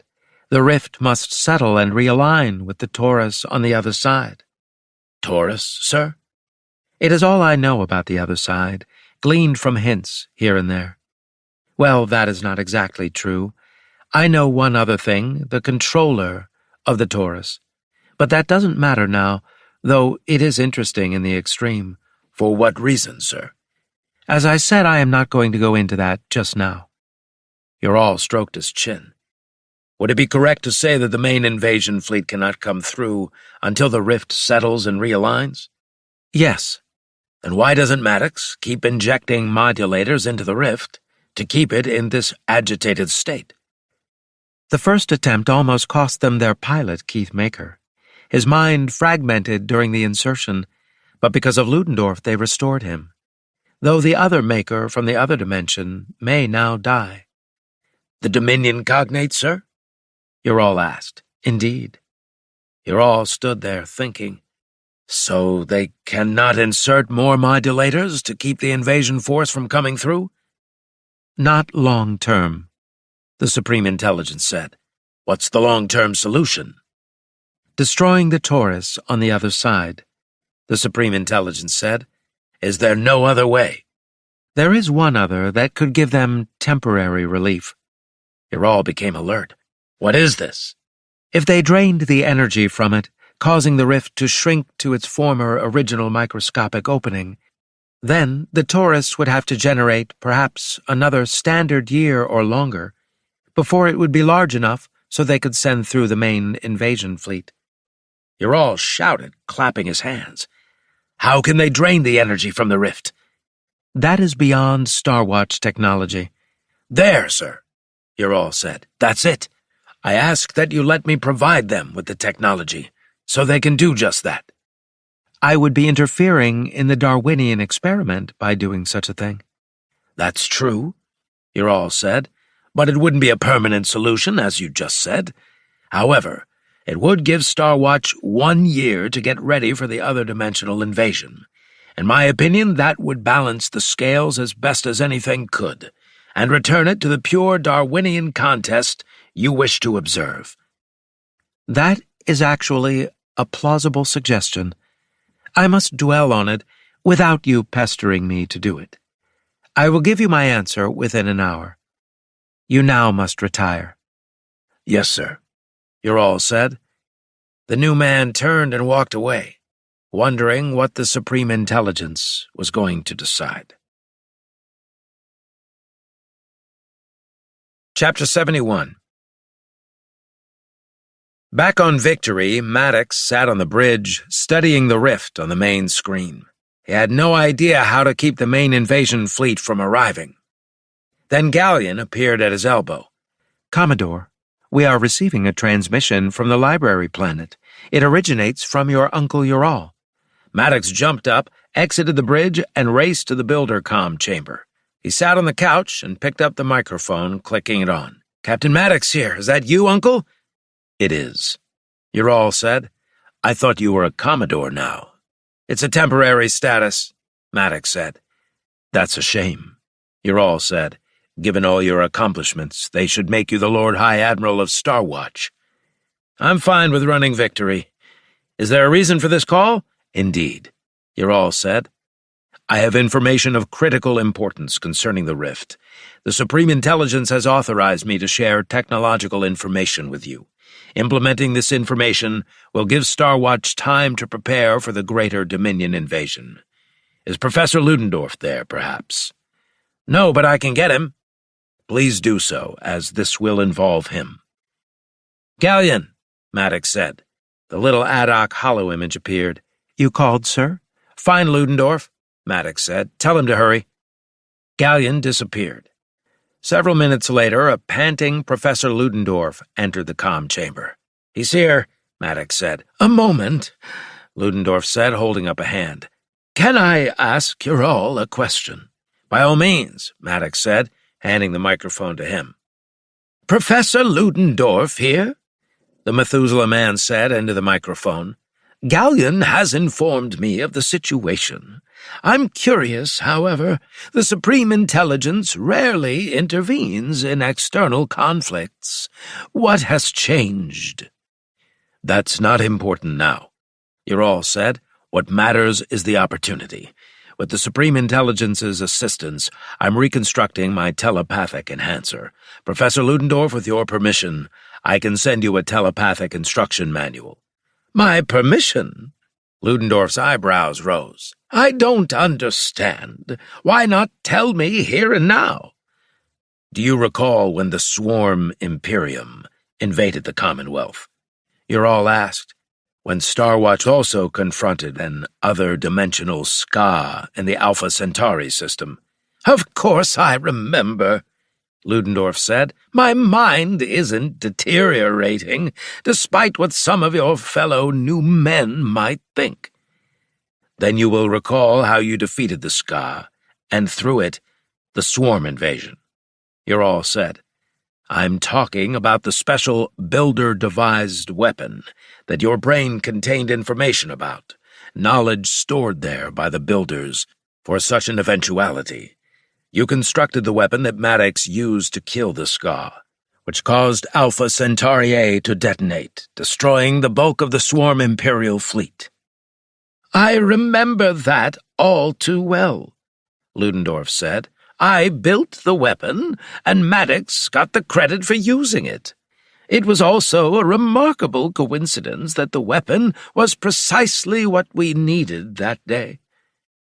You know it wasn't a coincidence. You're all said. It was the foresight of the builders, who understood that certain threats would eventually emerge, and they prepared accordingly.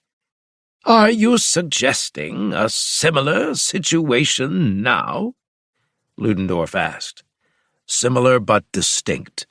You're all said. Once again, Professor, you have embedded code in your mind, information the builders placed there long ago. I can provide you with parameters that will allow you to access this knowledge and construct a device capable of draining energy from the rift, reducing it to its original microscopic opening. That's impossible, Ludendorff said. If we're successful, Ural continued, it would likely take the Dominion a year, perhaps longer, to expand the rift sufficiently to send through their main invasion fleet. That is time Starwatch desperately needs and can use to their advantage. Maddox ripped the microphone out of Ludendorff's grip. If we could implement that at the moment the 200 capital ships are attempting to come through, yes, Ural said, interrupting, that would of course be optimal. But it's also too fine a margin for us. Their vanguard could emerge and destroy Victory while you attempt to close the rift. That would negate everything, including your lives. You're making this sound personal, Maddox said, as if I'd personally be closing the rift. That's the other part of the equation. Ural said, you would need to interface with the device and control it. It cannot be automated or operated by an artificial intelligence. It requires someone with what the spacers call the die-far. Ludendorff groaned aloud. Not that again! The ancient spacer term die-far spoke about someone with an inexplicable quality, one who could lift the train off the tracks, as it were, and set it on a new course. The train, in this case, was the course of events, moving in a direction, and then, going in another it would not have arrived at naturally. A spacer visionary had said before that Maddox was such a one. A die-far was extremely rare. In Earth history, Genghis Khan, Alexander the Great, and the Prophet Muhammad might all have been one, among others. To work, the device needs someone who can twist fate and turn it in the right direction. Ural said, only such an individual possesses the necessary determination, or whatever produces the die-far, to accomplish this task. He paused. I must caution you, nephew. You may face something from the other side, an entity that will actively resist your efforts. How will this be done? Maddox asked. I mean the making and using of this device. Ural provided an outline of the procedure, the construction of the device, its positioning relative to the rift, and Maddox's role in the operation. As the explanation concluded, Ludendorff's face twisted with outrage. "This is preposterous," Ludendorff said, taking the microphone from Maddox. "That is utterly preposterous. You're asking to telepathically roam about in my mind." "I'm giving all of you a chance to perform another great deed, as you have in the past," Ural said. "I've already done too many great deeds this mission," Ludendorff complained. "Besides, you're talking about invading my precious mind. Who knows what else you'll implant while you're there? The Supreme Intelligence has instructed me to inform you that nothing will be transmitted except what I've described. He will permit nothing else, as you are a builder protégé, and he is proud of you." "Oh," Ludendorff said. "Proud of me, you say?" "Most certainly," Ural said. "Very well," Ludendorff said. "I'll do it." "Commodore," Ural asked, "this can't work without you." Maddox thought about Keith, how the ace had almost lost his mind. He'd ordered Keith to do it. Could he now do any less? The question answered itself. Maddox took the microphone from Ludendorff. "I'll do it." "Excellent," Ural said. "Then await the telepathic instructions, Professor." "When will this happen?" Maddox asked. "I have a few more adjustments to complete," Ural said. "Perhaps 2 hours from now." Ludendorff nodded. "He'll be ready," Maddox said. Ural signed off.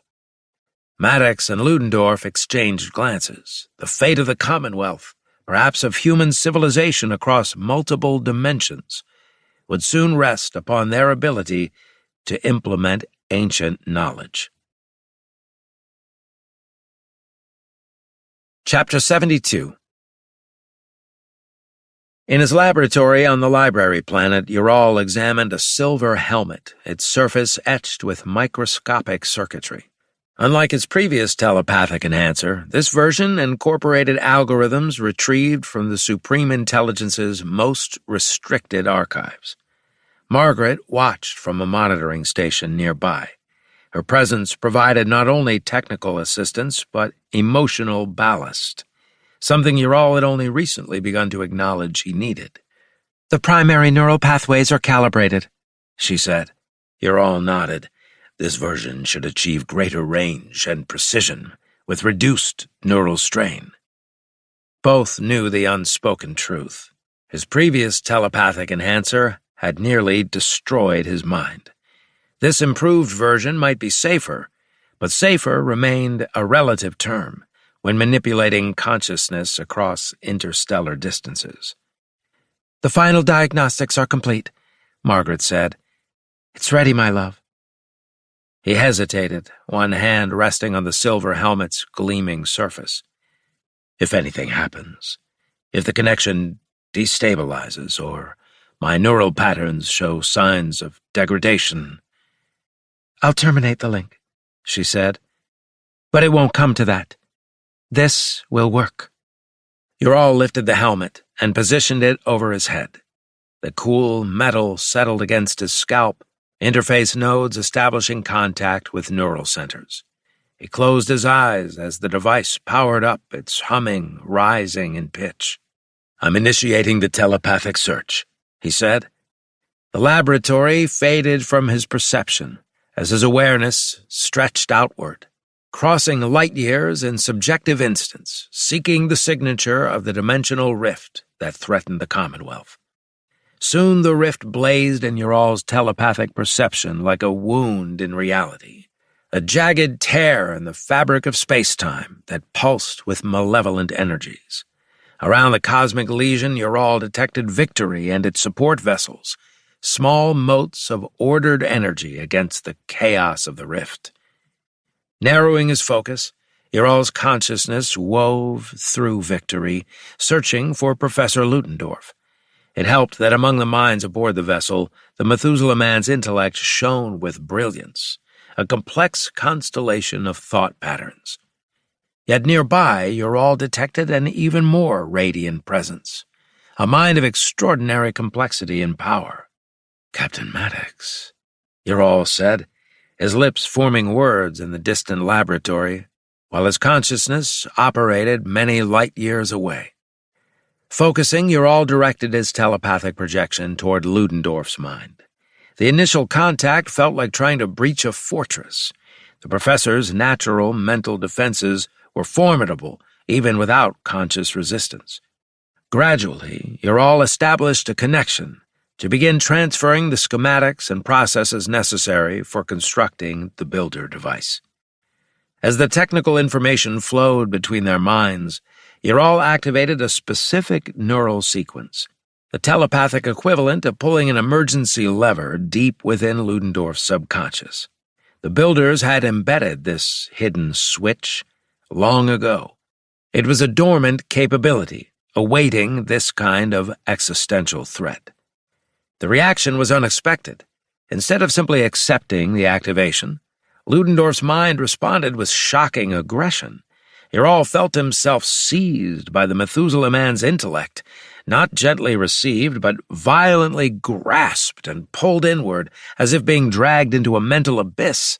Telepathic contact transformed from controlled information transfer to something far more dangerous. Ural sensed hunger, a ravenous desire for knowledge that transcended normal curiosity. This was consumption in its purest form, a black hole of intellectual greed that sought to devour rather than merely learn. This was something unhinged in Ludendorff's psyche, an insatiable need to know everything. Each fragment of knowledge transferred intensified the hunger, like offering droplets of water to a man dying of thirst. Ural struggled for telepathic autonomy as Ludendorff's mind dragged him deeper. Then Ludendorff began to extract knowledge from him. The will behind this stunned Ural. People often underestimated Ludendorff's determination when comparing it to that of Captain Maddox. But in this mental landscape, the professor's will manifested as something harsh and unyielding. Tendrils of Ludendorff's consciousness wrapped around portions of Ural's mind, attempting to extract even more knowledge. Ural countered with telepathic defenses, parrying each intrusion with concentrated mental energy, but the attacks increased in both frequency and intensity. "More," came Ludendorff's thought voice. "Give me more." The demand carried no malice, only terrible, endless hunger. Ural weakened under the onslaught, overwhelmed by Ludendorff's voracious intellect. The telepathic enhancer, designed to project his consciousness across vast distances, now trapped him in this unequal mental combat.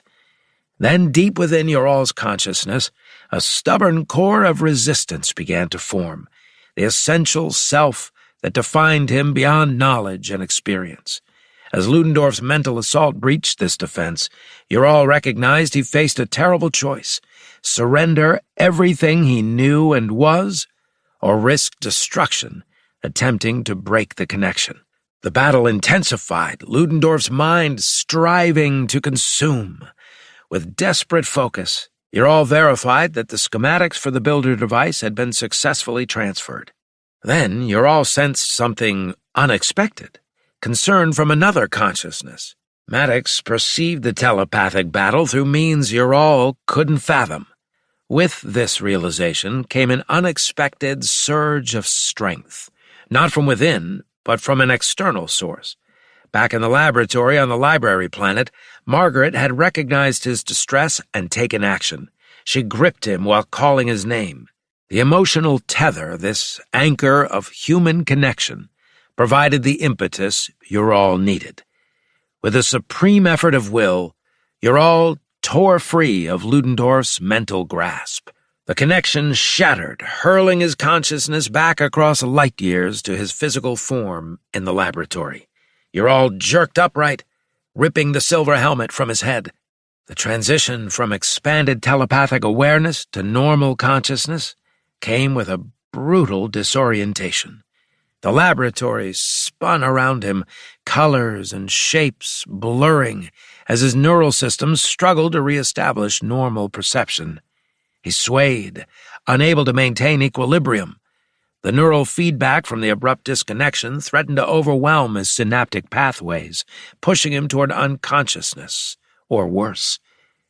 And he felt it, the gentle pressure of lips against his face, the warmth of another being, drawing him back from the precipice. Margaret had abandoned her monitoring station, rushing to his side as his systems began to crash. Now she held him. Her kisses were hot against his skin, her voice whispering his name. "You're all, come back to me, come back." The love created a pathway through the chaos, a line for his fragmented consciousness to follow back to coherence. In that moment of greatest vulnerability, Ural recognized the truth that had saved him. Her love had provided the essential anchor, the immovable point that prevented Ludendorff from consuming him. Without that emotional connection, something his new man's psychology had long dismissed as irrelevant, he would have been left an empty shell, his mind stripped of everything that made him who he was. The final irony wasn't lost on him. The emotional attachment he had once considered a weakness had proven his salvation. Weakly, Ural wrapped his arms around Margaret, drawing her close until their cheeks pressed together. They remained thus, neither speaking, simply existing in shared space and time, two beings finding solace in physical proximity. "That was foolish, Ural," Margaret finally whispered, her breath warm against his ear. "So incredibly foolish." "Thank you, Margaret. Thank you for pulling me back." "Oh, yes," she said, her arms tightening around him. "Yes." Together they slid to the floor, still embracing, neither willing to relinquish the contact that had saved him from mental obliteration. In that moment of shared vulnerability, all pretenses fell away. What remained was simply truth. They had found in each other something essential and transformative. Ural rested his head against Margaret's shoulder, his body trembling with aftershocks from the telepathic assault. Gradually, the tremors subsided, leaving exhaustion in their wake. Yet beneath the fatigue burned a quiet certainty. He had found his natural counterpart, the being whose presence completed rather than diminished him. And countless light years away, aboard Victory, Ludendorff's mind burned with newly acquired knowledge, schematics and processes beyond his previous understanding, yet somehow familiar, as if remembering rather than learning.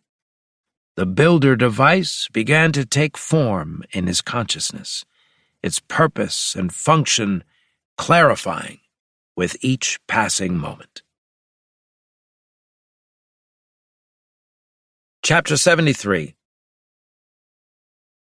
Professor Ludendorff hunched over his workbench as he assembled components no human eye should be able to distinguish without magnification. A crafty, almost devious smile curved his lips, transforming his expression into something akin to manic glee. The telepathic download from Ural had activated something dormant within his Methuselah man brain. "Yes," he muttered, lifting a neuroconductive filament between trembling fingers. "Yes, this is correct. The alignment must be precise. Precise!" The knowledge brimmed inside him with urgent insistence, demanding expression through his skilled hands. Unlike his normal methodical approach to research, this process flowed with instinctive certainty. He didn't need to analyze or deduce. He simply knew, as if remembering something long forgotten rather than creating something new. This wasn't like the anti-ska weapon he'd created during the Swarm Imperium's invasion. That had been primarily an energy projector designed to disrupt the aliens' cohesion. No, this technology operated on fundamentally different principles, manipulating the fabric of dimensionality. Ludendorff moved at furious speed, seeming to draw vitality from the work. Components appeared and disappeared beneath his nimble fingers as the device took shape. The central apparatus, what he had already begun referring to as the dimensional flux regulator, would house Captain Maddox within a specially designed capsule. The neural interface must calibrate to his specific brain waves, Ludendorff murmured, adjusting microscopic filaments in what was to become the control helmet. The dive-far quality must be amplified through the torsion field enhancers. The helmet had concentric rings of rare earth metals separated by plasma conduits that would synchronize with Maddox's neural impulses. When activated, it would translate willpower into dimensional force, allowing Maddox to manipulate the energies of the interdimensional breach. Like a dam, Ludendorff explained to no one, releasing controlled torrents through calibrated channels. The brilliance of the design, or rather the brilliance of whoever had originally conceived it, lay in its elegant solution to an impossible problem. The dimensional rift couldn't be sealed any more than a river could be stopped by shouting at it. But its energy could be redirected, channeled away from its current manifestation, and dispersed harmlessly across subspace. Yet the process carried terrible risk. Mismanagement of such energies could trigger a reaction, a stellar event that would propagate outward with devastating consequences for dozens of light years in all directions. The containment must be perfect, Ludendorff insisted, his voice rising with intensity. Perfect! Hour after hour, he labored without pause, constructing not only the neural interface, but also the protective suit Maddox would require. The garment incorporated microfilament stress dissipators and inertial dampening weave, technology that absorbed and redistributed kinetic energy to prevent the body from being torn apart by dimensional stresses. The fold fighter will require modifications, Ludendorff muttered, fingers sketching designs on a holographic projection. Reinforced hull sections, reconfigured propulsion matrix. The tin can would need to approach the edge of the rift, allowing Maddox to deploy the dimensional flux regulator at the correct coordinates. The craft would likely be destroyed in the process, dragged into the rift by irresistible gravitational forces. But if properly positioned, it would serve as the fulcrum for the entire operation. Ludendorff's movements became increasingly frantic as he assembled the power systems, not conventional fusion or antimatter generators, but something far more exotic. The heart of the device consisted of vacuum energy extractors that tapped into the zero-point field, drawing power from the quantum foam that undergirded reality. The harmonic resonators must be calibrated, he insisted, adjusting micrometric dials with trembling fingers. The phase variance cannot exceed 0.03%. The primary capacitors, sleek cylinders of polished tungsten osmium alloy, would store the harnessed energy until the critical moment of discharge. Each cylinder contained nested electromagnetic coils, suspended in supercooled xenon plasma, capable of containing energy densities that would otherwise tear apart matter. The discharge sequence is everything, Ludendorff explained to his empty laboratory. Premature release would be unfortunate.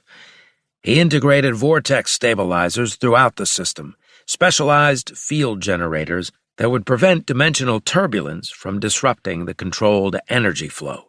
These devices resembled flattened toroids with pulsing blue-white cores, each one requiring individual calibration to maintain field coherence under extreme stress. The entire apparatus took shape with remarkable speed, despite its almost inconceivable complexity. Components that should have required weeks of fabrication seemed to assemble themselves under Ludendorff's guidance. The builder knowledge activated within him provided not just schematics, but intuitive understanding of manufacturing techniques beyond current Commonwealth science. "The torsion field must be self-sustaining," he muttered, installing what appeared to be copper-colored rings around the capsule's exterior. "Once initiated, Maddox's consciousness will serve as the primary control mechanism." These rings, composed not of copper but of an exotic metallic compound whose molecular structure had been specifically engineered for dimensional manipulation, would generate the targeted field that would allow Maddox to redirect the rift's energies. Their arrangement followed mathematical principles so complex that even Ludendorff could barely comprehend them. "The angular momentum must be preserved across all 7 primary axes," he insisted, making microscopic adjustments to the positioning of each ring. "Finally, it's complete," Ludendorff announced to the empty laboratory. "The dimensional flux regulator is complete." He stepped back to admire his creation, a masterpiece of engineering that incorporated principles beyond current Commonwealth understanding. In that moment of triumph, his body finally surrendered to its neglected needs. His legs buckled beneath him and he collapsed to the laboratory floor. Consciousness faded, but satisfaction remained. He had done it. Created the impossible device that might save the Commonwealth from imminent invasion. Sometime later, minutes or perhaps hours, he couldn't be certain, Ludendorff became dimly aware of Gallion appearing. "Professor Ludendorff?" Soon Gallion disappeared, presumably to summon assistance. Ludendorff drifted in semi-consciousness. Several minutes later, the laboratory hatch hissed open. Multiple sets of footsteps approached rapidly. "Professor Ludendorff!" Dr. Franklin's voice cut through his mental haze. "Can you hear me?" Ludendorff felt hands turning him over, attaching monitoring devices to his frame. Someone placed an oxygen mask over his face, while another stabilized his head and neck. A hypogun hissed against his neck, delivering rehydration compounds and electrolytes directly into his bloodstream. "Severe dehydration," Dr. Franklin said. "The blood glucose is critically low. I'm beginning intravenous nutrition and fluid replacement." Ludendorff felt the cool sensation of drugs entering his circulatory system. The oxygen mask pushed air into his lungs, restoring proper blood oxygenation. As vitality returned, Ludendorff's eyes flickered open. The faces of the medical team swam into focus above him. "I've done it," he whispered. Franklin adjusted the mask to hear him. "Professor, don't try to speak. We need to get you to medical." Ludendorff grasped the doctor's wrist. "Listen to me. I've done it. The device is complete." The medical team exchanged glances. "Tell Captain Maddox," Ludendorff said. "Everything is ready. The dimensional flux regulator is operational." "We'll inform the Commodore," Franklin said, "but right now we need to treat your condition." "I've done my part. The rest is up to Captain Maddox." As the medical team secured him for transport, Ludendorff cast one final glance at his creation, the device that represented humanity's best hope against the Dominion threat. A strange mix of pride and trepidation filled him. He had successfully translated the builder knowledge into physical reality, but what would happen when Maddox deployed it? Chapter 74. Maddox sat encased within the confines of the capsule, the dimensional flux regulator. Ludendorff's masterpiece of builder-derived technology had been secured to a modified tin can, piloted by Lieutenant Keith Maker. Outside, space stretched in all directions, broken only by the wound in reality that was the dimensional rift. "I'm releasing you, mate," Keith's voice crackled through the comm. "Acknowledged," Maddox said. A series of mechanical thuds reverberated through the capsule as the docking clamps disengaged. The tin can's thrusters fired, pushing it away from Maddox, leaving the capsule to drift on its trajectory toward the rift. "Good luck," Keith said. The communication link terminated, leaving Maddox in silence, broken only by the soft hum of the capsule systems. The moment had arrived. Maddox secured the neural helmet over his head. Next came the activation sequence, initializing the systems in order. As the final command sequence completed, Maddox felt a tingling sensation beginning at the base of his skull and radiating outward. The sensation intensified, turning from tingling to something that caused Maddox to perceive the rift as weird energy.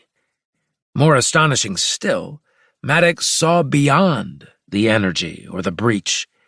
It had to be in the other dimension.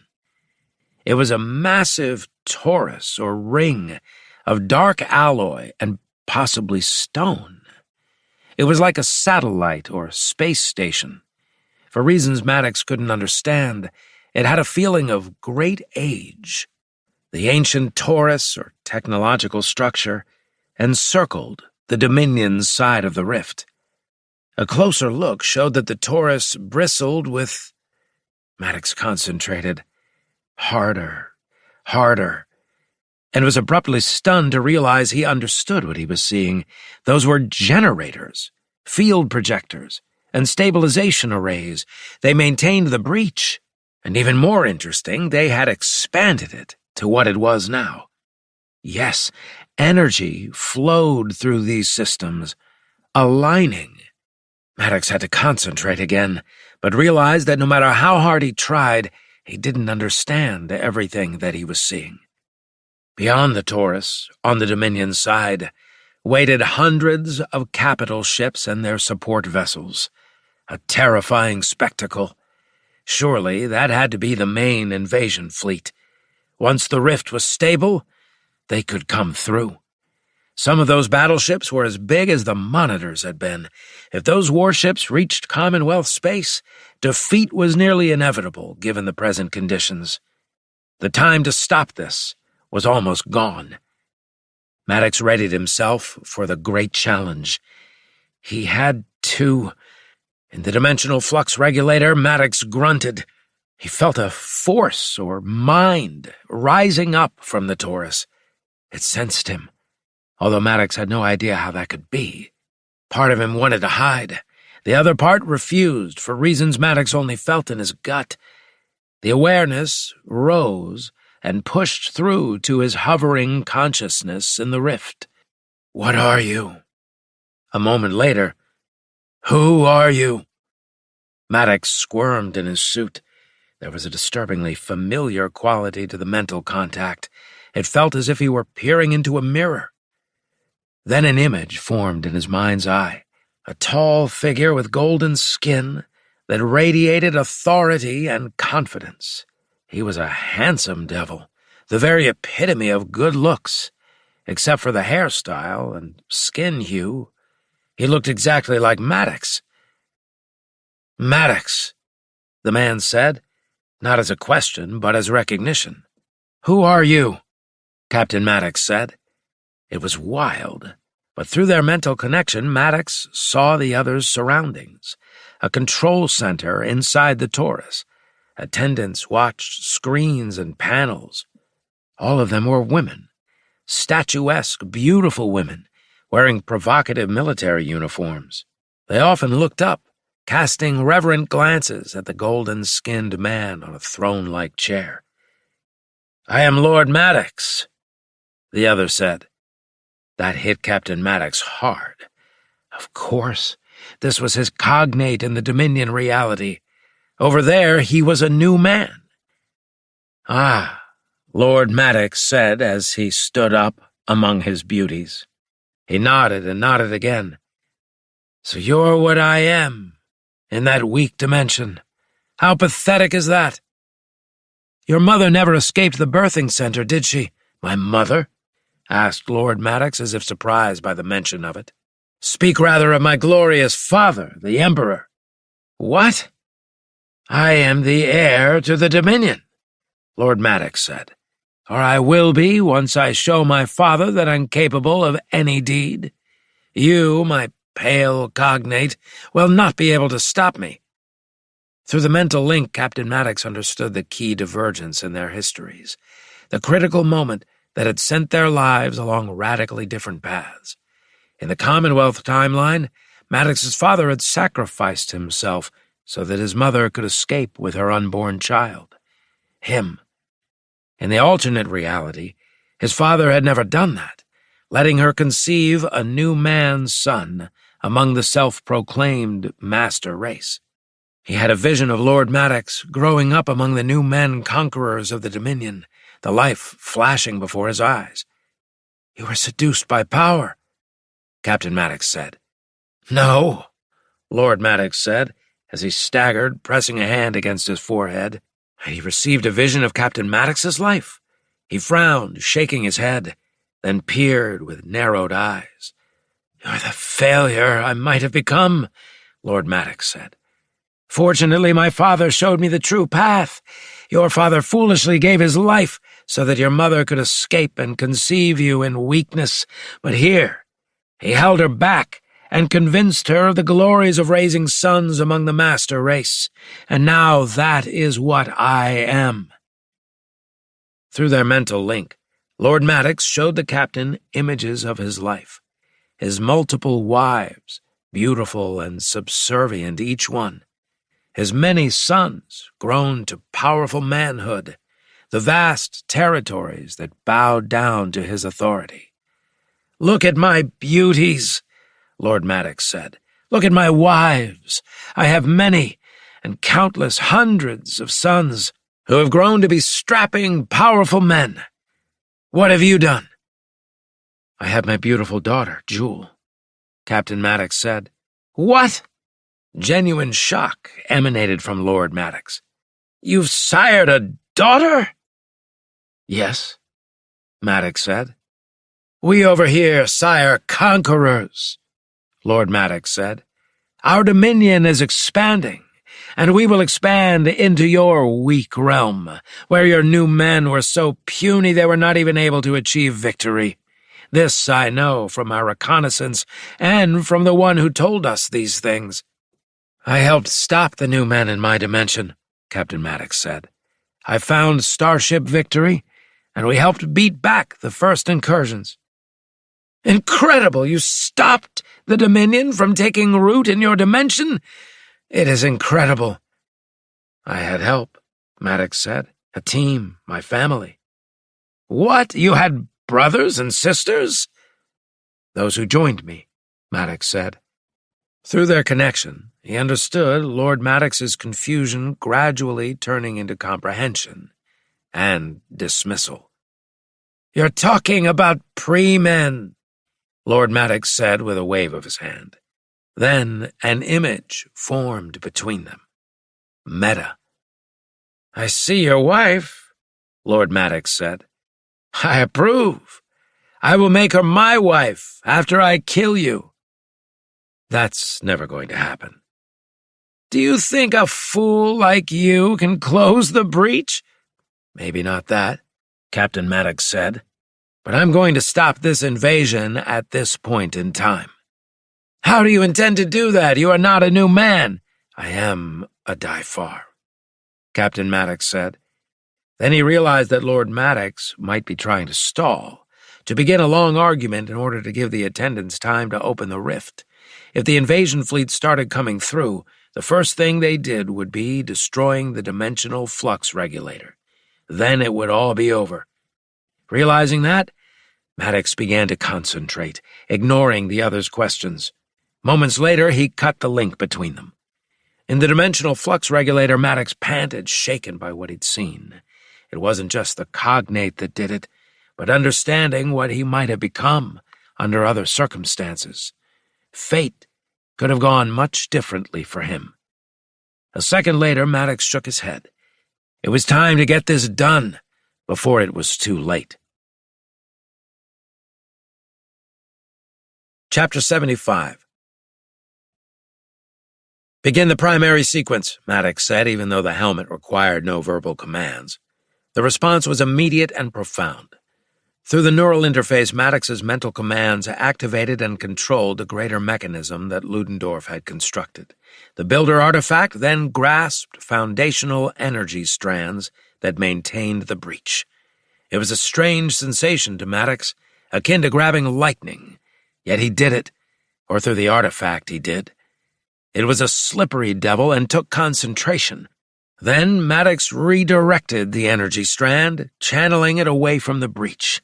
The strand's energy, hard to define in normal terms, dissipated across millions of cubic kilometers of subspace, doing so in harmless fluctuations. Maddox exhaled. He had unleashed one strand, but there were thousands remaining. Like a man who had learned to unlock his knees, he had done his first deep knee bend. It showed Maddox he could do this, but he could also do a heavier load. Maddox now extended his awareness further, and with the artifact, he grasped additional energy strands, 3, then 10, and finally dozens. He dispersed the load successfully each time. Like a man limbering up with his deep knee bends, Maddox piled on even heavier loads. He developed greater mental proficiency, his mind adapting to the strange work with unexpected facility. Through the viewport, Maddox observed the first visible effects of his efforts. The dimensional breach began to fluctuate, its edges becoming less defined as the sustaining energies drained away. Unlike a reservoir losing water, the breach's apparent size remained unchanged, while its structural integrity weakened. When the contraction finally came, it was dramatic. 1/5 of the breach's total circumference collapsed inward, the normal space-time boundaries flowing like liquid to fill the vacated space. "It's working," Maddox realized. However, through his enhanced perception, Maddox detected activity within the torus surrounding the Dominion side of the breach. That must be Lord Maddox, the new man, directing countermeasures. Then a telepathic attack struck from the other reality, using the breach as a conduit. It was a concentrated burst of mental energy directed at Maddox's consciousness. The assault carried mechanical signatures, or so it seemed to him. The telepathic assault then exposed the sender, his mind and memories, and the process that had developed the ability. In a flash of understanding, Maddox realized that in the Dominion reality, the spacers had evolved differently than from here. They had developed aggressive telepathic capabilities created through mechanical means embedded in the various adepts. They weaponized these abilities, integrating them into the Dominion's military structure as psychic shock troops.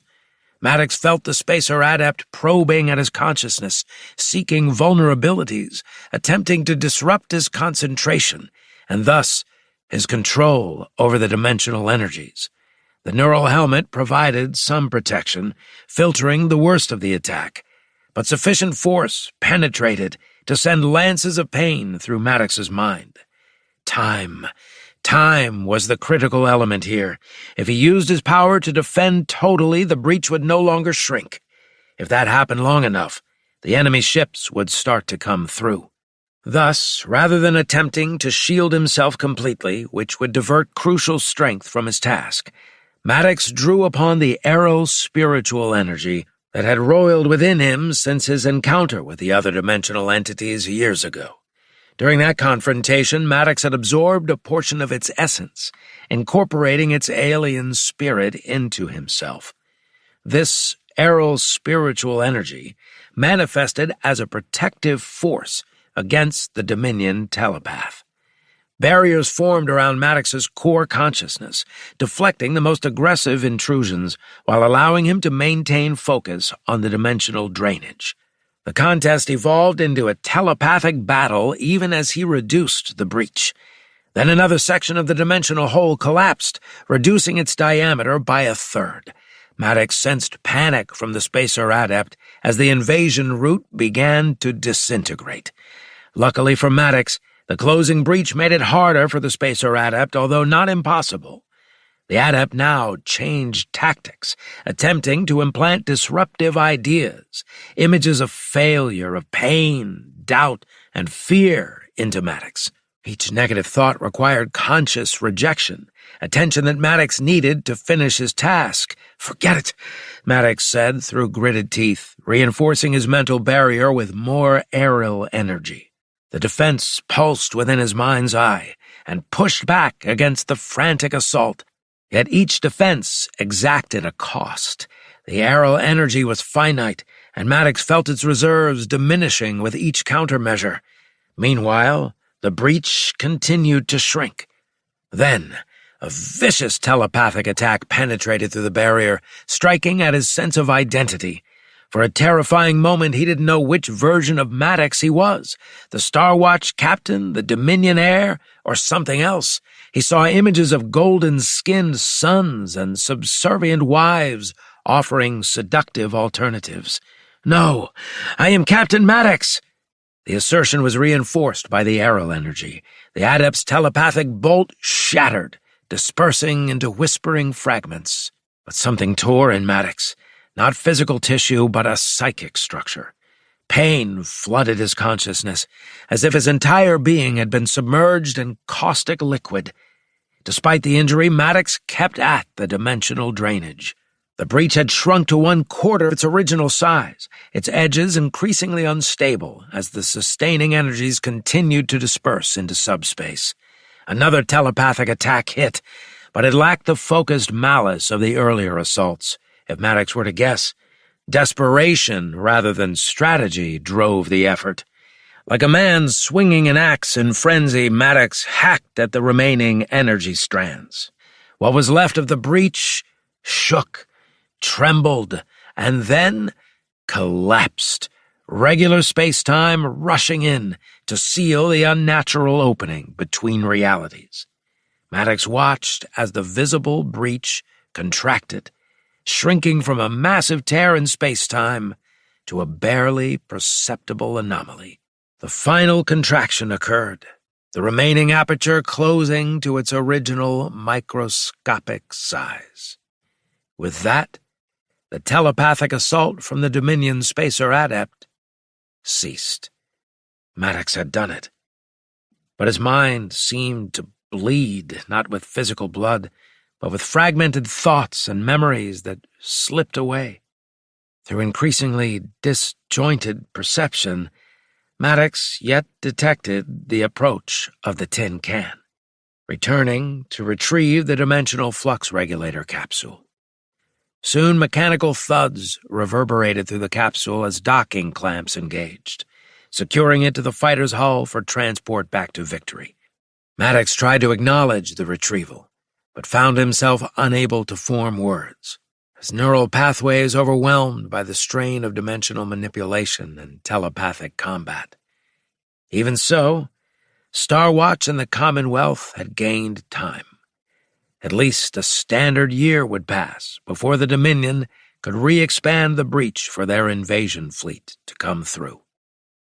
That would give Star Watch a year to prepare its defenses, a year to confront and perhaps resolve the threat of the Ninth Assault Fleet at Tau Cygni and Emperor Trehi's ambitions on the throne world. Maddox had accomplished the impossible, or rather, had once again demonstrated why spacers whispered about his die far quality. Yet as darkness claimed his consciousness, a troubling question surfaced.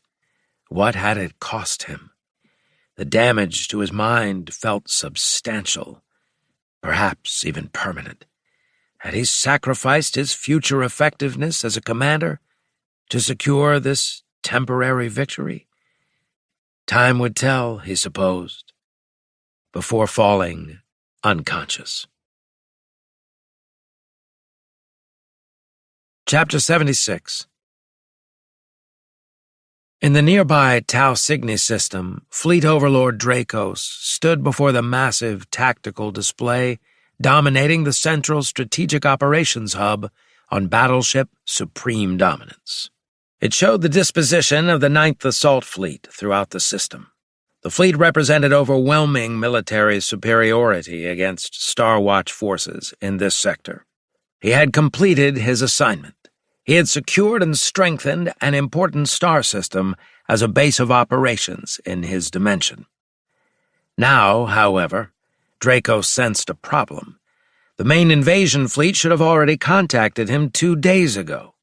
The delay was beyond the most extended time limit for the First Fleet's arrival. Overlord Renvik approached. He was the executive officer. "Superior, the window for scheduled contact with First Fleet has expired, with no communications received." Dracos waited 11 seconds before he turned to Renvik. He had been expecting this, thinking deeply on it. "This suggests one of 3 possibilities," Dracos said. "There are communication difficulties, a delay in arrival, or intervention by Starwatch forces." A subordinate might have offered meaningless assurances or optimistic interpretations. Renvik, understanding his commander's preference for factual analysis, simply nodded. "The Intelligence Division has completed its analysis of captured Commonwealth vessels," Renvik reported instead. "The findings require your attention." Dracos gestured for Renvik to continue.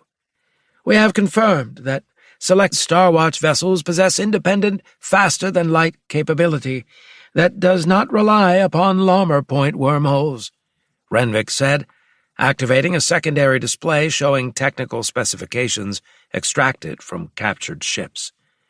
"Designation, Star Drive. Capabilities include direct space folding without fixed entry or exit points." "What is the verification status?"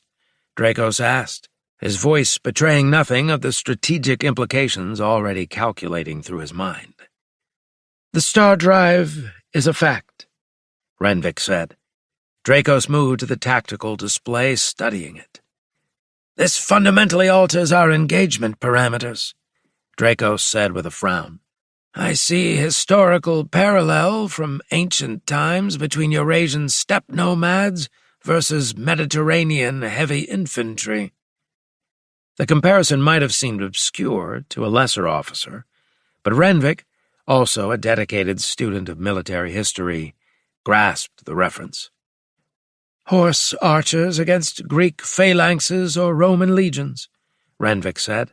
"It pitted superior mobility against superior formation strength." "Exactly," Draco said. "The nomadic horse archers could choose the engagement conditions. Attack, withdraw, harass, and destroy without confronting the main strength. This Star Drive would appear to grant Starwatch vessels similar strategic mobility." Yes, the implications unfolded. Starwatch commanders could potentially strike anywhere in Dominion-controlled space without using predictable Lammer point routes.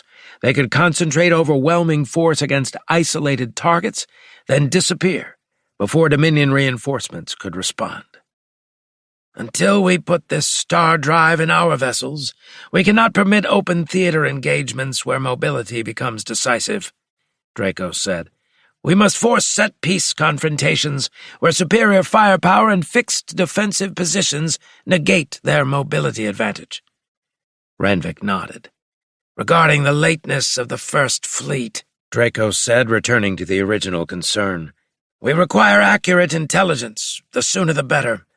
We must make a reconnaissance to the dimensional rift and see what is taking place. With this Star Drive possibility, I'll need to seed a flotilla large enough to protect itself against opportunistic Starwatch interception." "What are your parameters, Superior?" Renvik asked. Dracos considered that. A small scout force might be vulnerable to Starwatch predation, while committing too many capital ships would leave Tau Cygni undermanned. "Send 2 carriers and 3 battleships with standard escort complement," Dracos said. Task Group Venator will depart immediately, proceeding via Lomer Point networks to the Ganvit system. They are to conduct long-range sensor sweeps toward the breach coordinates. Task Group Venator, Renvik said, already entering the orders into his command tablet. Who shall lead it? Operations Officer Kelris, Draco said. His methodical approach is appropriate for the mission.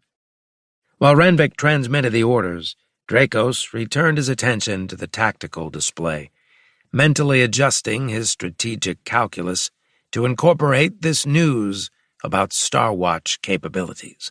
The Commonwealth's technological innovation represented a complication, not enough to threaten ultimate Dominion victory, but enough to disrupt carefully constructed timetables. Dominion conquest doctrine relied upon coordination between the main invasion fleet emerging from the dimensional breach and the 9th Assault Fleet's established beachhead in Tau Cygni. Superior, Renvik said, returning to Dracos' side. Task Group Venator is forming. Kelris estimates that the travel time to the Ganvit system will take 27 hours via the Lomer Point jumps. That is acceptable, Draco said. Implement heightened alert status for the remaining fleet elements during Task Group Venator's absence. Redistribute defensive formations according to Contingency Protocol Theta. The orders set in motion a complex reorganization of Dominion forces throughout the Tau Cygni system. Capital ships shifted positions to compensate for the temporary loss of Task Group Venator's firepower, while patrol frequencies increased along potential Starwatch approach vectors. From his command center, Dracos observed Task Group Venator detaching from the main fleet formation. The 5 capital ships, 2 Dominion carriers, and 3 battleships were surrounded by their escort screen of destroyers and missile boats. The formation accelerated toward the Lomer Point near Arn. It didn't take long until the comm officer said, Task Group Venator is commencing the Lomer Point transition sequence. The massive warships elongated as they approached the Lomer Point's event horizon, then vanished in sequence, translated across light years to the next wormhole node in their journey toward the Ganvit system. With Task Group Venator dispatched, Dracos turned his attention to contingency planning. The unexpected intelligence regarding Starwatch's star drive capability, combined with the troubling silence from the dimensional breach, implied possible complications for the Dominion's invasion timetable. Once again, Dracos addressed Renvik. Prepare comprehensive analysis of potential Starwatch interference scenarios regarding the dimensional breach. Include probability assessments and counter-response options. By your command, Superior, Renvik said. As his subordinates left to execute his orders, Dracos remained before the tactical display. The 9th Assault Fleet was merely the vanguard of the Dominion expansion into this dimension. The true invasion force, hundreds of capital ships waiting on the other side of the dimensional breach, would bring overwhelming force to bear against Starwatch resistance. If the enemy had interfered with the breach, that seemed impossible, but still within the realm of possibilities. The strategic situation required re-evaluation. The 9th Assault Fleet, while formidable, lacked the overwhelming superiority necessary to conquer the Commonwealth without heavy reinforcement. Without timely arrival of the main invasion fleet, the 9th faced protracted conflict against an enemy with greater strategic mobility and tactical flexibility than initially assessed. For now, Dracos was going to have to wait until Task Force Venator scanned the breach and then returned with the information. Dracos cracked his knuckles. It was time to relax, if he could. That would mean with one of his harem. Send me the intelligence reports once they're available, Dracos told the comm officer. Task Group Venator has priority override on messages. Yes, Superior. With that, Dracos marched out of the hub. The invasion timetable was off, but it might mean nothing. Still, it was best to take precautions until he learned more. Something could be wrong, and he needed to know what that was. Until then, he would relax with some vigorous couching with his ladies. Chapter 77. Aboard the Bismarck-class battleship Von Schlieffen, Captain Flattery was in his quarters, drinking from a bottle of Cirrus brandy. He had just started when reports came in about the dimensional rift. It was gone. Perhaps more interestingly, his chief of intelligence aboard the Von Schlieffen had heard that Maddox was in a coma. Flattery had just heard this as he brought the bottle up to his lips. He paused. The Commodore was half new man. Some geneticist's dream of what a superman should look like. Cursing, Flattery shot to his feet and hurled the brandy bottle away so that it thudded against a bulkhead. He cried out, shaking his fists. Oh, how he hated these damn new men. He hated these invaders from another dimension, if that were to be believed. They had chased him from Tau Cygni and made him look like a coward. But what had he been supposed to do with all those ships just piling out of the Lammer Point? It had unnerved him. It had unnerved many on the battleship. He had thus ordered an immediate evacuation. Save the ship, his father had always told him, and you may save your command. Lose the ship and you're either dead or cashiered for good. Flattery had run all right. His stomach had twisted as he ordered the arrest of dissenters, even putting in the brig those who told him he shouldn't do this. But he had saved the Von Schlieffen while the whole system had fallen. He had saved the other escort vessels, the destroyers and frigates. He had done that. Me, Flattery said aloud.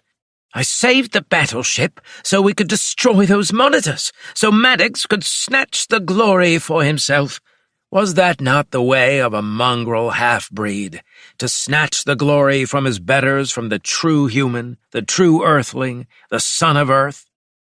Flattery rubbed his eyes. Yes, he had played sycophant to the genetic freak in order to bide his time.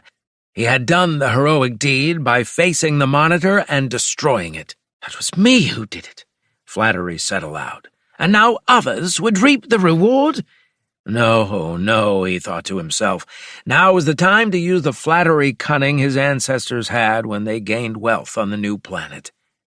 His eyes narrowed as he thought deeply. If Commodore Maddox were in a coma, I'm the highest-ranked officer left, Flattery told himself. Me. Perhaps there was a way to snatch victory from the jaws of defeat. Flattery sat there, wanting to drink more, but knowing that his mind needed to be sharp. He was starting to see how this might work. He could rid himself of those who knew too much and keep his flotilla instead. As he thought deeply, word came of the Dominion vessels, 2 carriers, 3 battleships, and support vessels. They were at the edge of the Ganvid system, heading toward the destroyed or collapsed rift. Flattery grinned tightly. He knew then that fortune had placed this in his hands, the family star. He had read long ago about Napoleon Bonaparte, a conqueror of old Earth who had followed his star. In the end, it had led to the man's demise, but until then, Bonaparte had been one of the greatest conquerors in human history. And my star, Flattery thought, left me when I fled from orbital on. But he had saved his vessel where others had died. He had even heroically led the battleship in the charge against the monitors. 5 of them. They were all gone now. His battleship had taken vast damage because he had led from the front, shield to shield against the hated enemy. From the defector he had learned the enemy didn't have a star drive jump. Neither did the Von Schlieffen, of course. Victory and the fast cruisers did. This was the moment to take charge and grab his destiny, his fate, the star, if you will, in his hands. I am the logical choice as flotilla commander. Now Flattery lurched to a comm unit and summoned 2 Marine officers who would follow him into the fire. They were humanity ultimate devotees. He would bring 1 other officer to obscure that part of his plan. Flattery rubbed his hands together, and then he burst out of his quarters and rushed down the corridor, shouting for a shuttle to be readied. "I have to go to Victory this instant," he said. As he rushed through the corridors, he knew that now was the time to grab command, rid himself of the traitors and those who would hold him back. He had brilliance. Had he not seen to run when everyone else tried to stand? Had he not known that would save his battleship for the decisive engagement? Had he not shown that when it counted, when it mattered most, he stood toe-to-toe against superior enemy vessels? 5 monitors were gone because of what he had done. Or at least, in his tortured mind, that was what Flattery was telling himself. This was the moment to show all who followed the genetic freak what a true human with resolve and daring could do. Yes, this was the moment to strike back and regain his lost star. Chapter 78. Aboard Victory, hurrying from the medical facility where Maddox lay in a coma, Lieutenant Commander Valerie Noonan entered the conference chamber. She found Ludendorff, Meta, and Gallion on one side of the large table. Captain Flattery sat at the head, Maddox's customary place. Flanking him were 3 officers from the von Schleifen, 2 of them Marine officers. Before Valerie could initiate the meeting, Flattery, his eyes bloodshot, rose to his feet. "Lieutenant Commander Noonan," he said, "as Commodore Maddox is incapacitated, I am assuming command of the flotilla effective immediately, under Section 47 Alpha of the Star Watch Military Code. It grants command authority to the senior officer present when the normal chain of command is disrupted by combat conditions." The chamber fell silent. Valerie maintained her composed expression, moving to the other end of the table. Her mind raced through regulatory implications and potential responses. "What do you intend to do?" Ludendorff blurted at her. Flattery's red-eyed gaze shifted to the Methuselah man. "That is not your purview, civilian. You are here to obey." "Well, sir," Ludendorff said, scowling, "I don't know that we on Victory recognize your authority." "You are not in the line of command," Flattery said, dismissing him with a wave of his hand. "You have nothing to say about this old man." Before Ludendorff could escalate further, Valerie tapped the table surface, drawing attention back to her. "Captain Flattery," she said. "With respect, I believe we should clarify your operational intentions before formalizing the command transfer." Flattery's eyes narrowed. "Commander, do I need to dismiss you from duty and place someone in charge who will obey lawfully given orders?" Valerie believed in proper military hierarchy and protocol. Her entire career had been built upon such discipline. Yet something about Flattery triggered warning signals honed through years of serving under Maddox. "What do you intend to do about the approaching Dominion force?" she asked, sidestepping his threat. "That is not an issue for discussion," Flattery replied sharply. "Well, it might be," Valerie said, surprising herself with her own boldness. "What do you intend to do? I need to know." Flattery hesitated, perhaps recognizing that completely shutting down the question might alienate potential allies among Victory's senior staff. With visible reluctance, he outlined his plan. "You will use Victory and the 2 fast cruisers to conduct harrying attacks against the Dominion force until we drive them off," Flattery said, his tone suggesting this should be obvious. "We cannot let them discover what has happened to the dimensional rift. We must keep them ignorant so we can maintain tactical surprise. Surprise is often the handmaiden to victory." "That may be," Valerie said, "but Victory and 2 fast cruisers would be seriously outgunned by 2 carriers, 3 battleships, and their support units." "We do what we must at times like these," Flattery said, dismissing her concern with another hand wave. Valerie eyed him, and it looked like she might be getting angry. "And what will you be doing while we make these suicidal assaults?" "Readying the rest of the ships for what needs doing in case you fail," Flattery said. "I see. In other words, you'll be sending us into the heart of battle while you stay safely in the rear. That strikes me as familiar. Blood rushed to Flattery's face. He breathed hard several times and finally said loudly, "That is enough! I hereby relieve you of command under Section 47 Alpha, Paragraph 12, for insubordination during combat operations."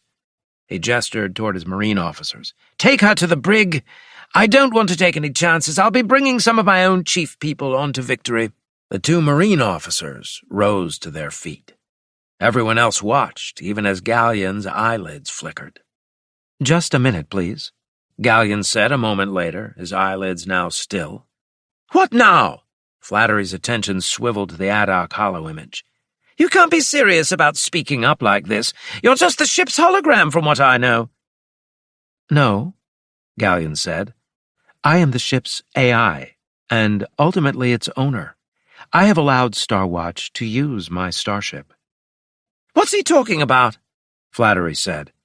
"Ask him," Valerie said. "He does not need to," Galleon said. "I will explain. Captain Flattery, you are threatening to put Lieutenant Commander Noonan in the brig and invoke Section 47 Alpha, even though we know that is not what Commodore Maddox would want." "How do you know what Maddox wants?" Flattery said.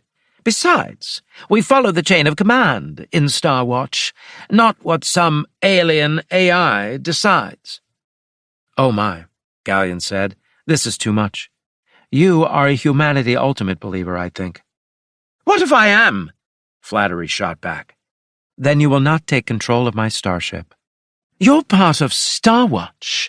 You will obey regulations." "No." Galleon's image floated closer to Flattery. "I previously informed Lord High Admiral Haig that I would not allow my ship to be used if Captain Maddox was not at the helm." "Captain Maddox is incapacitated, you dolt!" Flattery shouted. "I realize that," Galleon said. "It also does not matter. I will not relinquish command of victory to you, as you are psychologically unfit for your duties." Flattery rose from his seat, pointing a finger at Galleon. "I order your deactivation. Security, fire on this hologram." "I would not do that if I were you," Galleon said. "I'm ordering it!" Flattery shouted. "Fire!" One of the Marine officers, a thin-faced lieutenant with hard eyes, drew his sidearm and fired at Galleon.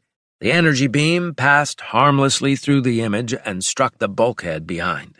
In response, Galleon dissipated, only to reappear within the gunman's personal space. Before anyone could react, a visible electrical discharge emanated from Galleon. The Marine convulsed before collapsing unconscious to the deck, his hand weapon thudding and clattering. Galleon floated out of the Marine. "This is mutiny!" Flattery shrieked. Galleon shook his head. "I can see by my psychological profile of you that you have gone over the deep end, Captain. I am hereby relieving you of duty." "You have no authority to do that!" Flattery's hand moved toward his sidearm. Galleon floated over and merged with Flattery. An electrical discharge coursed from Galleon and through the captain. Flattery's eyes rolled back as his knees buckled, sending him sprawling to the deck in an ungraceful heap. The chamber fell into shocked silence. Flattery's remaining officers stared at their unconscious superior. "Valerie," Galleon said, "I believe you are now the highest-ranking officer present. Is that not so, according to Starwatch regulations?"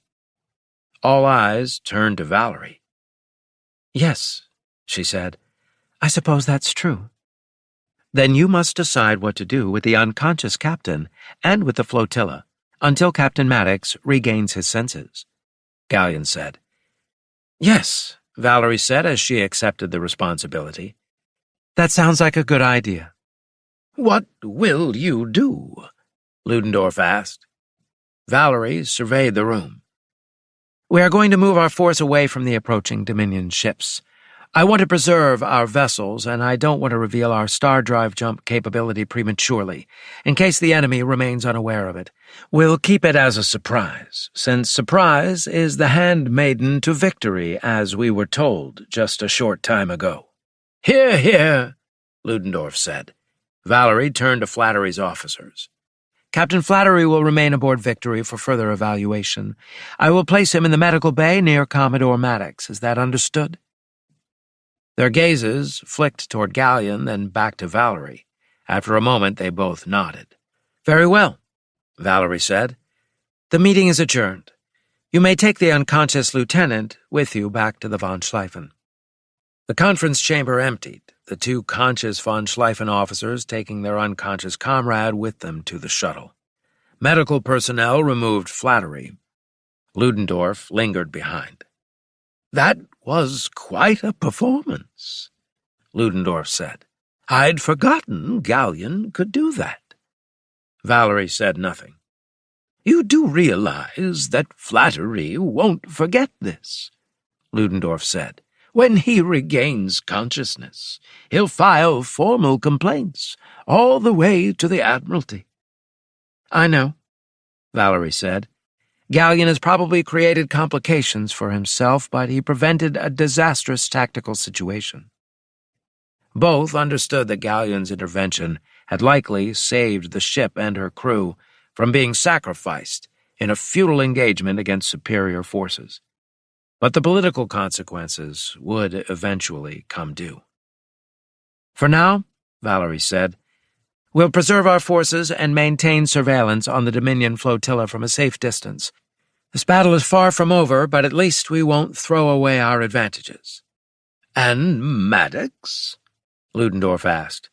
"We hope he comes back to his senses soon," Valerie said. With that, she concluded the discussion and headed for the bridge. Would Starwatch view her actions as justified preservation of crucial military assets, or as dangerous insubordination that set a precedent?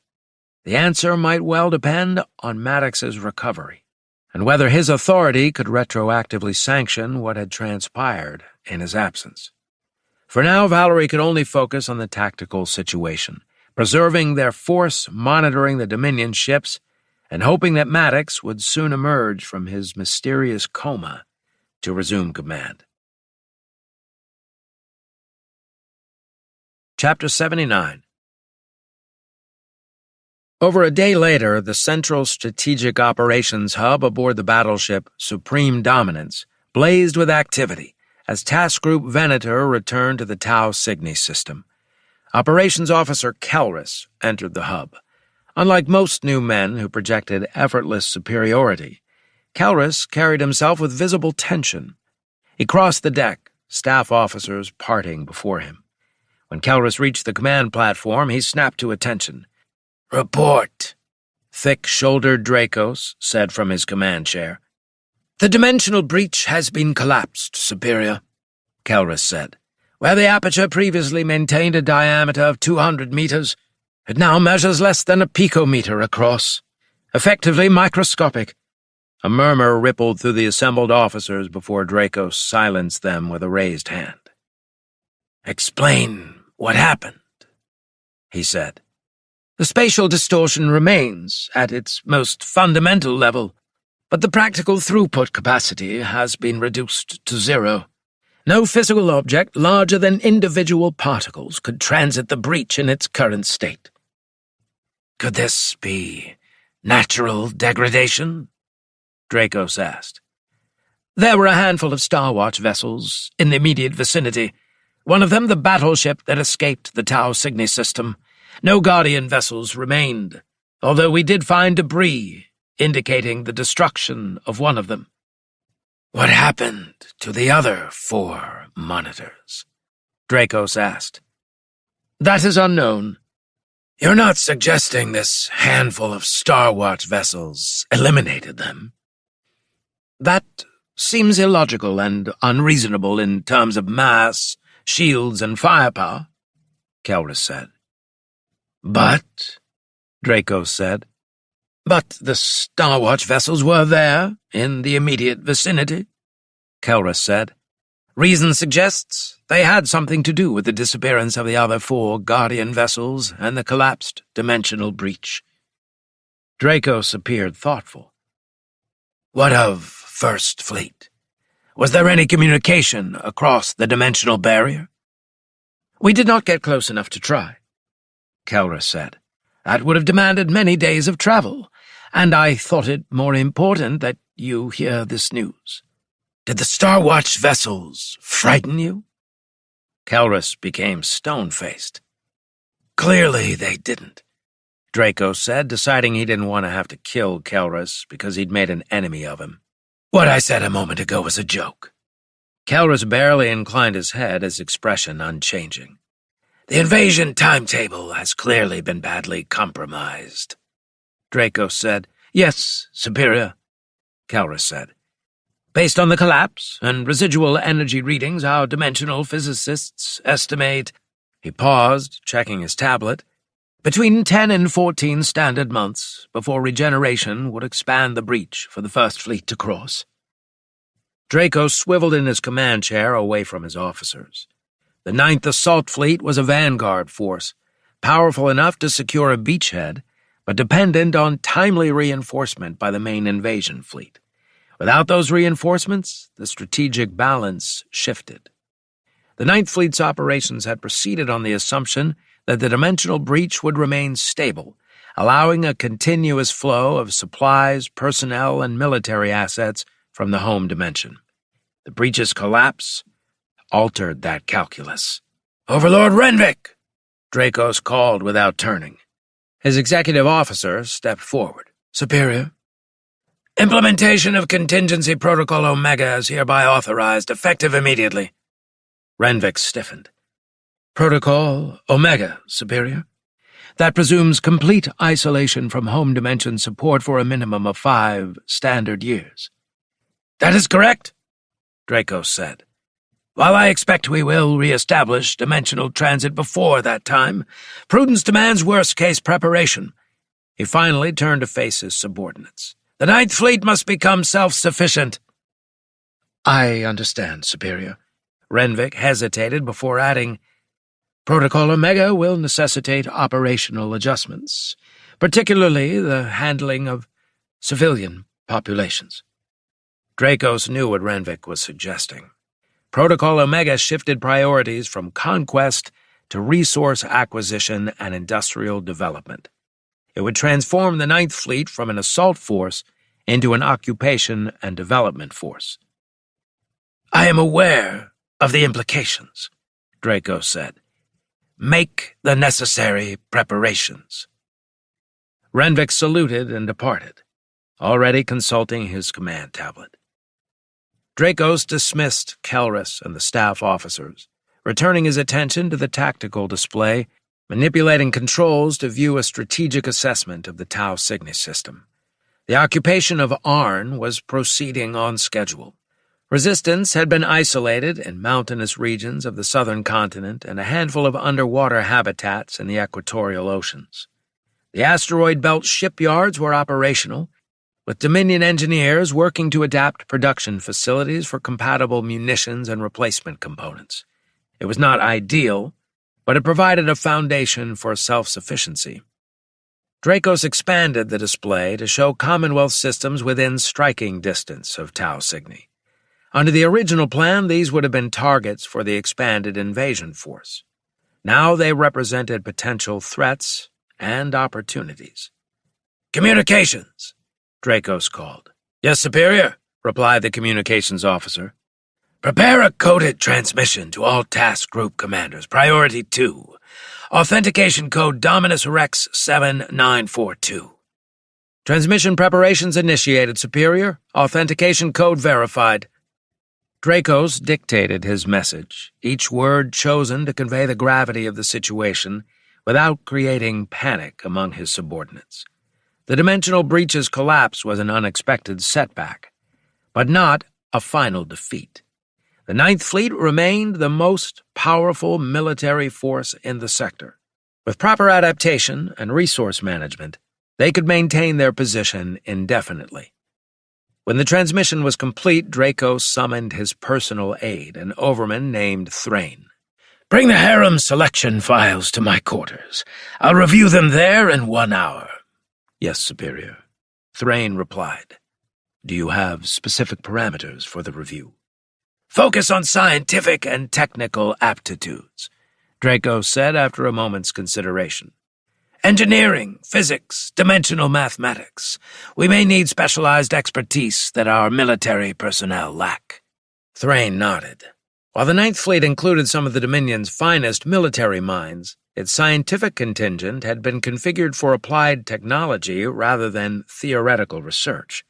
If the fleet needed to develop new dimensional transit technology using only local resources, those with relevant expertise, even among the harem women, would become valuable assets. Dracos returned to the command chair, settling his stocky frame into the form-fitting contours. On the main viewer, Arn rotated serenely, its blue-green surface marred by dark blotches from ongoing pacification efforts.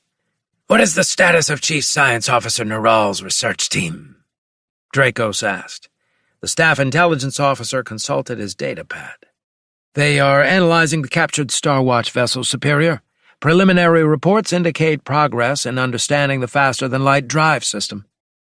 Dracos nodded. The star drive capability represented a game-changer. Once the immediate concerns had been resolved, Dracos turned his thoughts to broader considerations. The Commonwealth would inevitably attempt to retake Tau Cygni. Their reluctance thus far suggested they were still marshalling forces, perhaps recovering from the Leviathan War that intelligence had mentioned before the invasion. That gave the Ninth Fleet a window of opportunity, time to entrench more, to adapt. There was another factor to consider, one that the Intelligence Division had flagged during the initial reconnaissance. The new Men Empire native to this dimension centered around the so-called Throne World. Unlike their Commonwealth enemies, the Throne World had largely preserved its strength during the Leviathan conflict, maintaining a defensive posture while others fought and died. They represented both potential ally and rival, opportunity and threat. "Intelligence Division," Draco said. The intelligence officer stepped forward. "Superior, prepare a comprehensive assessment of the Throne World new men of this dimension. Focus on military capabilities, political structure, and likely response to our presence. I want to know if Emperor Trehi is a potential ally or enemy." "Yes, Superior." Dracos rose from the command chair, having made his immediate decisions. "I will be in my quarters. The scientific team will meet me there for briefing. Maintain readiness throughout the fleet."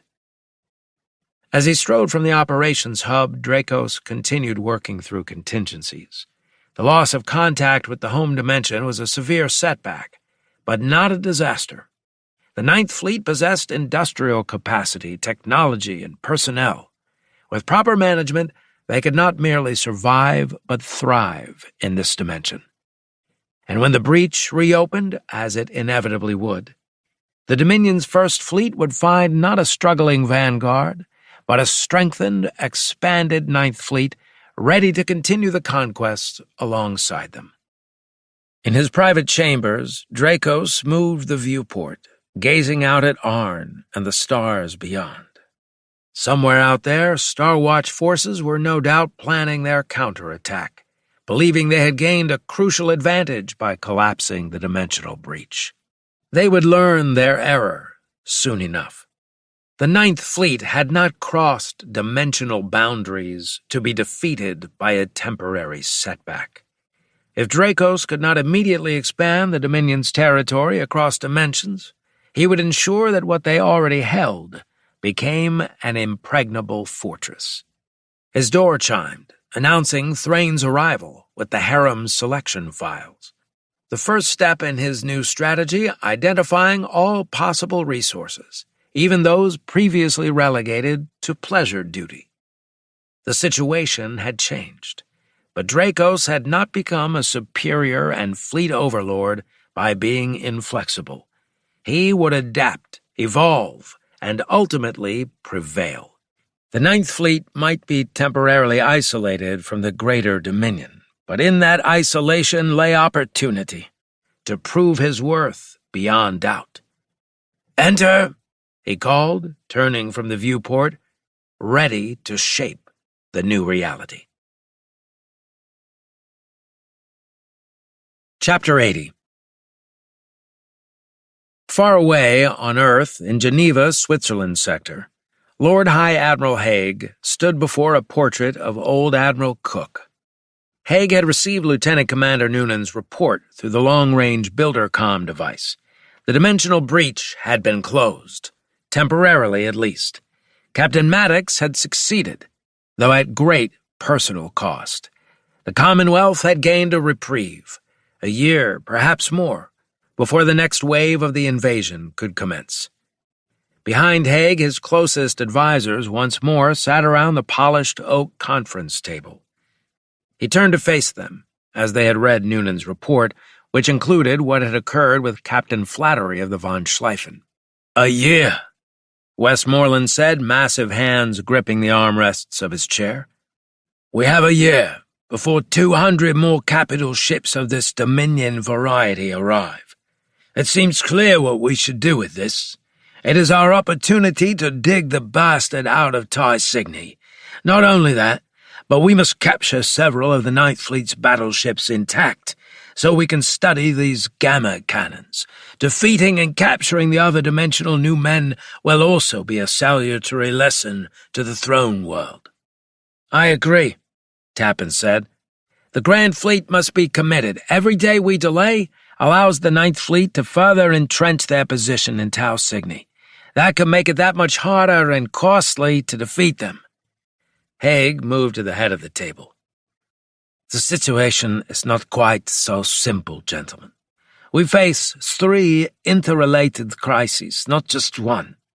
First, we have the Tau Cygni occupation. If it were just that, yes, go in and smash them with overwhelming force. But we have the second situation of Emperor Trehi's reaction to the interdimensional new men. That remains unknown, but potentially a hostile problem. Third, of course, is the continued threat of the dimensional breach reopening in approximately 1 standard year. What happens if the Dominion figures out a way to reopen the breach in 5 weeks, perhaps?" Admiral Lee raised his hand. "There are also internal political considerations, Lord High Admiral. That could make all of this rather sticky." "Indeed," Haig said. "That brings us to a rather unpleasant matter. Perhaps, Admiral," Haig nodded to Lee, "this is what you're referring to." Haig activated a display showing a transmission received that morning. The hologram revealed a stern-faced woman in formal civilian attire, Priscilla Gupin, the newly appointed Commonwealth Security Minister and prominent advocate of the Humanity Ultimate Doctrine. "Lord High Admiral," Gupin's recorded image said, her voice crisp with authority, "the Security Council requires your attendance at an emergency session scheduled for 1400 hours today. Recent events at the Tau Cygni sector have raised serious concerns regarding Star Watch deployment protocols and command structure. Specifically, the granting of Field Commodore rank to Captain Maddox, a known genetic hybrid, and the subsequent assumption of command by Lieutenant Commander Noonan following Maddox's incapacitation, superseding the authority of Captain Flattery." The recording continued, outlining additional irregularities that the Security Council intended to investigate. The message concluded with thinly veiled threats about command accountability and structural reorganization if satisfactory explanations were not provided. Haig wondered which of his advisers had informed Security Minister Gupin about Noonan and Flattery. He suspected Tappan, but wasn't sure and didn't want to question the man about it. Haig preferred learning about it in a roundabout manner. Who else could have known, though? He had only learned about it a day ago from Commander Noonan. That meant his 3 advisers, and possibly some of their closest staff, had likely learned of the event as well. "I believe the Security Minister raises valid concerns," Westmoreland said. "That goes without saying," Tappan said. "How so?" asked Haig. Tappan appeared surprised by the question. "Minister Gupin understands the fundamental risks of placing genetically questionable individuals in critical command positions. The Tau Cygni situation with invading new men has only reinforced what many of us have long maintained. Genetic modification presents inherent security vulnerabilities. Haig frowned. That all sounded rather pompous and vague. Particularly troubling is Commander Noonan's circumvention of the chain of command, Tappan added as he frowned at Haig. Captain Flattery, whatever his tactical limitations, was the proper successor to command. Haig cleared his throat. I put Maddox in command of the flotilla. Do you say that was a mistake? Tappan opened his mouth to answer. Because if you do, Haig said quickly, I'd like to know who else could have collapsed the breach. Commodore Maddox pulled a military rabbit out of the hat for Starwatch. Certainly, that was a fortunate outcome, Tappan said. No one is questioning that. Perhaps Maddox provided a true service to Starwatch with the act. I'd say without a doubt he did, Haig said. Yes, Tappan said, clearing his throat, appearing to think a moment until he brightened. However, does Maddox's success justify the procedural violations by Commander Noonan? Minister Goupin is correct to pursue implementation of Directive 87. Genetically questionable personnel simply cannot be trusted with command authority, regardless of individual service records. Haig blinked several times, perplexed by the answer. It seemed convoluted and contrived. Then he thought about something else. Commodore Maddox isn't the only one involved with Directive 87, Haig said. We have other captains, and above, with some degree of genetic alteration. He had been about to say improvement, but that wouldn't have gone over well. Removing them all could weaken our operational capabilities at a critical moment. Tappan glanced at the others before smoothing his mustache. In light of the interdimensional new men, I believe Directive 87 is a necessary adjustment. Better to reorganize now than face potential betrayal when the next wave of Dominion invaders arrives. The parallel dimensions conquest by their new men serves as a stark warning to us. We must ensure our Commonwealth doesn't suffer the same fate as theirs. Haig leaned back in his chair, troubled by the growing gap between his evolving perspective and his advisor's hardening stance.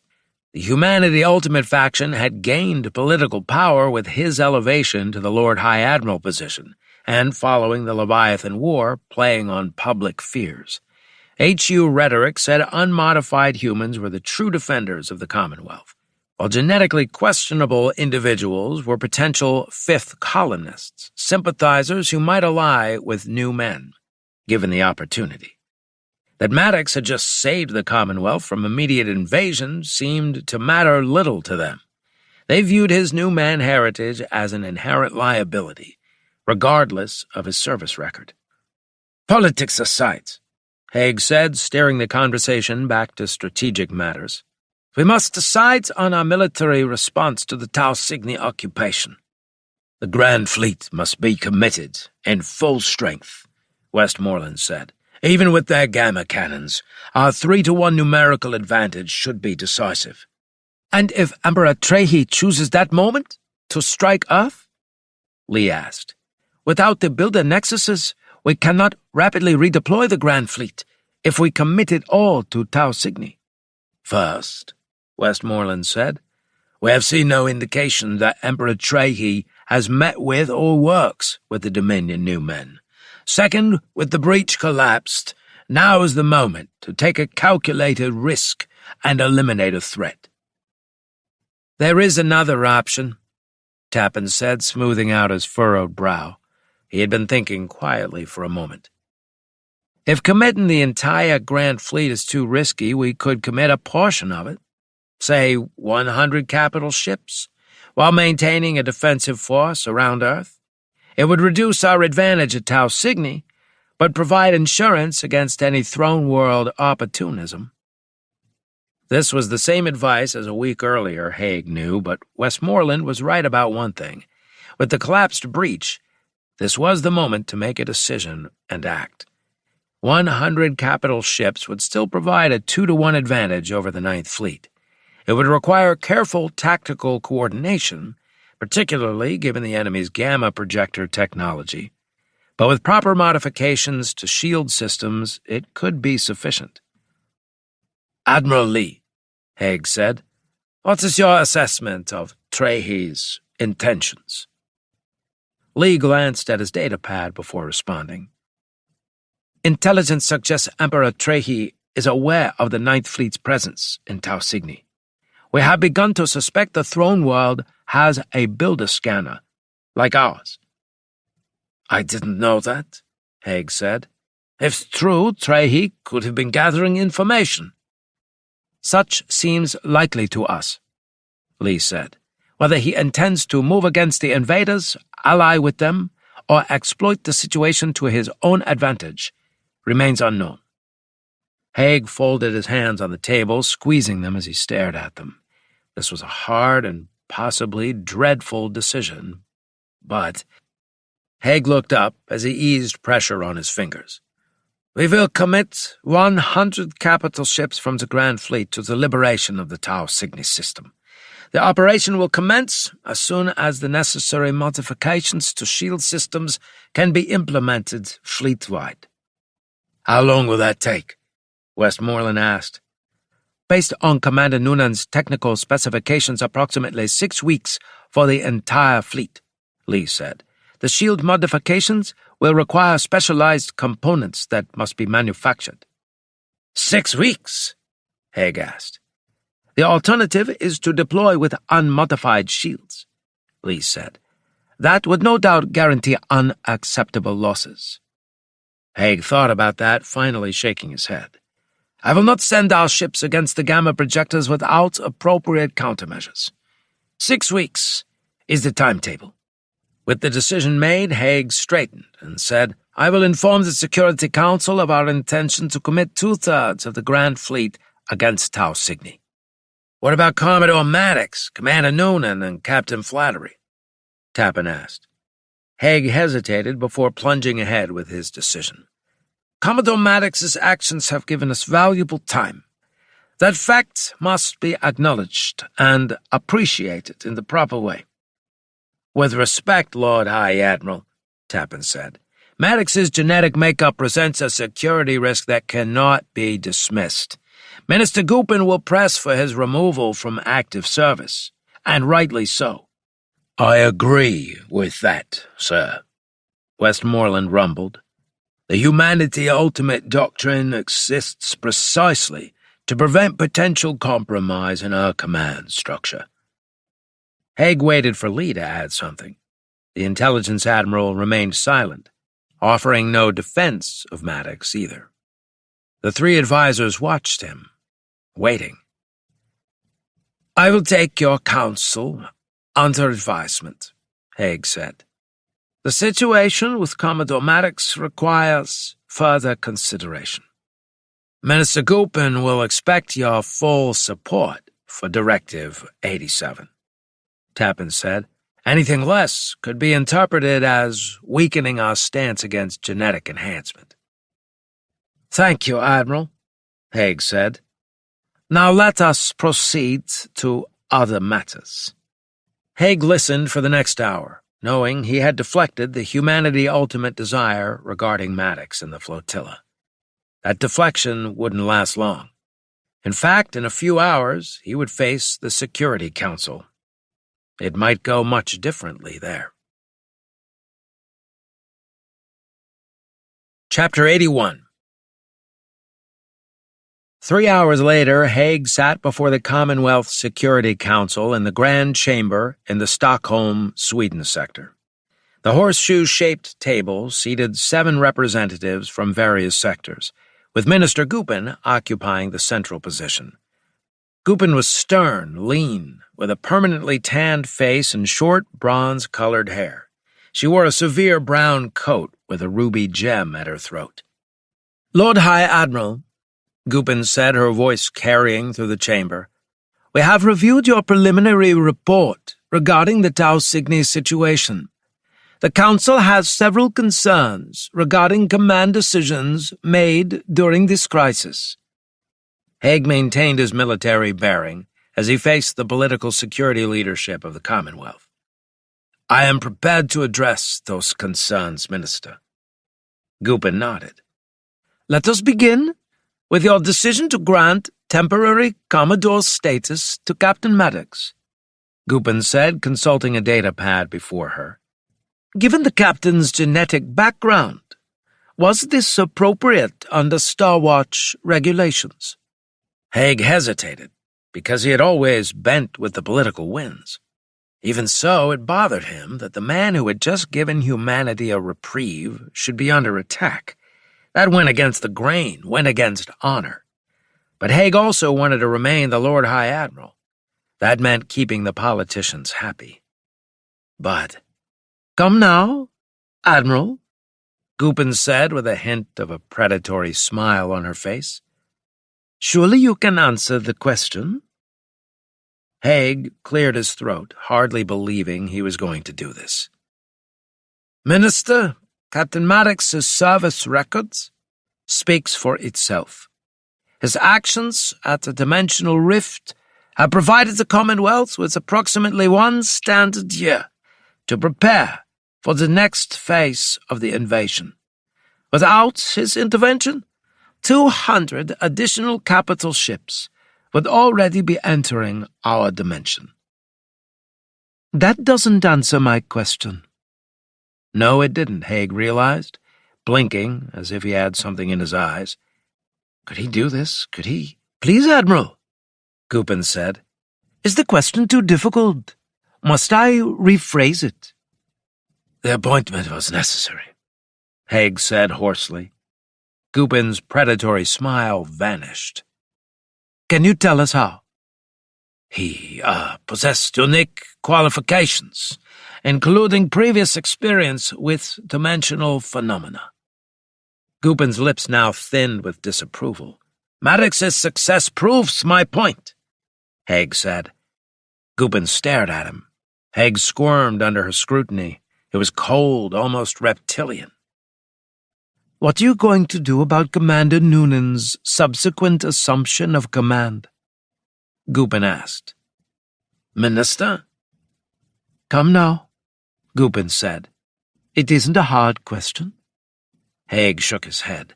"As commander of Battleship von Schleifen, Captain Flattery was the senior officer present after Commodore Maddox's incapacitation," Gupin said. "Yet somehow he ended up in the brig. Can you explain that?" Haig felt sweat on his brow. This was stupid sticking up for Noonan. It might be a bridge too far. Feeling faint, he told himself that if he was going to be the Lord High Admiral, then he needed to learn to stiffen his spine.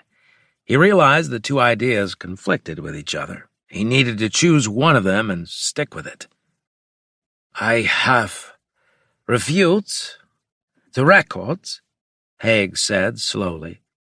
"Lieutenant Commander Noonan acted appropriately under the circumstances." "How can you possibly spout such drivel?" Gupin said contemptuously. Haig felt his eyes bulge. "The commander's actions were in clear violation of regulations," Gupin said. "No." "You dare to tell me no?" Gupin said. Haig gulped down air before saying, "Captain Flattery had demonstrated questionable tactical judgment during the Tau Cygni evacuation. His mental stability was sufficiently compromised that Victory's AI judged him unfit for command." "The ship's AI? Surely you can't be serious." Haig opened his mouth, but this time no words came out. Gupin leaned toward him. "Are you suggesting that an artificial intelligence, an alien one no less, superseded the established chain of command?" Haig used a sleeve to wipe sweat from his brow. If he backed down now, he'd know he was a moral coward. They would all know he'd been a coward. He had to brazen this out, right? Haig wished he hadn't taken this route, but he had. Just do this, he told himself.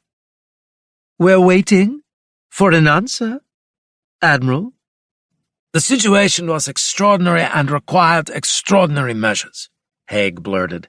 A murmur rippled through the council members. Even those not aligned with Humanity Ultimate appeared troubled by the implications of an AI intervening in command decisions.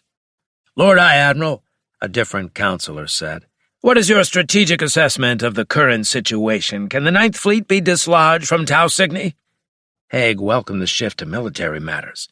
"Yes, Councillor, I have authorized the deployment of 100 capital ships from the Grand Fleet to liberate the Tau Cygni system. Preparations are underway, with an estimated departure in 6 weeks." "6 weeks?" Gubin exclaimed. 2 billion Commonwealth citizens are under occupation, and you propose to wait 6 weeks before mounting a response? "The Ninth Fleet possesses advanced weapons technology that renders shield systems ineffective," Haig said. "The 6-week timeline allows for fleet-wide implementation of modified shield harmonics that will provide our vessels with crucial protection. The technical specifications for these modifications were provided by a defector from the other dimension," Haig said, "and refined by Professor Ludendorff aboard Victory. Without these modifications, we would suffer too many losses in any engagement with Dominion forces." Another councillor spoke up. "What about the Throne World, Admiral? Has Emperor Trehi made any moves, suggesting alliance with these dimensional invaders?" "Intelligence reports no direct contact between Throne World and Dominion forces," Haig said. The security briefing continued for another 2 hours, with Haig fielding questions ranging from tactical assessments to logistical concerns. Through it all, Minister Gubin maintained her hostile posture, repeatedly questioning decisions that involved Maddox, Noonan, or Gallion. When the session concluded, Haig found himself mentally exhausted from the political maneuvering and his uncharacteristic daring. The military challenges of liberating Tau Cygni seemed straightforward compared to navigating the ideological minefield of Commonwealth politics. As Haig departed the chamber, Admiral Lee fell into step beside him. Lee had been sitting to the side, the only aide Haig had brought to the meeting. "Minister Gubin's request to review all command assignments within Starwatch is aligned with our long-standing position. The implementation of Directive 87 would strengthen our security." Haig's jaw tightened, but he didn't respond. "The Council appears receptive to Directive 87, Lee said. 3 members have already expressed support. If you were to add your endorsement, the measure would likely pass in the next session." Haig halted in order to face his intelligence chief. "I don't disagree with all that, but the timing concerns me. This isn't the time for witch hunts that could disrupt operations." Lee's expression revealed nothing. "Admirals Tappan and Westmoreland believe the security implications outweigh the operational inconvenience. Genetically altered personnel represent a clear vulnerability, especially given the genetic similarity to the dimensional invaders." Haig stared at Lee. "Is that your assessment as my intelligence chief?" Lee didn't answer right away. When he did, he said, "Maddox was effective out there, just as he has been in the past. Without him, maybe we should wait to implement Directive 87. "It sounds like you're evading the question." Lee said nothing to that. After a moment, Haig resumed walking. Lee did the same. Haig was troubled by the widening gap between his views and those of his staff. For years, he had championed the Humanity Ultimate position. Now, faced with the reality of Maddox's sacrifice, he found himself questioning certain assumptions. "The next formal council session is in 2 weeks," Lee said. "Gubin is pushing for an emergency vote. Your position will be crucial in determining the outcome." Haig nodded absently, still processing his unexpected internal resistance to a doctrine he had long supported. The next 6 weeks would be critical, not just for the liberation of Tau Cygni, but for the future direction of the Commonwealth. The invasion had become the crucible where ideological conflicts would finally be resolved. Lee glanced at him. Haig said nothing. After a few steps, Lee raised his eyebrows. Haig wondered if Lee was reassessing his chief. Maybe it was time for Haig to reassess himself and his beliefs. Haig shook his head, surprised that maybe an old dog like him could learn new tricks. One thing was certain, the next few weeks would be tough. And after that... Haig chuckled. Lee looked at him again. Haig didn't say anything more, and soon the two admirals headed outside for their air car. Chapter 82. Far away on the library planet, Golden Ural stood before the great screen. The Supreme Intelligence's green head with tentacles for hair appeared on the screen, observing him with an inscrutable expression. "I am pleased to see you have recovered fully," the Supreme Intelligence finally said. "Your actions were instrumental in purging the Arda-Zero virus from my systems." "Thank you," Ural said, inclining his head. "I was merely fulfilling my duty to the Builders and their legacy." "Indeed." The Supreme Intelligence was then silent for a time. Until... "I have been monitoring developments since the dimensional rift collapsed. There are new complications arising." "What are they?" The green head disappeared, showing instead the space near the Tau Cygni system. 3 triangular vessels moved in formation, their distinctive shapes unmistakable to anyone familiar with Throne World technology. "Star cruisers," Ural said. "It appears that my cousin the Emperor has sent vessels to Tau Cygni." "Not just vessels," the Supreme Intelligence said. "The Central Star Cruiser carries Chancellor Akon of the Throne World. This appears to be a diplomatic mission." The display zoomed in on the lead vessel, highlighting the energy signatures and defense systems. "When did they depart from the Throne World?" Ural asked. 5 days ago, the Supreme Intelligence said. "They will reach Tau Cygni in approximately 30 hours using their current path of travel." "Trehi must be seeking an alliance with the Dominion New Men." "That is my assessment as well," the Supreme Intelligence said. "I suspect that Chancellor Akon carries formal proposals for cooperation." "This could change the war," Ural said. 2 new men powers, each with distinct technological advantages, united against the Commonwealth. The Supreme Intelligence shifted the display to show the collapsed rift. "There is one factor Emperor Trehi likely does not yet comprehend. The breach is presently inoperative. The Ninth Fleet is isolated from reinforcement for approximately 1 standard year, maybe more." Ural nodded. The display shifted again, returning to the star cruisers. "However, even without the main invasion fleet, an alliance between the Throne World and the Ninth Fleet represents a dire threat to the Commonwealth.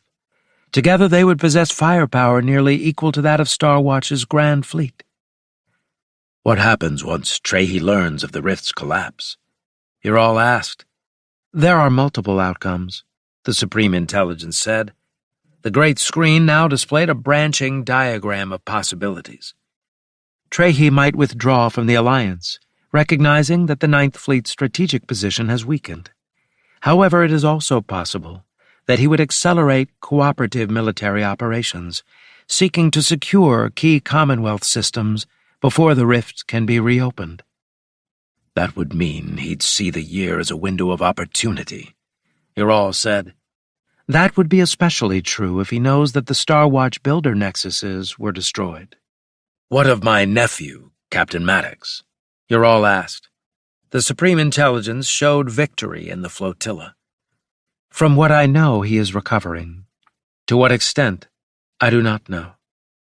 "Has the Grand Fleet left the solar system yet?" "No. The operation is scheduled to commence in 6 weeks, following fleet-wide shield modifications." Ural nodded. "That gives Trehi time to establish cooperation with the Dominion forces."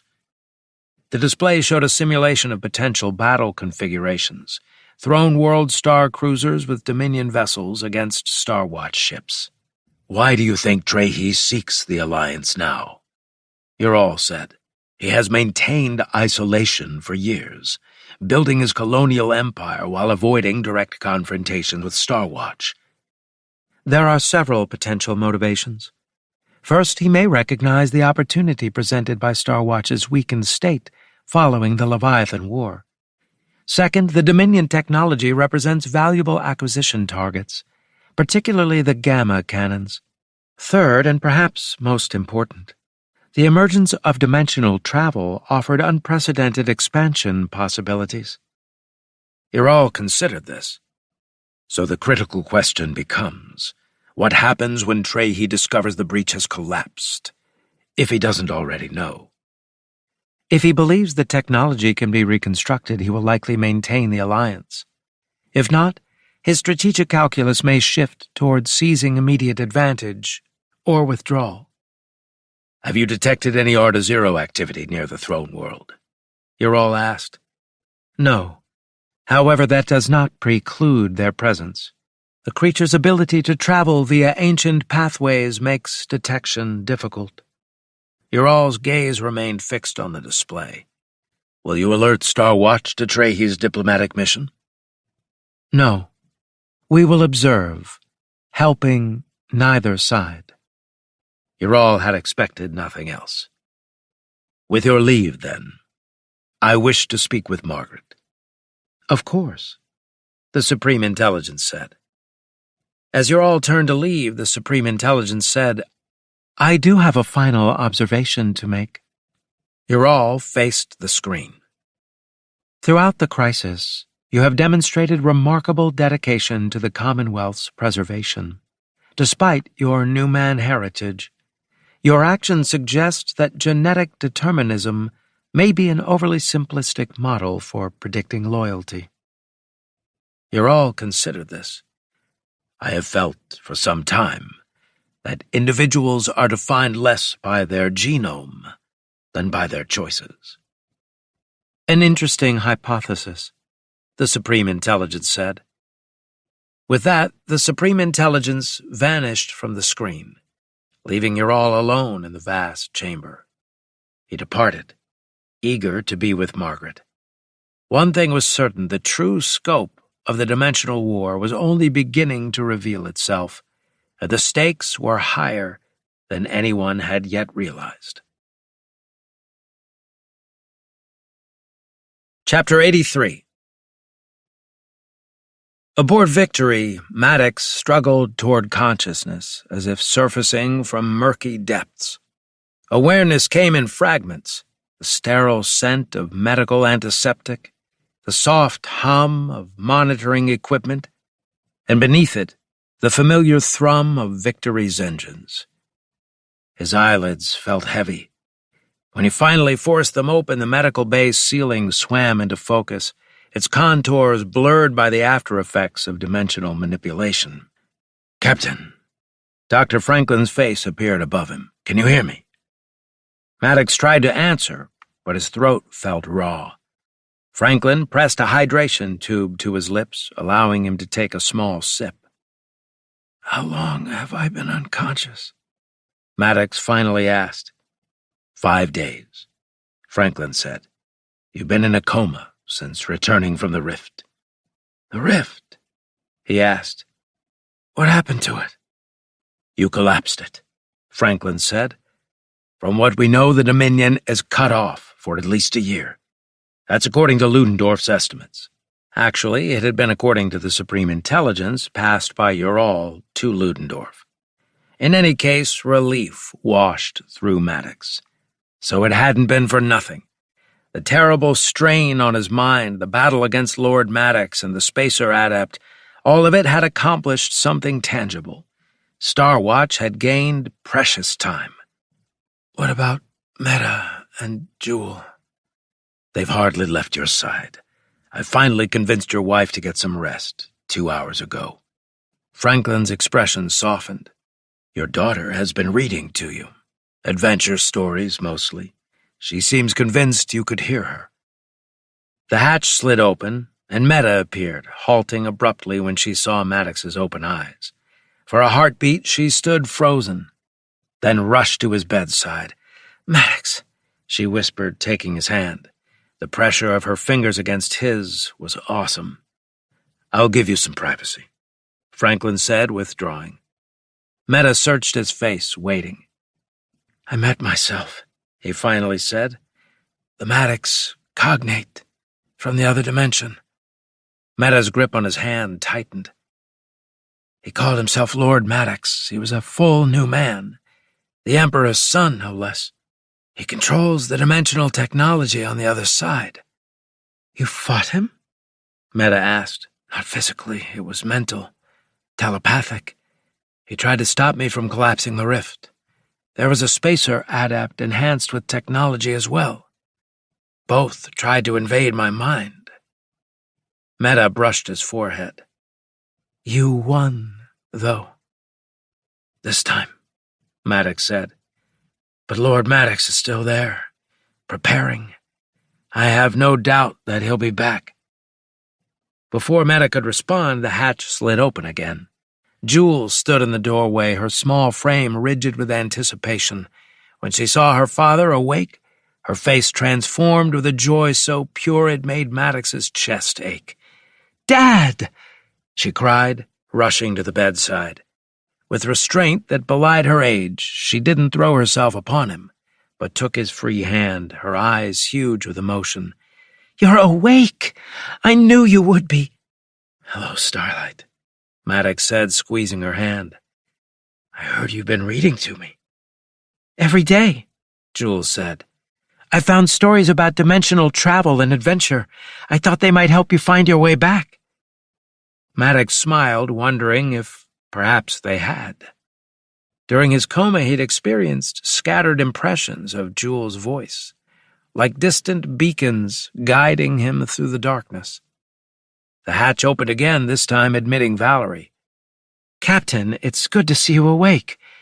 There have been developments in your absence. I knew I needed to tell you as soon as possible." Meta and Jewel exchanged glances. Likely, Galleon had told Valerie he was awake, probably on Meta's instruction. Not that they had seen Galleon these past days. The hollow image had probably remained in ghost mode the entire time, watching over the captain. "Captain Flattery tried to assume command of the flotilla during your coma," Valerie said. "He had plans to launch a suicidal attack against a Dominion force that arrived to investigate the rift." Maddox frowned. "How large a force?" "2 carriers, 3 battleships, and support vessels," Valerie said. "You said Flattery tried to assume command?" Maddox said. "He's currently in medical," Valerie said. "Galleon intervened when Flattery ordered my arrest for questioning his tactical judgment." "I see," Maddox said. "That sounded about right, given his crew."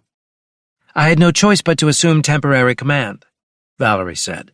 "The von Schleifen's officers accepted the situation, though not all were happy about it. Since then, the Dominion flotilla returned to Tau Cygni." "You did the right thing," Maddox said. Valerie nodded as tension went out of her.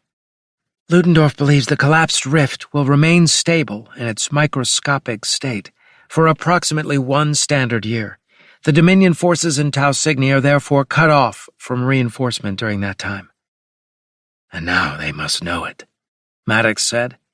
He struggled to sit up, ignoring the protests from his aching muscles. Meta and Jewel assisted him.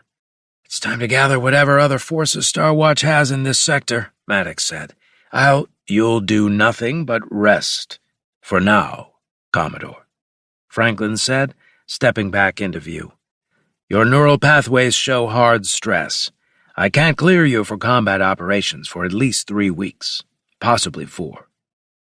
"Doctor," Maddox began. "This is not negotiable," Franklin said. "Your neural trauma would have been fatal to anyone else. Even for you, recovery will take time." Maddox wanted to protest, but the effort of sitting up had left him exhausted. He sank back against the pillows.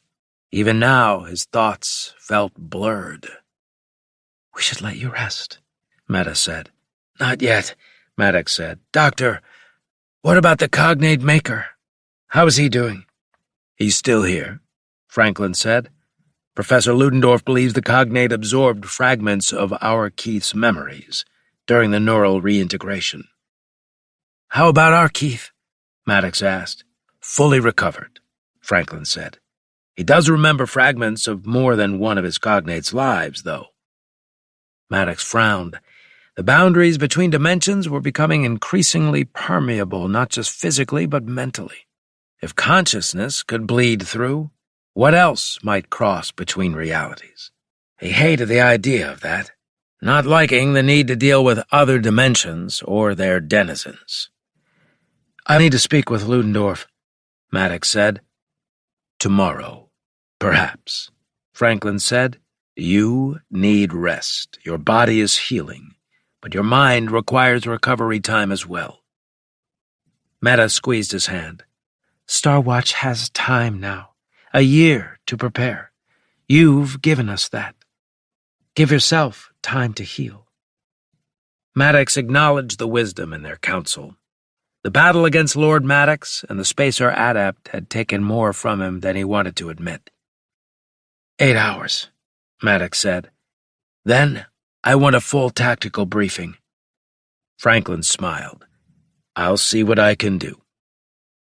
As his family and officers departed, Maddox closed his eyes, intending only to rest.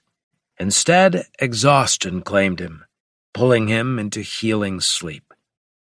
Yet even in sleep, fragments of Lord Maddox's consciousness lingered, whispers of ambition, power, and cruelty that both repelled and unsettled him. Somewhere across the dimensional barrier, his golden-skinned counterpart would be planning and strategizing for the moment when the rift would reopen. This was not over, not by a long shot. It was merely a reprieve before the next phase of the dimensional war. When the moment came, Maddox knew he would need to be ready to face his most challenging opponent yet, himself. Chapter 84. On the Dominion side of reality, in his chamber in the Taurus, the new man, Lord Maddox, sat in solitude, thinking. Captain Maddox, the Commonwealth cognate who was not even a new man, had sealed the dimensional rift from the Dominion for at least a year, maybe longer. Lord Maddox knew that his father, the Emperor, would be furious with the news, and that his days might well be numbered. His father didn't particularly care for him, as there were brothers in the court whom the Emperor loved more.